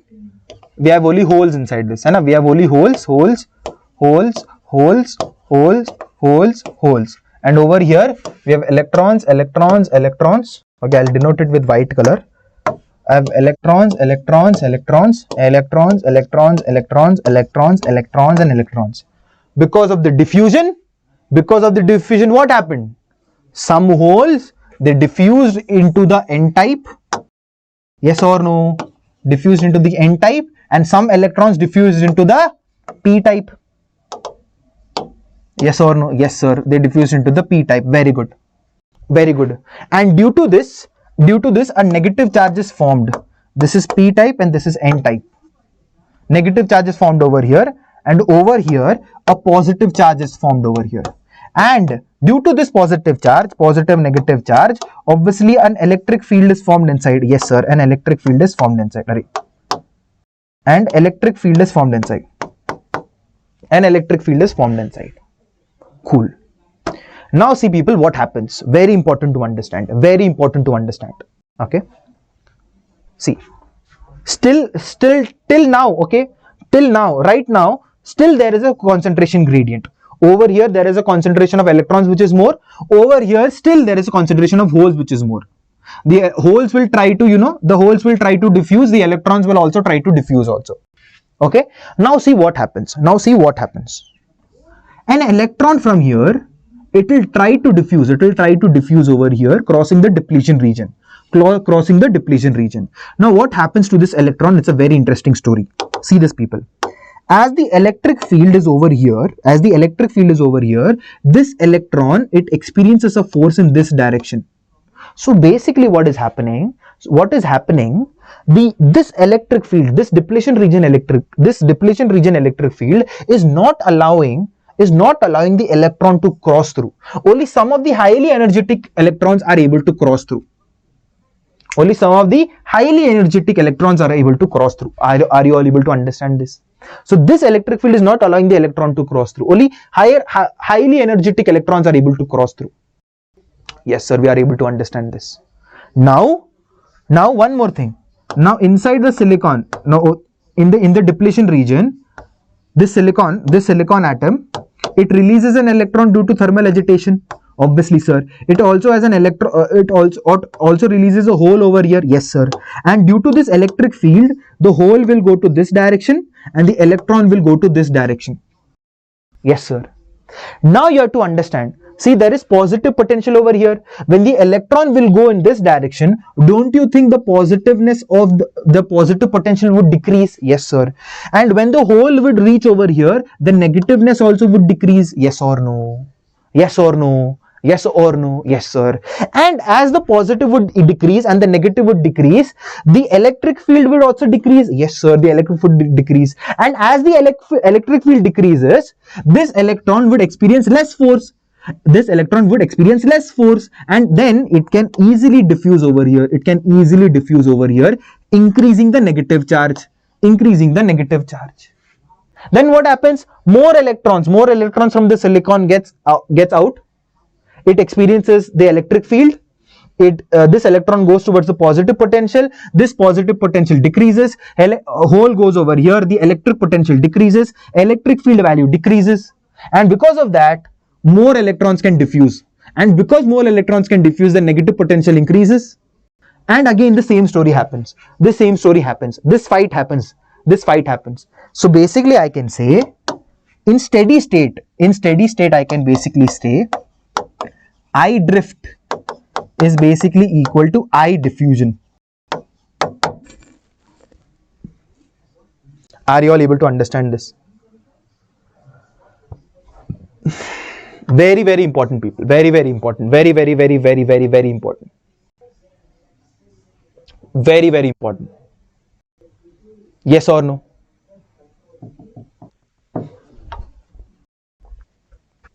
So there is this electron. So due to diffusion, it tries to increase the depletion region. Over here. The electric field increases due to the diffusion current. But over here, due to this drift current, it tries to reduce the electric field. So in some time, there is a steady state in which the drift current value is equal to the diffusion current value. Okay? No break, people, no break. We have to complete it, right? We have to complete it, no break. Okay? No break. We have to complete it very soon. Now, if you have understood this, what do you mean by unbiased semiconductor and biased semiconductor? Unbiased meaning, what is unbiased? Not connected to battery.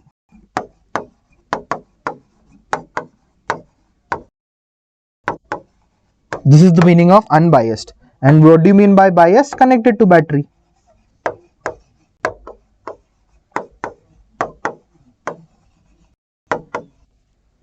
This is what do you mean by biased semiconductor and unbiased semiconductor. Okay. Moving on. Biasing of PN diode. Come on, people, come on. See, taking a long class is very difficult. You need to give me support, okay? You need to give me support. You need to like the class and everything. You need to give me the fire emojis, okay? You have to say, sir, we are with you, okay? Please teach us. Yes or no? Yes or no?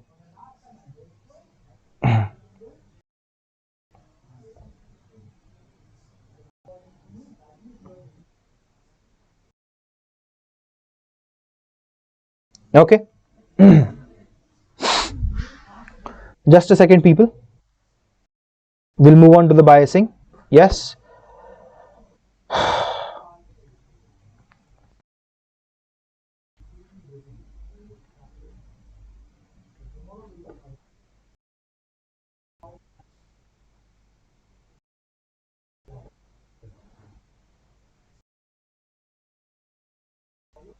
Okay. ठीक है, चलो.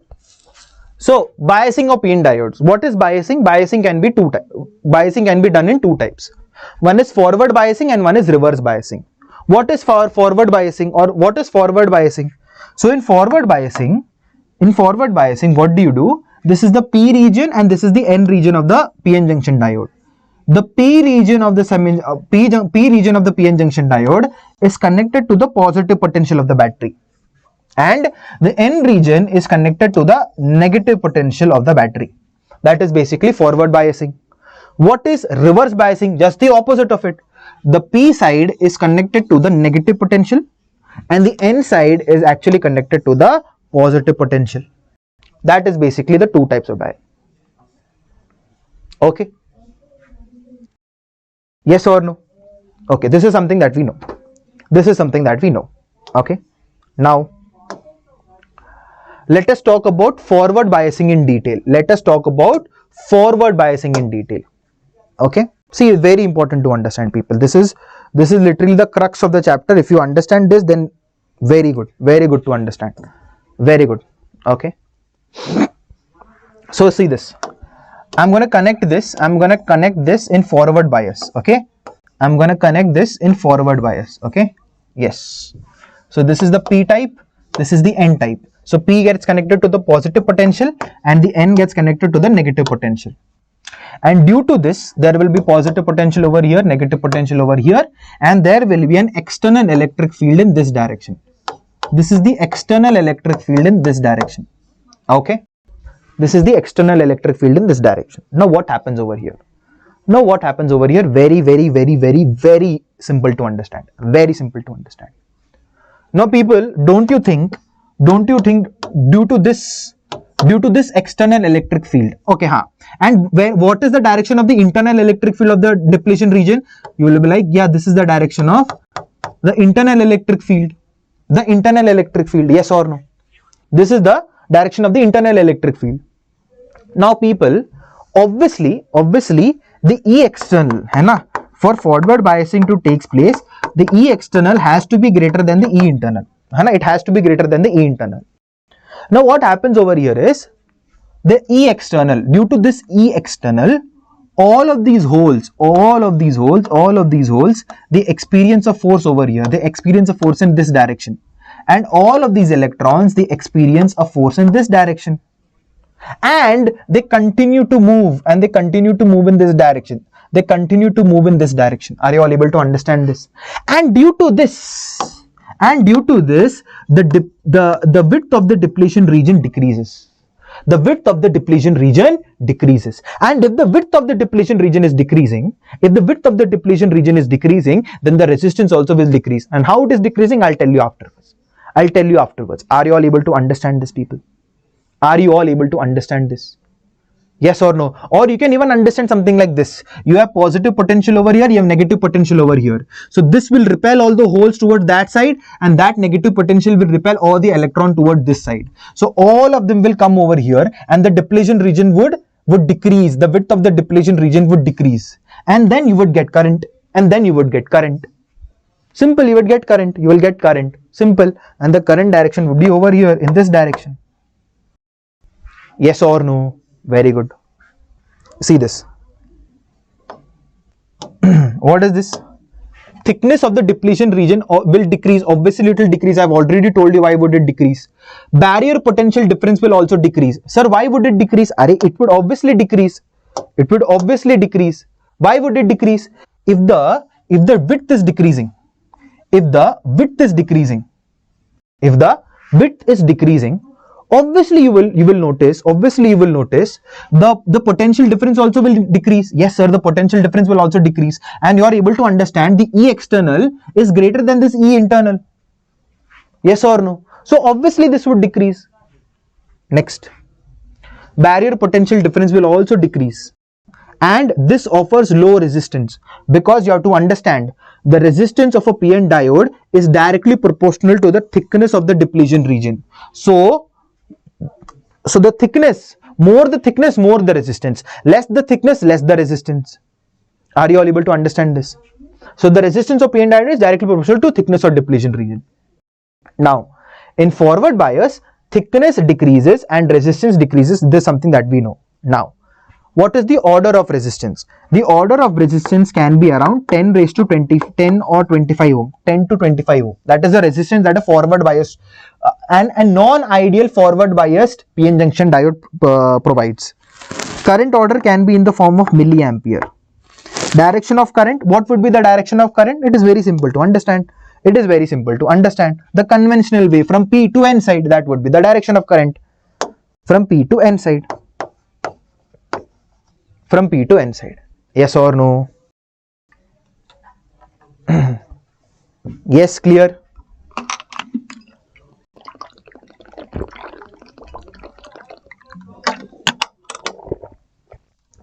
Yes, people? Now let us understand. Now let us understand the graph, people. Okay. Now let us understand the graph. Very, very important. Very, very important.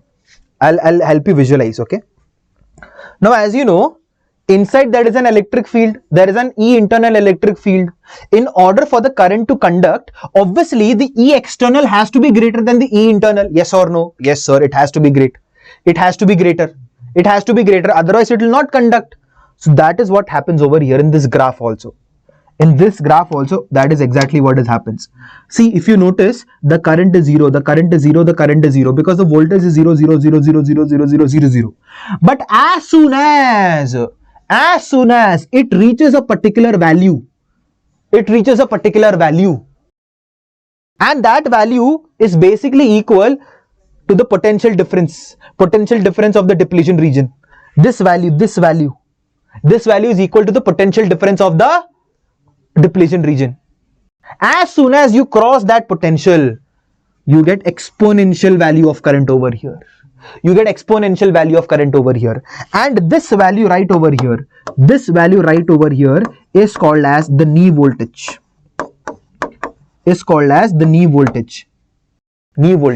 So that means for silicon, the knee voltage is 0.7 volt. That means the potential difference of the depletion region is 0.7 volt. So you have to provide much just greater than 0.7 volt. The external electric field should be much just greater than 0.7 volt. Are you all able to understand? And for germanium is 0.3 volt. So over here you are getting the value of current 0. You are getting the value of current 0, 0, 0, 0, 0, 0, 0, 0, 0. And as soon as you reach the external electric field values reaches more than the knee voltage, you get an exponential increase in current. Are you all able to understand this, people? Are you all able to understand this, people? Yes or no? Yes or no? Tell me. Clear? Now what happens in reverse biasing? What happens in reverse biasing? Very, very important. See this. I'm going to connect this thing in reverse bias. So this is P, no? This is negative, this is positive. Yes. So this is N type and this is P type. Okay, this is negative, this is positive. Negative over here, this is positive over here. Okay. Now see this. What happens? Over here, people, what happens is that you have to understand. Over here, the minority charge carriers come into play. If you notice, the direction of E external is over here, is in this direction, and the direction of the electric field also inside is also in this direction. E internal electric field is also in this direction. So this time the E external is supporting the E internal. The E internal is getting supported by E external. Arey bhai sahab. And in this diagram, in the P diagram, in the forward biasing, it was not supporting, it was opposing, and that is the reason you were getting the value of current. But in this, it is supporting. It will support. It will not allow the majority charge carriers to diffuse over here. It will not allow. Then what it will allow? It will only allow the minority charge carriers to go over here. It will only allow the minority charge carriers to go over here. And due to this, you will get a very small current called as the reverse saturation current. You will get a very small current called as the reverse saturation current, which happens due to the minority charge carriers. Are you all able to understand this? People? Yes or no? And what happens to the depletion region? Very easy to understand, people. Negative potential, positive potential. All of the holes will get attracted over here. All of the electrons would get attracted over there, and due to this, the depletion region, the thickness of the depletion region would increase. And if it would increase, obviously the potential difference would increase, and if the potential difference increases, the resistance is also very high. If you have understood this, fire in the chats. If you have understood this, fire in the chats. Come on, people.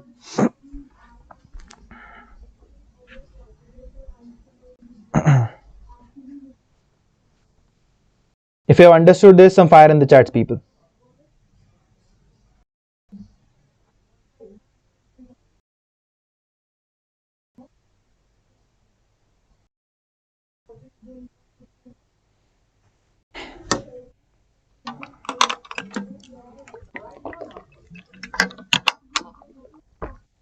Okay.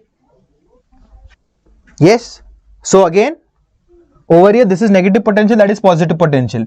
E external is supporting the E internal electric field, and due to that, the majority charge carriers cannot diffuse over here because it will get opposed. See, electrons cannot come over here. No, neither can the hole go over there. So the minority charge carriers, but they can go, and due to this, a small reverse saturation current can be expected. And the negative potential will attract all the holes over here, the positive potential will attract all the electrons over there, and due to that, the depletion region would increase and the resistance would increase. So you can definitely say that the resistance order is of kilo ohm. You get it in the order of kilo ohm. The current order is microampere. You get it in the direction of microampere. And what would be the direction of current, people? The direction of current, simple. It would be from N to P, because electrons are going from here to here and holes are going from N to P. So this would be from N to P. Over here, it was from P to N, and over here, it is from N to P. Yes or no? Understood? Okay. Now let's understand. The E external supports the E internal, which makes the moving of the majority charge carriers tough. Thickness will increase, the depletion region increases. Barrier potential difference will increase, and this leads to higher resistance.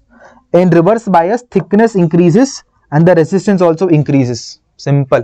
I've made it very clear. I've made it very clear. So people, this is the reverse biased IV characteristic curve. See, this is the curve that you are getting. This is the reverse saturation current. This is the reverse saturation current that you are getting due to the minority charge carriers. Now what is this, sir? I'll explain it. Don't worry, I'll explain it. What is this waterfall kind of thing, or what is this breakdown that we are getting? I'll explain it. Don't worry. But this value is the reverse saturation current due to the minority charge carriers. Are you all able to understand this? And this is just microamperes. Okay, clear? Thick. Question for you all. Yeah, what is the question? Out of which one of the following is a forward bias diode? This is your question. This is your question. So forward bias diode. What is a forward bias diode? P junction should be connected to the higher potential. N junction should be connected to the lower potential. So see, let's see this. This is P. This is N. Is this a forward? Is this a forward? Let's see what is a forward one. Which one is a forward bias diode? See, this is wrong because see, the N side has a higher potential and the P side has lower potential. This is wrong. Okay. This is also wrong because the P side has negative potential and this has lower potential. Hai na? This is minus 4 volt P side and minus 2 volt in the N side. This is also wrong. This is also wrong. Over here, see this, people. P side has 0 volt and N side has minus 3 volt. Yes, this is forward bias. This is forward bias. Over here, this is also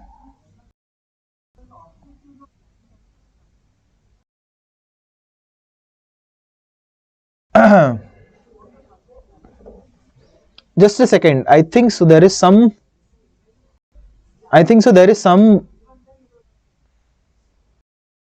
See this. Over here also, this is P and this is N. The P side has lower potential and the N side has higher potential. That is the reason this is in reverse bias. This is also wrong. Are you all able to understand this? Are you all able to understand? You do not have to look into the sign. You have to see where is the higher potential and where is the lower potential. That's how you have to look. So if you notice over here, this is P, this is N. P side has 2 volt, N side has 5 volt. This is lower potential, this is higher potential. That is the reason this is in reverse bias. But over here, this is P side, this is N side. P side has 0 volt, N side has minus 3 volt. This is in forward bias. Are you all able to understand? Are you all able to understand? Yes or no? That's what I'm saying. That's what I'm saying. That's what I'm saying. See this. This is P side, this is N side. You have to look the higher potential. 2 is at a lower potential. 5 is at a higher potential. 5 is at a higher potential. No, so N cannot have higher potential. N cannot have higher potential. Are you all able to understand this? That is the reason this is in reverse bias. This is in reverse bias, not in forward bias. This is in forward bias. N does not mean that it has to have a negative value. No. You have to compare the potentials. You have to compare the potentials. For example, if I say something like this, okay, this is minus 6 volt and this is minus 10 volt. This is also in forward bias. This is also in forward bias. See, because P side has minus 6 and N side is minus 10. This is negative potential. This is more negative potential. This is higher potential. P side should be connected to the higher potential, N side to the lower potential. This is also in forward bias. Are you all able to get me? Yes? Okay.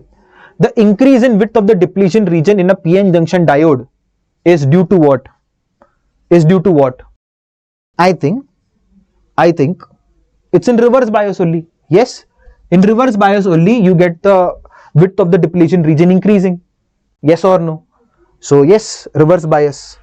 Next, barrier potential of a PN junction diode does not depend upon what? This is a very important thing, people. This is actually a theory and a question. So what does barrier potential depend upon? You have to understand barrier potential depends upon the temperature. It depends upon the temperature. Okay, it depends upon the temperature. It also depends upon which biasing you're doing. Okay, which biasing you are doing. And third, it also depends upon the doping. It also depends upon the doping, but it is not dependent upon the diode of the design of the diode. It is not dependent upon the design of the diode. It is only dependent upon the temperature, the type of biasing, and also the doping. Okay.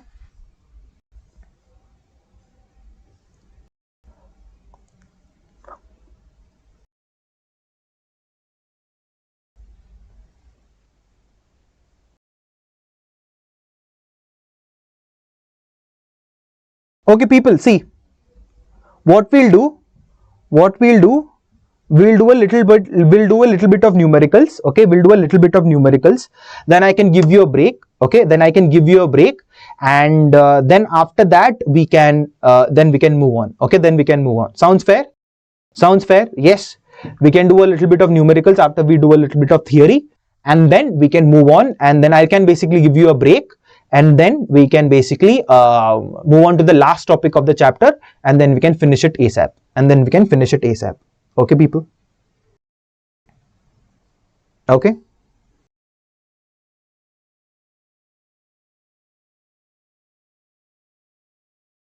Yeah. Okay, just some more theory, and then we'll do a little bit of numericals, and then what we'll do, I'll give you a break. Okay? Yeah. Dynamic resistance. Okay, what is dynamic resistance? People, we have already seen this in Ohm's law. That this is I and this is V. Okay, and over here you have to understand that I by V, है ना, that I divided by V gives you 1 by R, है ना, gives you 1 by R, and this is basically the slope, है ना. This is basically Ohm's law. Yes or no? More 2 or 3 hours, है ना. I by V is basically 1 by R, which is equal to the slope, है ना, and this is basically called as the resistance for Ohm's law. But over here, people, if you all notice, see what is happening.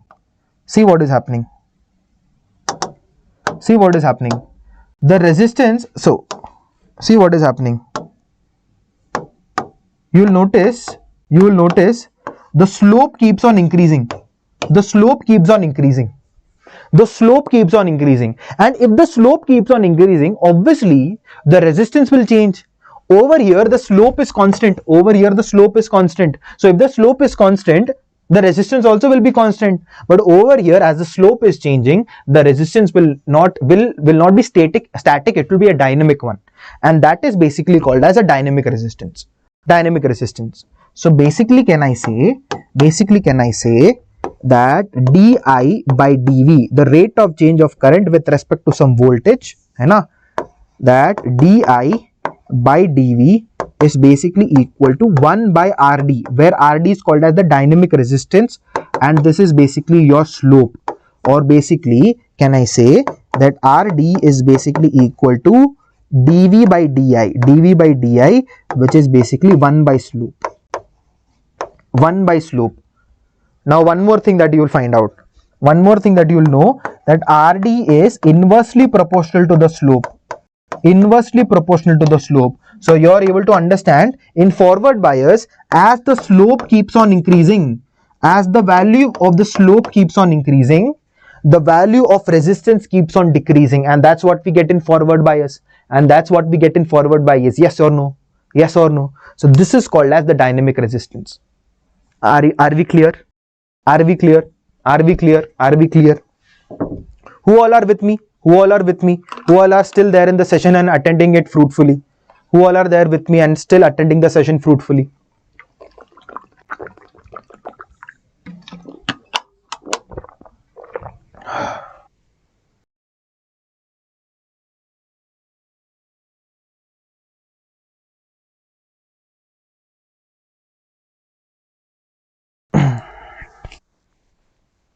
Okay.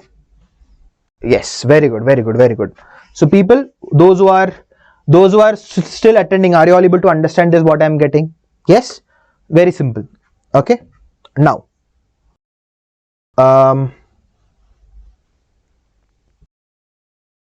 so this is the IV characteristics, people. So as we all know, in forward bias, the current would be 0, 0, 0, 0. It would be very less, because the E external is still less than the E internal. But as soon as the E external is greater than the E internal, you would get an exponential increase over here. That is what we are getting in forward bias. Over here, you are getting reverse saturation current due to the minority charge carriers. Yes or no? Minority charge carriers, and up to a certain value, you will get a saturation current, reverse saturation current, and then you get a very big value of current. Now, what is this? We'll come to know. Okay, people. Now there are some differences that I've written over here. Now because you're also preparing for your board exams, that is the reason I've also given this. Okay, so I've given a table in which you can basically differentiate between the forward bias and the reverse bias also. So this is forward bias, reverse bias. This is the diagram. In forward bias, the potential barrier reduces. Over here, it increases. The width of the depletion decreases in forward bias. Over here, it increases. PN junction, it provides very small resistance. Reverse bias, it provides very much high resistance. In forward bias, current flows in the circuit. Over here, reverse current flows in the circuit. Over here, the order of the current is milliamperes. Over here, it is microamperes. Yes or no? I've already given it. Okay, I've given all of them. This is the curve that you can draw. Yes, people, everything I've given. Okay, everything I've given. Okay, don't worry about it. Now let's talk about ideal diode and non-ideal diode. Okay, people, see this. In ideal diode, see this information is required for you to solve numericals. This information is required for you to solve numericals. If the ideal diode, in ideal diode, if this is connected in forward bias, if this is connected in forward bias, you can basically replace the diode with the help of a short wire. You can basically short it. You can basically replace it with short wire. Are you able to understand this? Are you able to understand this? But in the case of reverse bias, in the case of reverse bias,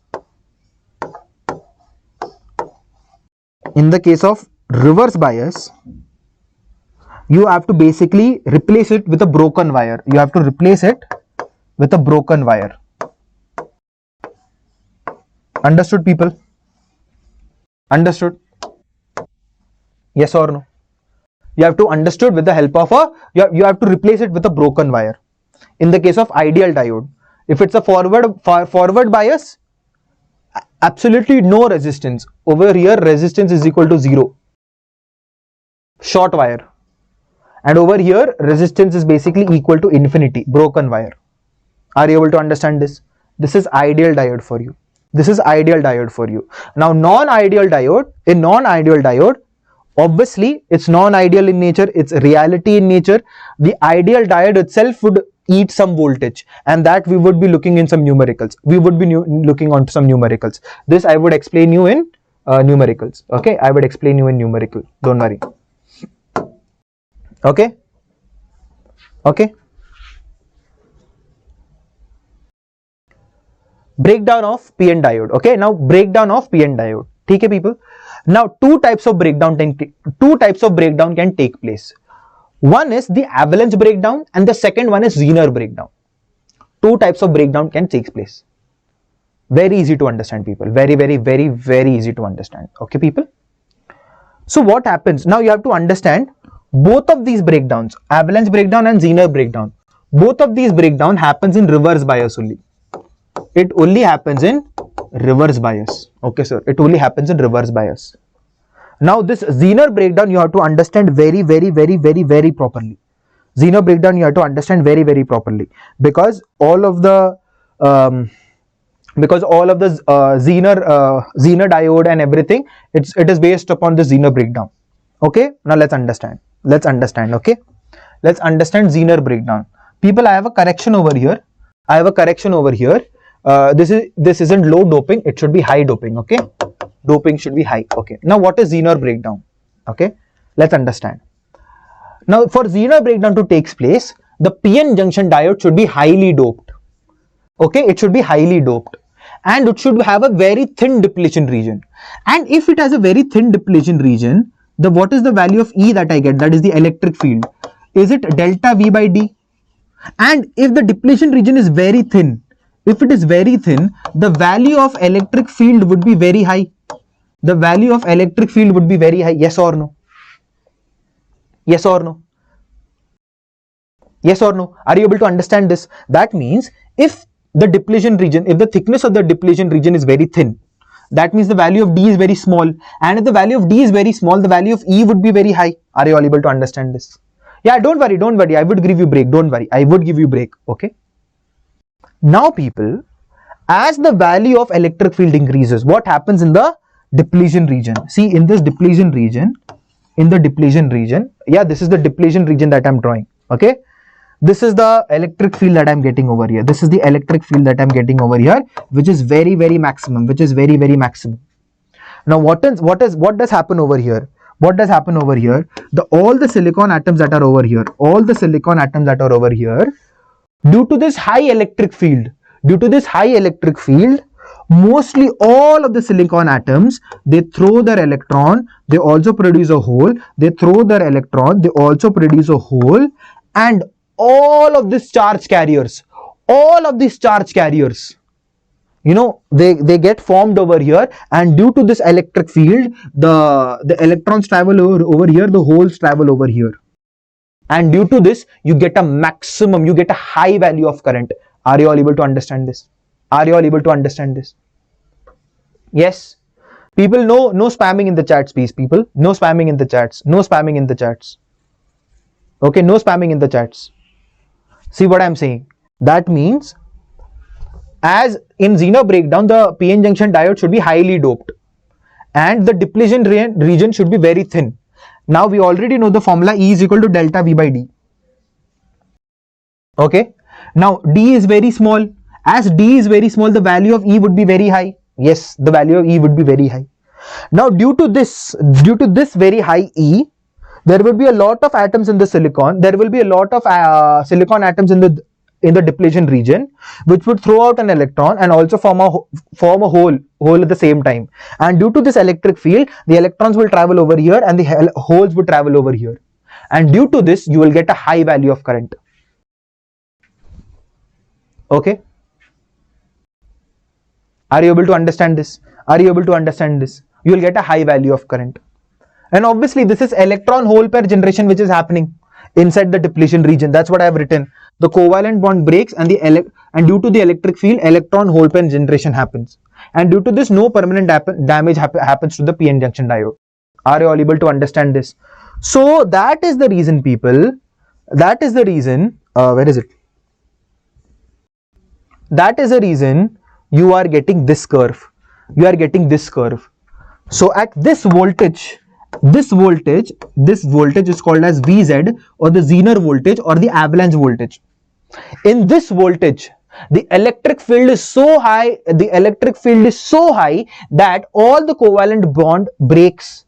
All the silicon atoms, the covalent bond breaks in the depletion region. You get a multitude of charge carriers, you get a multitude of electrons, you get a multitude of holes, and they give you this current. This is called as the Zener breakdown or the avalanche breakdown, and you get a maximum value of current over here. Are you all able to understand this? Yes or no?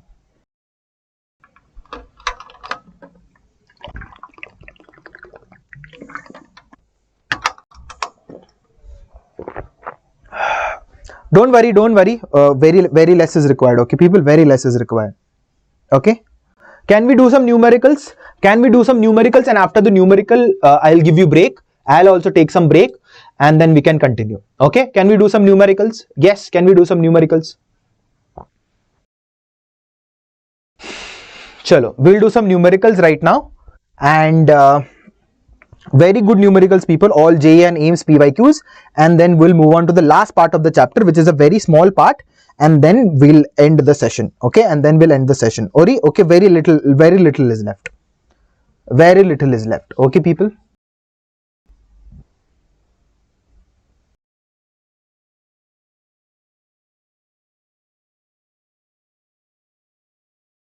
First numerical, 2001.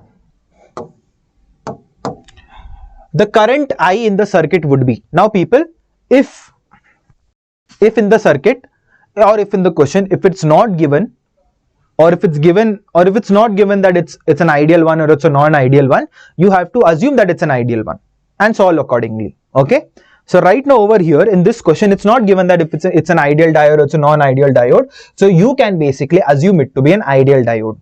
So you already know you have to replace the forward bias with a straight wire, the reverse bias with a broken wire. Yes or no? Simple. So see this. This is positive potential, this is negative potential. Yes, sir. Because of that, this PN junction diode is in forward bias. Yes, sir. But due to that, this PN junction diode is in reverse bias. Are you all able to understand this? Yes or no? Yes, sir. Now due to this whole arm gets deleted. No current will flow in that arm. the current will only flow in this direction. The current will only flow in this direction. So the equivalent circuit would be something like this.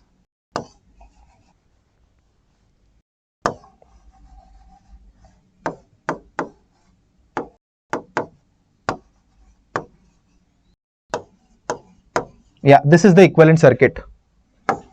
This is the equivalent circuit. Yes or no? Simple Ohm's law. I is basically equal to delta V by R. What is the potential difference? 5 volt. Resistance 20 and 30 in series, so that is 50. So 5 by 50 is your answer. Option B. 5 by 50 ampere is your answer. Clear? Yes or no?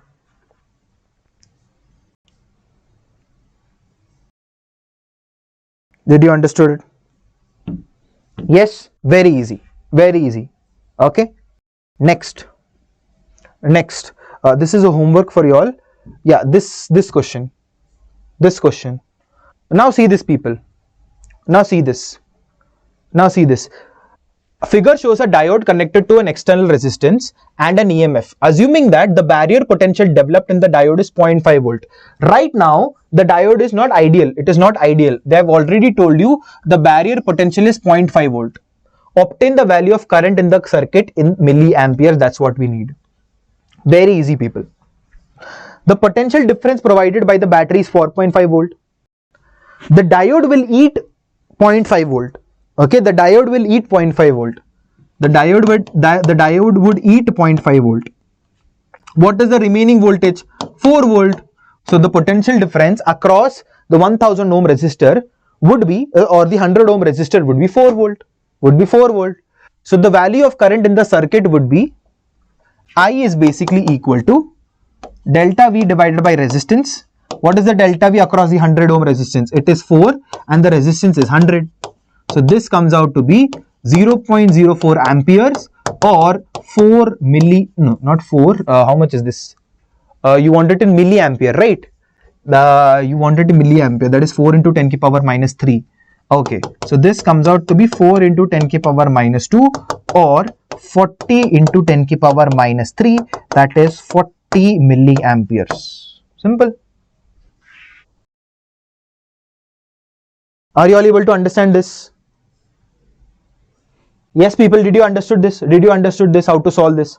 So I've solved two types. One is the ideal one and this is the non-ideal one. One is the ideal one and this is the non-ideal one. Yes or no?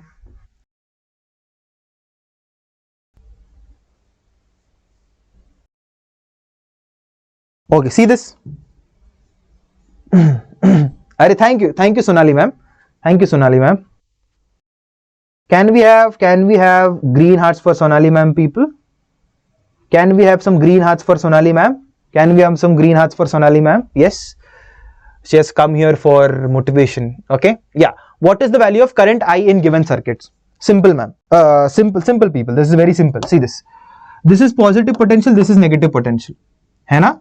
Now if you notice over here, positive, this is N and this is P. If you notice, this is in reverse bias. This is not in forward bias. So you can basically eliminate this whole arm over here. So the current would flow only in this direction. This is the direction of current. Are you all able to understand this? Yes or no? Simple. Right now you need to find out the value of I, right? So if this is the value, this is the circuit, if this is the new circuit, it's very easy. 10 and 10 are in series and the potential difference is V, that is 20. So I is basically equal to delta V by R. Delta V comes out to be 20 and R comes out to be 10 plus 10, that is 1 ampere. 1 ampere. Clear, people? Is this absolutely clear? Absolutely clear, yes or no? Okay, now moving ahead. This is a very good case for ideal diode. See this value of I in the given circuit. If you all notice, this is 2.7 volt. This is plus, this is negative over here. If you all notice, silicon PN junction diode is in forward bias and this is in reverse bias. So this basically you can eliminate totally. You can eliminate totally. है ना? So the current would travel only in this direction. Only in this direction. That is the circuit. So you can basically say out of the 2.7 volt, out of the 2.7 volt, 0.7 volt has been eaten by silicon. Has been eaten by silicon. Then 2 volts. So obviously you can say 2 volts will be the potential difference across the 1 kilo ohm resistor. So again I is basically equal to delta V by R. What is the delta V? Delta V is 2, R is basically 1 kilo ohm or 2000 amperes. Sorry, 2000 ohms. So this comes out to be 2 milliampere. That is your current. That is your current. Clear? Yes, NCERT read karna hai. Yes, you have to read the NCERT. You have to read the NCERT. Okay? You have to read the NCERT. Yes, lost 4 volt, lost 0.7 volt over there. Okay? Very good. Now this one, people. This one. This is a good question. Many people get confused over here. Many people get confused over here. How to do this question? Very easy. See this. This is grounded, so this is also at 0 volt. This is also grounded, this is also at 0 volt. है ना? This is also at 0 volt. So basically both of them are at same potential. If both of them are same potential, basically I can join them. I can basically join them. And if I basically join them, what I'll get? I'll get something like this. This is 1 volt battery. This is 3 volt battery. This is 3 volt battery along with a PN junction diode and a resistor of 200 ohm or 200 ohm. Now if you all notice, 3 volt and 1 volt, this together makes 2 volt. And this together makes 2 volt. Yes or no? Yes, sir. This together makes 2 volt. So this becomes 2 volt, something like this. This is 2 volt. Now if you all notice, this is positive terminal and negative terminal. This is P, this is N. So this behaves like a short wire. This behaves like a short wire. So what happens over here? This happens something like this. This is 200 ohm resistor and a 2 volt battery is connected over here. So what will be the I? I will be delta V by R. The potential difference is 2. The resistance is 200. This becomes 1 by 100 or 0.01 ampere. Yes or no? Not 4 volt. It would be 3 volt. Naveen, it would be 3 volt. It would be 3 volt. When it would be 4 volt? It would be 4 volt when it would have been something like this. This is 1 volt and this is 3 volt. When it is in series, when it is in the same order. But over here it is not in same order. It is connected something like this. It's not in same order. That is the reason you have to do minus over here. You have to do minus over here. That is the reason it's 2 volt. Okay. Now, last question, people. Last question, and after that I'll give you break. Last question, then after that I'll give you break. Okay.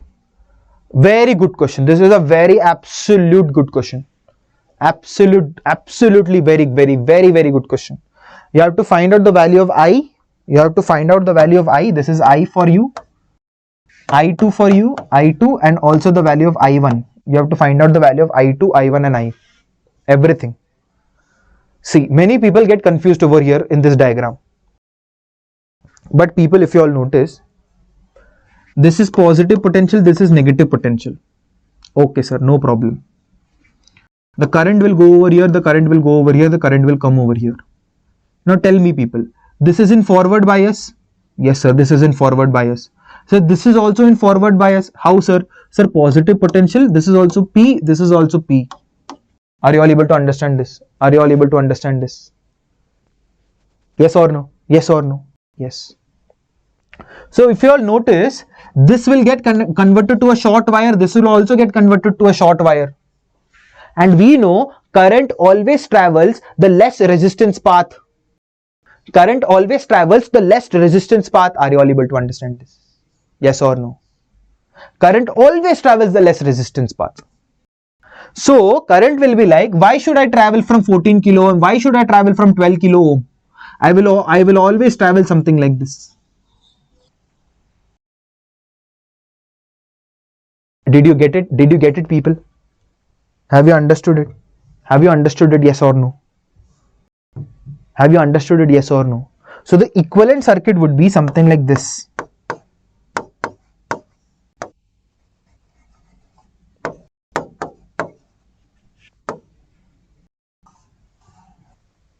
Yeah, something like this. Yes or no? Did you understood this? This is also forward bias, so short wire. This is also forward bias, short wire. So why would current travel through 14 kilo ohm, 12 kilo ohm resistor and everything? It will travel through the easier path, no resistor path. So this is the equivalent one. So I is basically delta V by R. Delta V is basically 10 and this is 2 kilo ohm. So this becomes 5 milliampere. Yeah, 5 milliampere is your answer. 5 milliampere. So I is 5 milliampere. 5 milliampere. I2 is also 5 milliampere. But I1 is 0.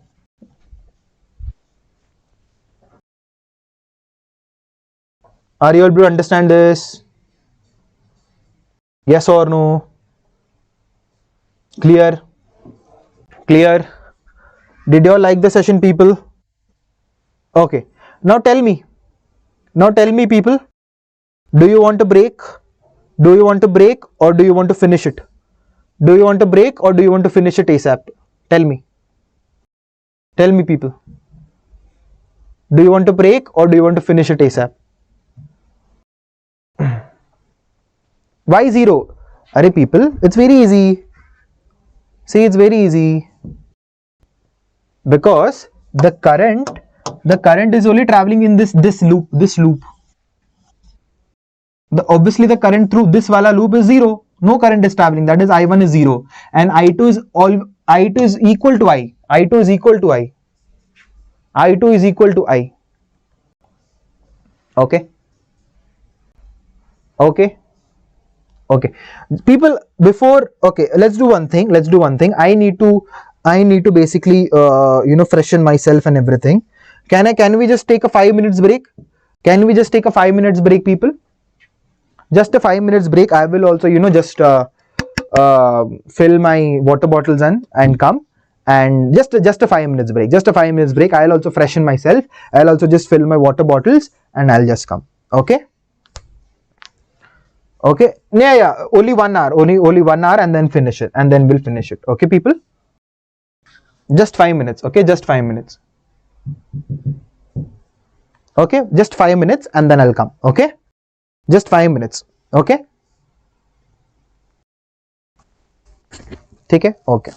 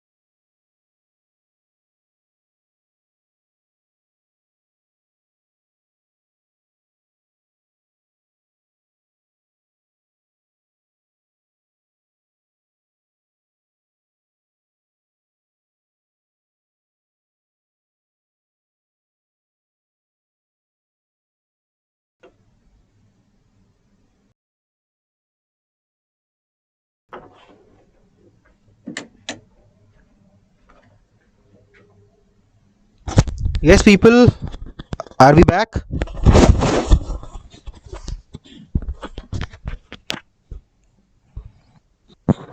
Are we back? Are we back? Are we back? Are we back?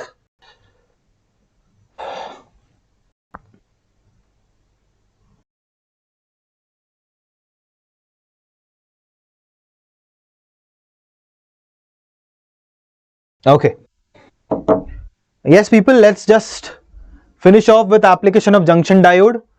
Only three topics are remaining: rectifier, Zener diode, and optoelectronic devices. That's it. These are the only three topics which are remaining, and the rest, everything is completed. Okay. Can we move ahead, people? Yeah. Only three topics are left. Okay. Only three. Chaliye. Let's finish it quickly. Let's finish it quickly. Okay. Applications of junction diode, rectifier, Zener diode, and optoelectronic junction devices. That's what we need to complete. Okay. First of all, what is a rectifier? First of all, what is a rectifier? A rectifier is a device which converts AC voltage or AC current into DC. That is called a rectifier. Okay, yeah, that is exactly called as a rectifier. Just give me 1 hour and we'll complete everything off. Okay, we'll complete everything. Okay, so what exactly is a rectifier? It is a device which is used to convert alternating current into direct current. So if you know, in alternating current, it changes direction in every equal interval of time. It changes direction in every equal interval of time. Sometimes it's positive, sometimes it's negative. Sometimes it's positive, sometimes it's negative. Sometimes it's positive, sometimes it's negative. But rectifier is a device which converts this AC voltage into DC current. Same direction, plus, plus, plus, plus, plus, and plus. This is basically called as a rectifier. There are two types of rectifier which are available: half wave and full wave rectifiers. We are going to study both of them. Okay, let's start. What is a half wave rectifier? Now, as you can see, half wave rectifier only rectifies half the input. It only rectifies half the input. Now, people, this is basically a transformer. Okay, what you see over here is basically a transformer. Okay, this is basically a transformer.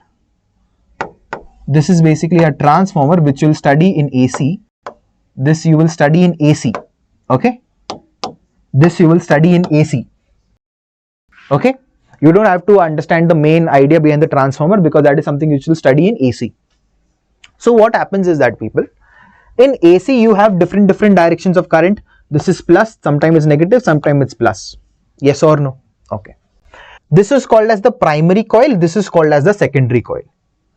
Okay. Sometimes this is at positive, this is at negative. And because of mutual induction, this is at positive, this is also at negative. Now, people, see this.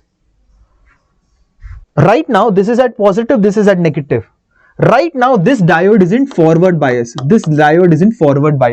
And that is the reason it is allowing this current. So this positive, it gets allowed, and obviously it is allowing this current to go. Now what happens when it changes direction? What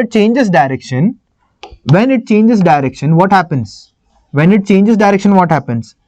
This becomes negative, this becomes positive. This becomes negative, this becomes positive. Are you all able to understand this?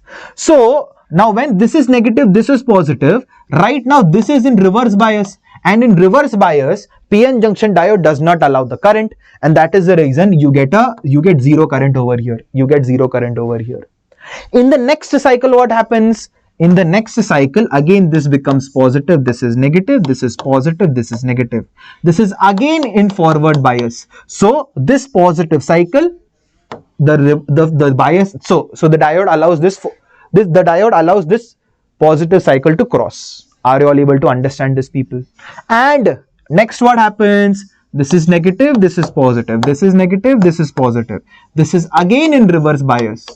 So the next cycle is negative, it does not allow the negative cycle, and hence you get a zero value. So this has been rectified.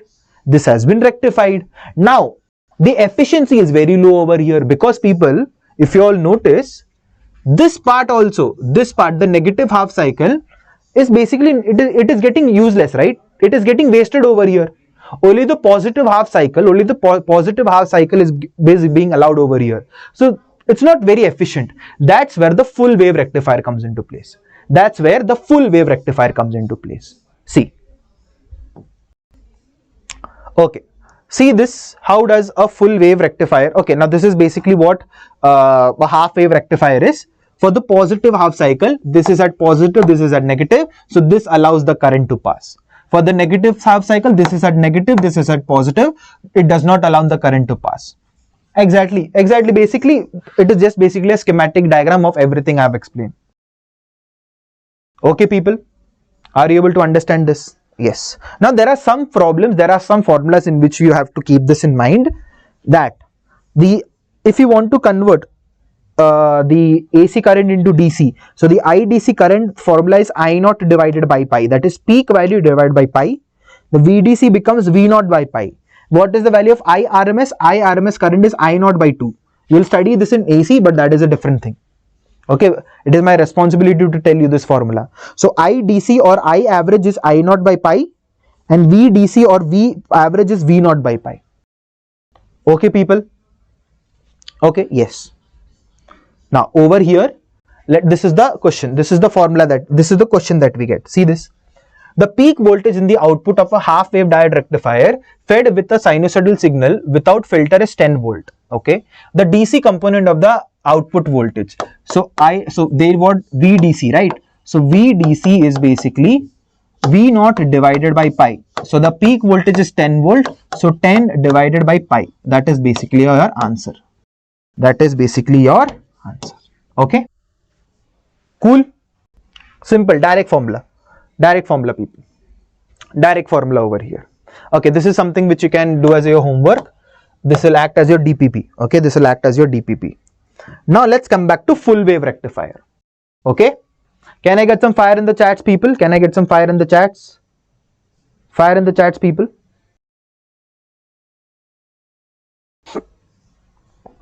Fire in the chats if you have understood half wave rectifier.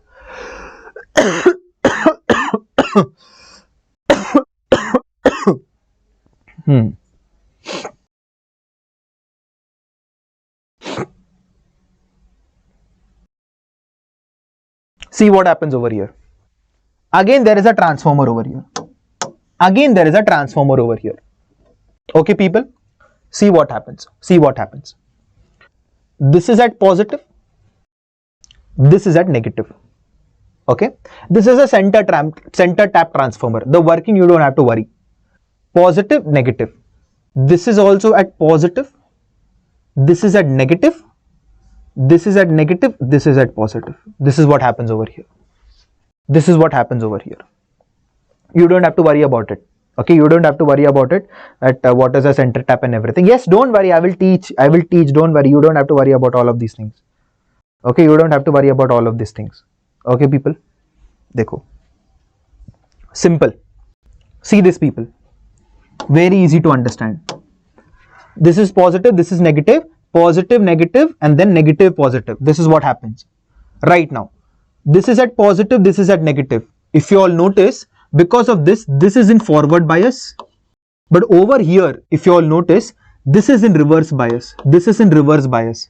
So the current would only flow in this. The current would only flow in this branch. The current would only flow in this branch. Are you all able to understand? Are you all able to understand people? Yes or no? Next, in the next cycle, this is negative, this is positive. This is negative, this is positive, this is positive, and this is negative. Now if you all notice, this is reverse bias and this is in forward bias. This is in forward bias. So the current will only travel in this direction, through this and through the output. So whatever the input is, if you have to understand, just a second. Whatever the input is, be it a positive cycle or a negative cycle, it is rectifying both. It is rectifying both. Are you all able to understand it, people? Are you all able to understand this? Yes or no? Yes or no? See, if this is in forward bias, the current would travel something like this. If this is in forward bias, the current would travel something like this. So all of them is getting rectified. All of the cycle is getting rectified. Are you all able to understand this? Yes or no? Yes or no? So due to diode D1, this gets rectified. The negative half cycle gets rectified by this. This is due to D2. The positive gets rectified due to this. The negative gets rectified due to D2. And you get a rectified output over here. Yes, yes or no? Are you all able to understand this, people? So this is basically a full wave rectifier. Okay. Now, in full wave rectifier also, you have these formulas that IDC is basically 2 I naught by pi. Earlier it was in half wave, it was I naught by pi. Over here it is 2 I naught by pi. Obviously it should be double. Obviously it should be double because it is also rectifying the negative cycle also. VDC is 2 V naught by pi and IRMS is I naught by root 2. Okay. Clear? Now this is something which you don't have to study. This comes in your JEE syllabus. You don't have to study. Yes, but this is something that you have to study. What is the efficiency? The efficiency of half wave rectifier is just 40.6% because it is only rectifying half of the signal. It is only rectifying half of the signal. But in full wave rectifier, this efficiency is 81.2. The double of it. Exact double of it. It is double the efficiency because it is able to rectify all of the signal. Are you all able to understand this? It is able to rectify all of the signals. Okay.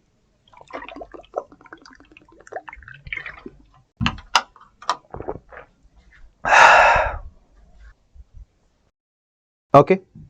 Now, there is something called as ripple frequency as well. Very important to understand. See this. This is the input frequency. Okay. For half wave rectifier, you have to understand if the input frequency is 50 Hertz, the ripple frequency also will be 50 Hertz. The ripple frequency would be the same.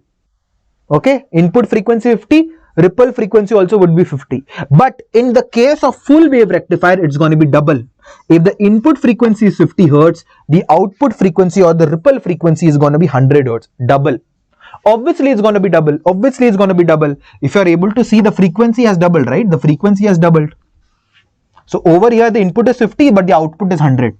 Over here, the input is 50 and the output is still 50. One point that you have to remember. One point that you have to remember over here. So over here, very, very simple. In half wave rectification, if the input frequency is 60 Hertz, the output frequency would be, for half wave rectifier, the input frequency is same as the output frequency or the ripple frequency. It is option D over here. Okay. In a full wave rectifier, the circuit is operating from 50 Hertz mains. The fundamental frequency in the ripple would be double of it. 100 Hertz would be the perfect answer. 100 Hertz would be the perfect answer. Clear? Now the most important part, people. Most important part, and then only optoelectronic devices are remaining, and then we are done. That is Zener diode as a voltage stabilizer. Can I get some fire in the chats if you understood till here? Can I get some fire in the chats if you understood till here, people? Fire in the chats if you understood till here, and then we can move on.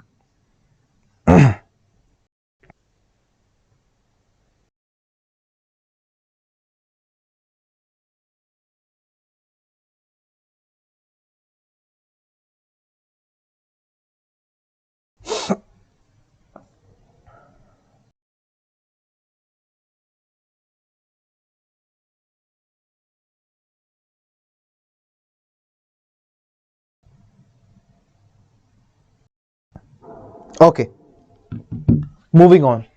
See this. What happens, people? The Zener diode as a voltage stabilizer, very important. You have to understand this only works in reverse bias. This only works in a reverse bias. Sir, why reverse bias? Because this works on the property of Zener breakdown. And in Zener breakdown, we have already noted down all the points. Sir, what is Zener breakdown, sir? Where is Zener breakdown? Where is Zener breakdown? Where is Zener breakdown? Just a second. Yes, Zener breakdown. Where is Zener breakdown? Are ha. So in Zener breakdown, you have to understand that it should be connected in reverse bias. It should be connected in reverse bias. The doping should be very high. The depletion region should be very thin. And because of this, a high electric field is produced. And because of this high electric field, all the covalent bond breaks, and you get high current value in that particular voltage. You get high current value in that particular voltage, and this voltage is called as the Zener voltage. So in Zener voltage Vz, you get high value of current over here. You get high value of current over here. Yes, sir. You get high value of current over here. So that is basically your Zener breakdown. Now, Zener voltage, Zener diode as a voltage stabilizer, Zener voltage as a voltage stabilizer also works on the concept of Zener breakdown. Okay, see this. It is a PN diode working on the concept of Zener breakdown. Now, how do you make a Zener diode? It's very easy. It's very easy. This is the P part and this is the N part. Like integration you have to do. Okay, this is Zener diode. Okay, this is Zener diode. That's how you make a Zener diode. Like integration you have to make. Okay, like integration you have to make. Okay, it should be heavily doped, and this is not thick, this is thin. Okay, thin depletion region, reverse bias, works as voltage stabilizer. It will not allow the value V to cross a certain value. Now what if we connect it in normal forward bias? Nothing. It will act as a normal PN junction diode. It will only act as a voltage stabilizer if you connect in reverse bias. Are you all able to understand this? If you connect the Zener diode in forward bias, it will act as normal PN junction diode. That's it. Normal diode. It will only work as a voltage stabilizer. It will only work as a voltage stabilizer if you connect it in reverse bias. Are you all able to get it? Now let's understand the concept behind this. People, see this. You have a voltage source over here. This is positive, this is negative. So that means this is connected in reverse bias. Okay, sir, this is connected in reverse bias. So right now, as we are increasing the voltage, no current will pass through this. As this is in reverse bias. No current is going to pass through it. All the current is going to pass through the load resistor. All the current is going to pass through the load resistor. Now this can be your fridge, this can be your TV, this can be your AC, etc. Okay. So the Zener diode is connected in reverse bias, and as you are increasing the voltage, no current will flow through it because obviously this is in reverse bias. All of the current will flow to the load resistance. Okay. Are you able to understand this? Yes. Now, as we are increasing the voltage over here, there comes a point when the voltage reaches Zener voltage. And that time, a huge load of current passes through this Zener diode. And what would be the potential difference? The potential difference would be VZ0. The potential difference would be Zener voltage over here. And as this is connected in parallel, the potential difference also will be VZ0 over here. As this is connected in parallel, the potential difference also would be VZ0 over here. So what would be the current passing through the load? Obviously it will be potential difference Vz divided by the resistance RL. This would be the current. Are you all able to understand? So it will not allow any extra voltage to pass through this load resistance, which will basically, dysfunction or malfunction the fridge, TV or the AC. Are you all able to understand this? In normal circumstance, as you are increasing the voltage, no current will pass through it. All the current will pass through RL. But once it reaches Zener voltage, a huge current is going to pass through VZ. Huge current is going to pass through the Zener diode. And the potential difference across it would be VZ0. As it is connected in parallel, the potential difference across the load resistance is going to be VZ0. And as the potential difference is VZ0, the current is going to be VZ divided by RL. The current is going to be Vz divided by RL. So it is not going to allow huge amounts of current or huge amounts of potential difference to form across the load resistance. Clear?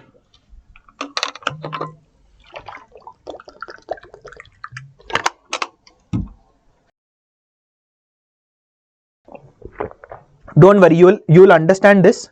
You'll understand this when I basically do a numerical. So but you have to understand this only works in reverse bias and it works on the principle of Zener breakdown. See this, for example, this one. See this one. Very easy. Very easy. It's a 2011 JE paper. Okay, 2011 JE PYQ. 2011 JE PYQ. See this. Zener diode having breakdown voltage equal to 15 volt is used in voltage regulator circuit as shown in the figure. Now what happens? See this. The input voltage is 20 volt, which is much more greater than the Zener voltage breakdown. So that means this is right now undergoing Zener breakdown. So the potential difference across this would be just 15-0. Across this load resistance would be 15-0. Sir, if the potential difference across this 1 kilo ohm is 15, what would be the potential difference across this 250 ohm? Simple, 5 volt, 5 volt. Because out of 20, 15 has been used by this. What is the remaining one? 5 volt over here. Are you all able to understand, people? Are you all able to understand? So can I basically calculate the current over here? The current would be 15 divided by 1 kilo ohm. That is basically 15 milliampere. 15 milliampere. That is the current over here. Yes or no? Yes, sir. This is the current over here. Can I calculate the current over from here? Yes, you can calculate, sir. What is going to be? It's going to be I is basically voltage is 5 and resistance is 250. So this becomes how much? 20 milliampere. 20 milliampere. So over here 20 milliampere current is getting produced. 15 milliampere is going over here and only 5 milliampere current is going to flow through the junction. Clear? No break, people, no break. I'm going to finish it as soon as possible. Okay, I'm going to finish it as soon as possible. Very little is remaining. I hope so this is understandable. So 15 volt, remaining is 5 volt. Just current the value of current and you will be able to solve it. Okay. Now coming back to optoelectronic devices. Last topic. This is the last topic, people. Last topic and then we are done. Okay, again I'll explain it. See this. Very simple. Very simple. See this.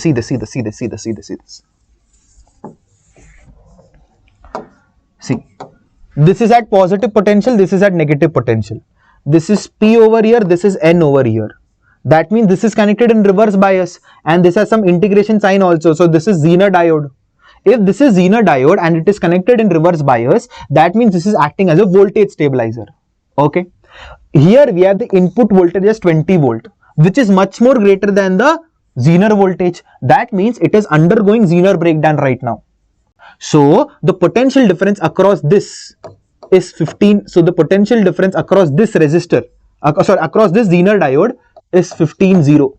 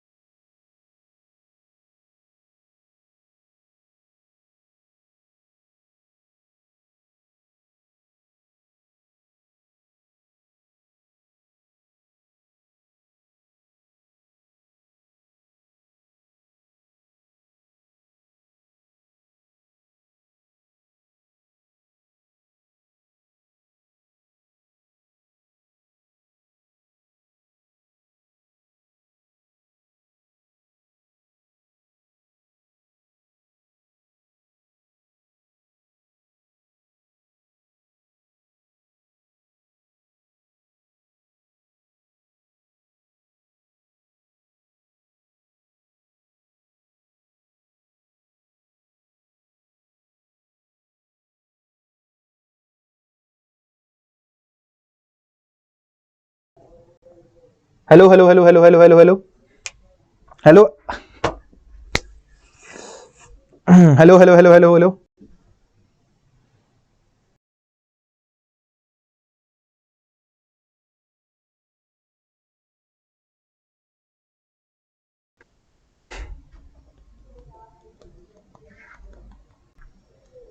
Hello.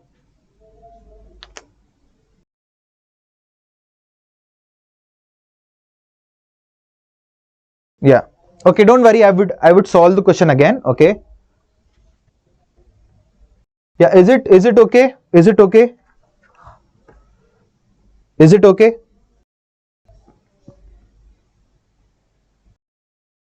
Yeah. Okay. Chalo, I would solve the question again. Don't worry. I don't know how much connectivity issues that we had. I would solve the question again. See this, people. Very easy. Okay. The input voltage is 20 volt and it is connected in reverse bias, this Zener diode. So obviously it would act as a voltage stabilizer. The Zener breakdown voltage is 15 volt. The input voltage is 20 volt. So obviously it is in breakdown stage right now. So the potential difference across this would be 15 volt. Across this, as this is in parallel, it would the potential difference across this 1 kilo ohm also would be 15 volt. So if you know the resistance, if you know the potential difference, you can calculate the current as 15 divided by 1 kilo ohm, and it comes out to be 15 milliamperes. Yes or no? It comes out to be 15 milliamperes. Similarly, out of the 20 volt, 15 volt gets eaten up by this. What is the remaining voltage? 5 volt. So 5 volt is across 250 volt. So what is the current over here across 250 volt? Potential difference is 5 volt and the resistance is 250 into 4 into 4. This comes out to be 20 milliamperes. So 20 milliampere current is coming from here. 20 milliampere current is coming from here. Okay. And out of this 20 milliampere, 15 milliampere has crossed this. So what is the current passing through this diode? Obviously it has to be 5 milliampere, no? Obviously it has to be 5 milliampere, and D is your correct answer. Yes or no, people? Yes or no? Clear? Clear? Okay. Why into 4? Just basically I wanted to ease out the calculation, no? 250 into 4 is 1000 and 5 into 4 is 20. So 20 by 1000 I can write it as 20 milliamperes. That is the reason I did it. Okay, people?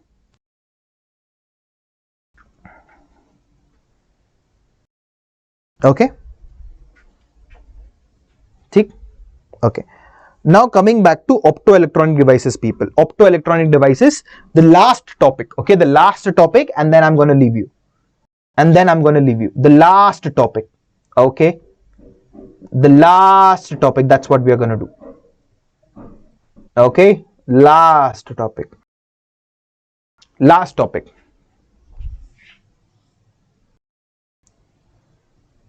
Last topic. Okay. So we are going to talk about, this is very easy, people. This is very easy. Okay. We are going to talk about photodiodes. What are photodiodes? These are the diodes which are used for detecting light. Okay. These are the diodes. These are the diodes. These are the diodes used for detecting light. Light emitting diode, just opposite. They convert electrical energy into light energy. Okay. Photovoltaic devices which convert optical radiation into electricity, basically solar cells and solar panel. Okay. Chaliye, let's start. Photodiode. Okay. Photodiode. Okay. Photodiode. What is photodiode? Photodiode is basically a diode which works under reverse bias. It works under reverse bias. No problem. So what happens? I'll tell you. See this. When no light is incident, then the reverse saturation current in the photodiode is called as dark current. So obviously, people, I've already told you, when you connect a diode in reverse bias, there is a reverse saturation current, yes or no, due to the minority charge carriers. And that current in photodiode is called as dark current. Just a different name, that's it. Just a different name, that's it. Okay. Now, the magnitude of the photocurrent depends on the intensity of incident light. That is, photocurrent is proportional to the incident light intensity. Now what happens is I'll tell you, okay. So light or photons are getting striked on this surface, are getting striked on this PN, are getting striked on this PN diode, yes or no? And these photons have energy, yes sir, these photons have energy. And because of these photons, what happens is that inside the depletion region, the silicon atoms, the electron comes out, the hole also comes out, yes or no? Because of this photon, it strikes the electron comes out, and due to this the hole also gets formed. And due to the electric field also, you are able to get a current. So this photodiode is used to detect light. So whenever you detect light over here, you are gonna get a current, and that current you can measure it using the microampere. The ammeter in the order of microampere. Is it okay? Is it clear, people? Yes or no? So this is the symbol of the photodiode. The light strikes the photodiode. So this is the symbol of the light striking, and then the light is getting converted into electricity. So you are able to realize, oh, there is light. Are you able to understand? Yes. Okay. Chaliye. Now this is the IV characteristic of a photodiode. Very important. You should basically keep this in mind, that this is basically the IV characteristic. It's very simple to understand. Greater the intensity of light, more will be the current. So over here, if you are able to note this, I4 is greater than IT, I3 is greater than I2 is greater than I1. है ना? Intensity I4 is greater than I3. So more the intensity, more the current. See, more current. I3 is less, I2 is less, and I1 is the least. Are you able to understand this? Yes, I4 being the maximum intensity, you are getting the maximum amount of light over here. Are you all able to understand this, people? Yes. So this is something which we already know. Now, this is light emitting diode. It's just the opposite, people. Just the opposite. Over here, the light emitting diode, the PN diode, is connected in forward biased, and it is a heavily doped PN junction. Now what happens is that as it is connected in forward biased, in the depletion region, all the majority charge carriers come. I've already talked about this. See, in forward bias, I've already talked about this. Where is forward bias?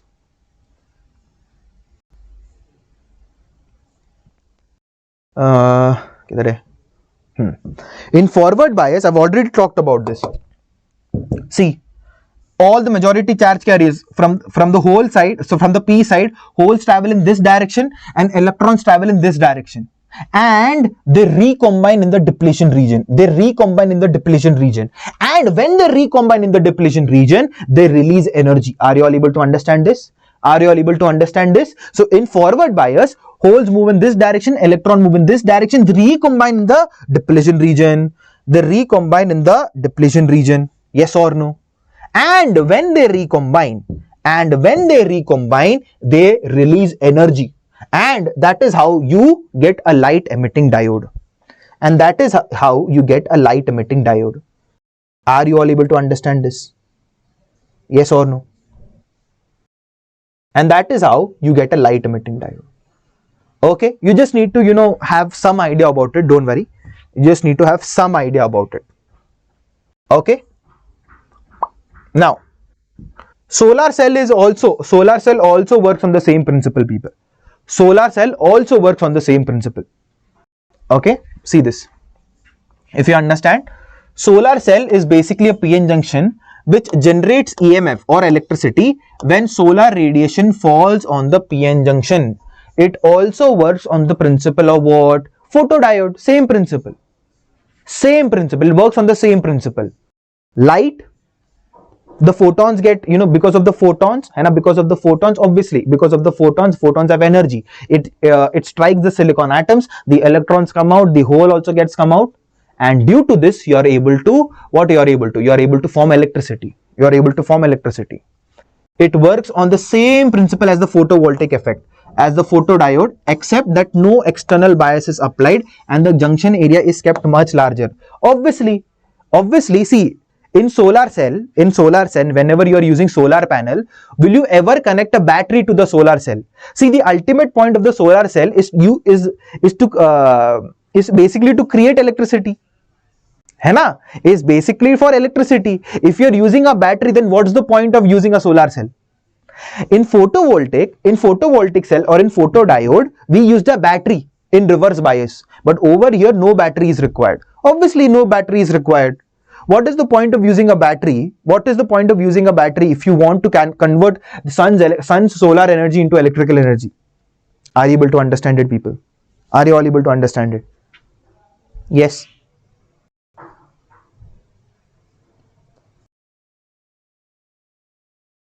Yes or no?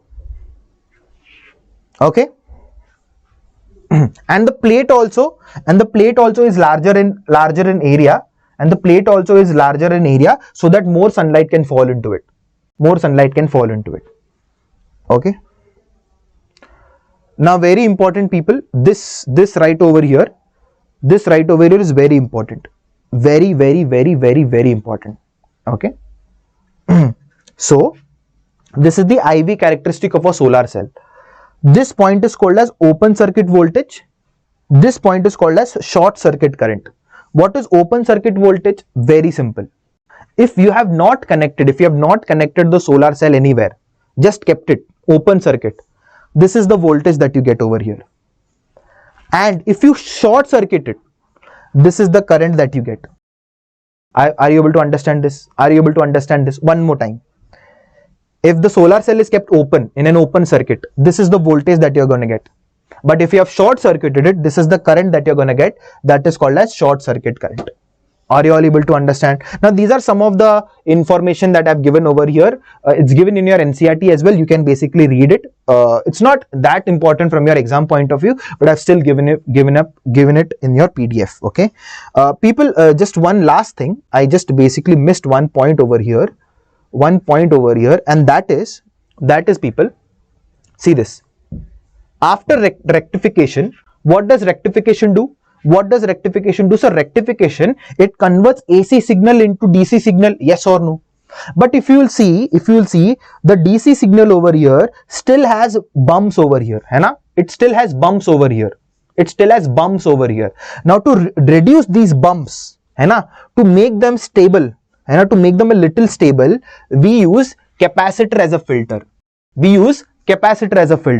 So this rectified output is passed on through a filter in which a capacitor is attached to a parallel, and a capacitor is attached as a parallel combination. So when this rectified output is given to a capacitor which acts as a filter, you get the output as a very steady current. See, you are getting it as a very steady current, right? Yes. Are you able to understand this, people? Are you able to understand this? This was one topic which I missed because of the net connection, thingy, and I'm so sorry about it. Yes.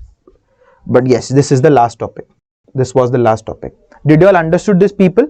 So after the rectification, see, after the rectification, you are still getting bumps, even though this is unidirectional. You want to stabilize it. How to stabilize it? Basically, pass it through a capacitor as a filter. Here, a capacitor is connected in parallel. So you pass this output, a rectified output, through this device, and then what you'll get is a very steady output over here. Okay, clear? Yes, people. Yes, and you have got, so this is, I've also provided extra questions over here for you all to practice over here, people. And you can join the Telegram channel. You can scan the Telegram channel over here to access all the notes over here. And yes, and you can also go to NEET Alchemy channel. So this is one new playlist that I'm creating over there. NEET Alchemy channel. I've already completed electric charges and fields, Newton's laws of motion, semiconductors, atoms, nuclei, kinematics, ray optics, dual nature. I've completed all NEET BYQs over there. So है ना, so you are basically, you can all go practice over there, है ना, you can go do some practice over there, you can do some question practice over there definitely, है ना. So that's it people.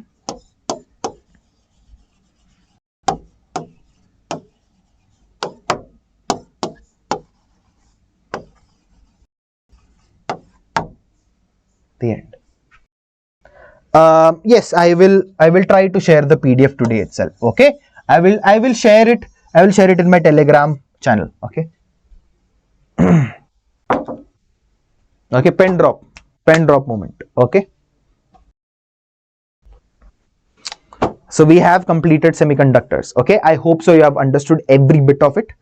Okay, I have understood every bit of it. Acha, you can all okay, so I can give you, okay, so there is one thing that you can do. Okay, there is one thing that you can do. There are one thing, where there are basically multiple things that you can do. Okay, first is that you can comment how did you like the class, है ना, you can comment down how did you like the class, about the class. Okay, second, about the class, the second thing that you can comment down, the next chapter that you want from me. Okay, the next chapter that you want from me, what chapter do you want? Do you want to start optics? Do you want to start thermal physics? Whatever chapter you want, we can start. I have no issues with it.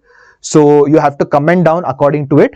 Okay, so comment down how was the class, and you can also comment the next chapter. What do you want? Do you want optics? Do you want thermal physics or anything? है ना, depending upon that. Okay. Okay, people. Depending on that, I would prepare your lectures. Okay, people. So that's it, people. That's it from my side. Okay. Okay. Yeah, that's it from my side, people. So this is Jonathan Matthew signing off. Okay, signing off from NEET English. I'll meet you very soon. With another academic class. Till then, sayonara. Take care. Love you all. Bye bye. Do comment and do like the class. Okay. Chale, bye bye. Okay. Bye bye. Take care.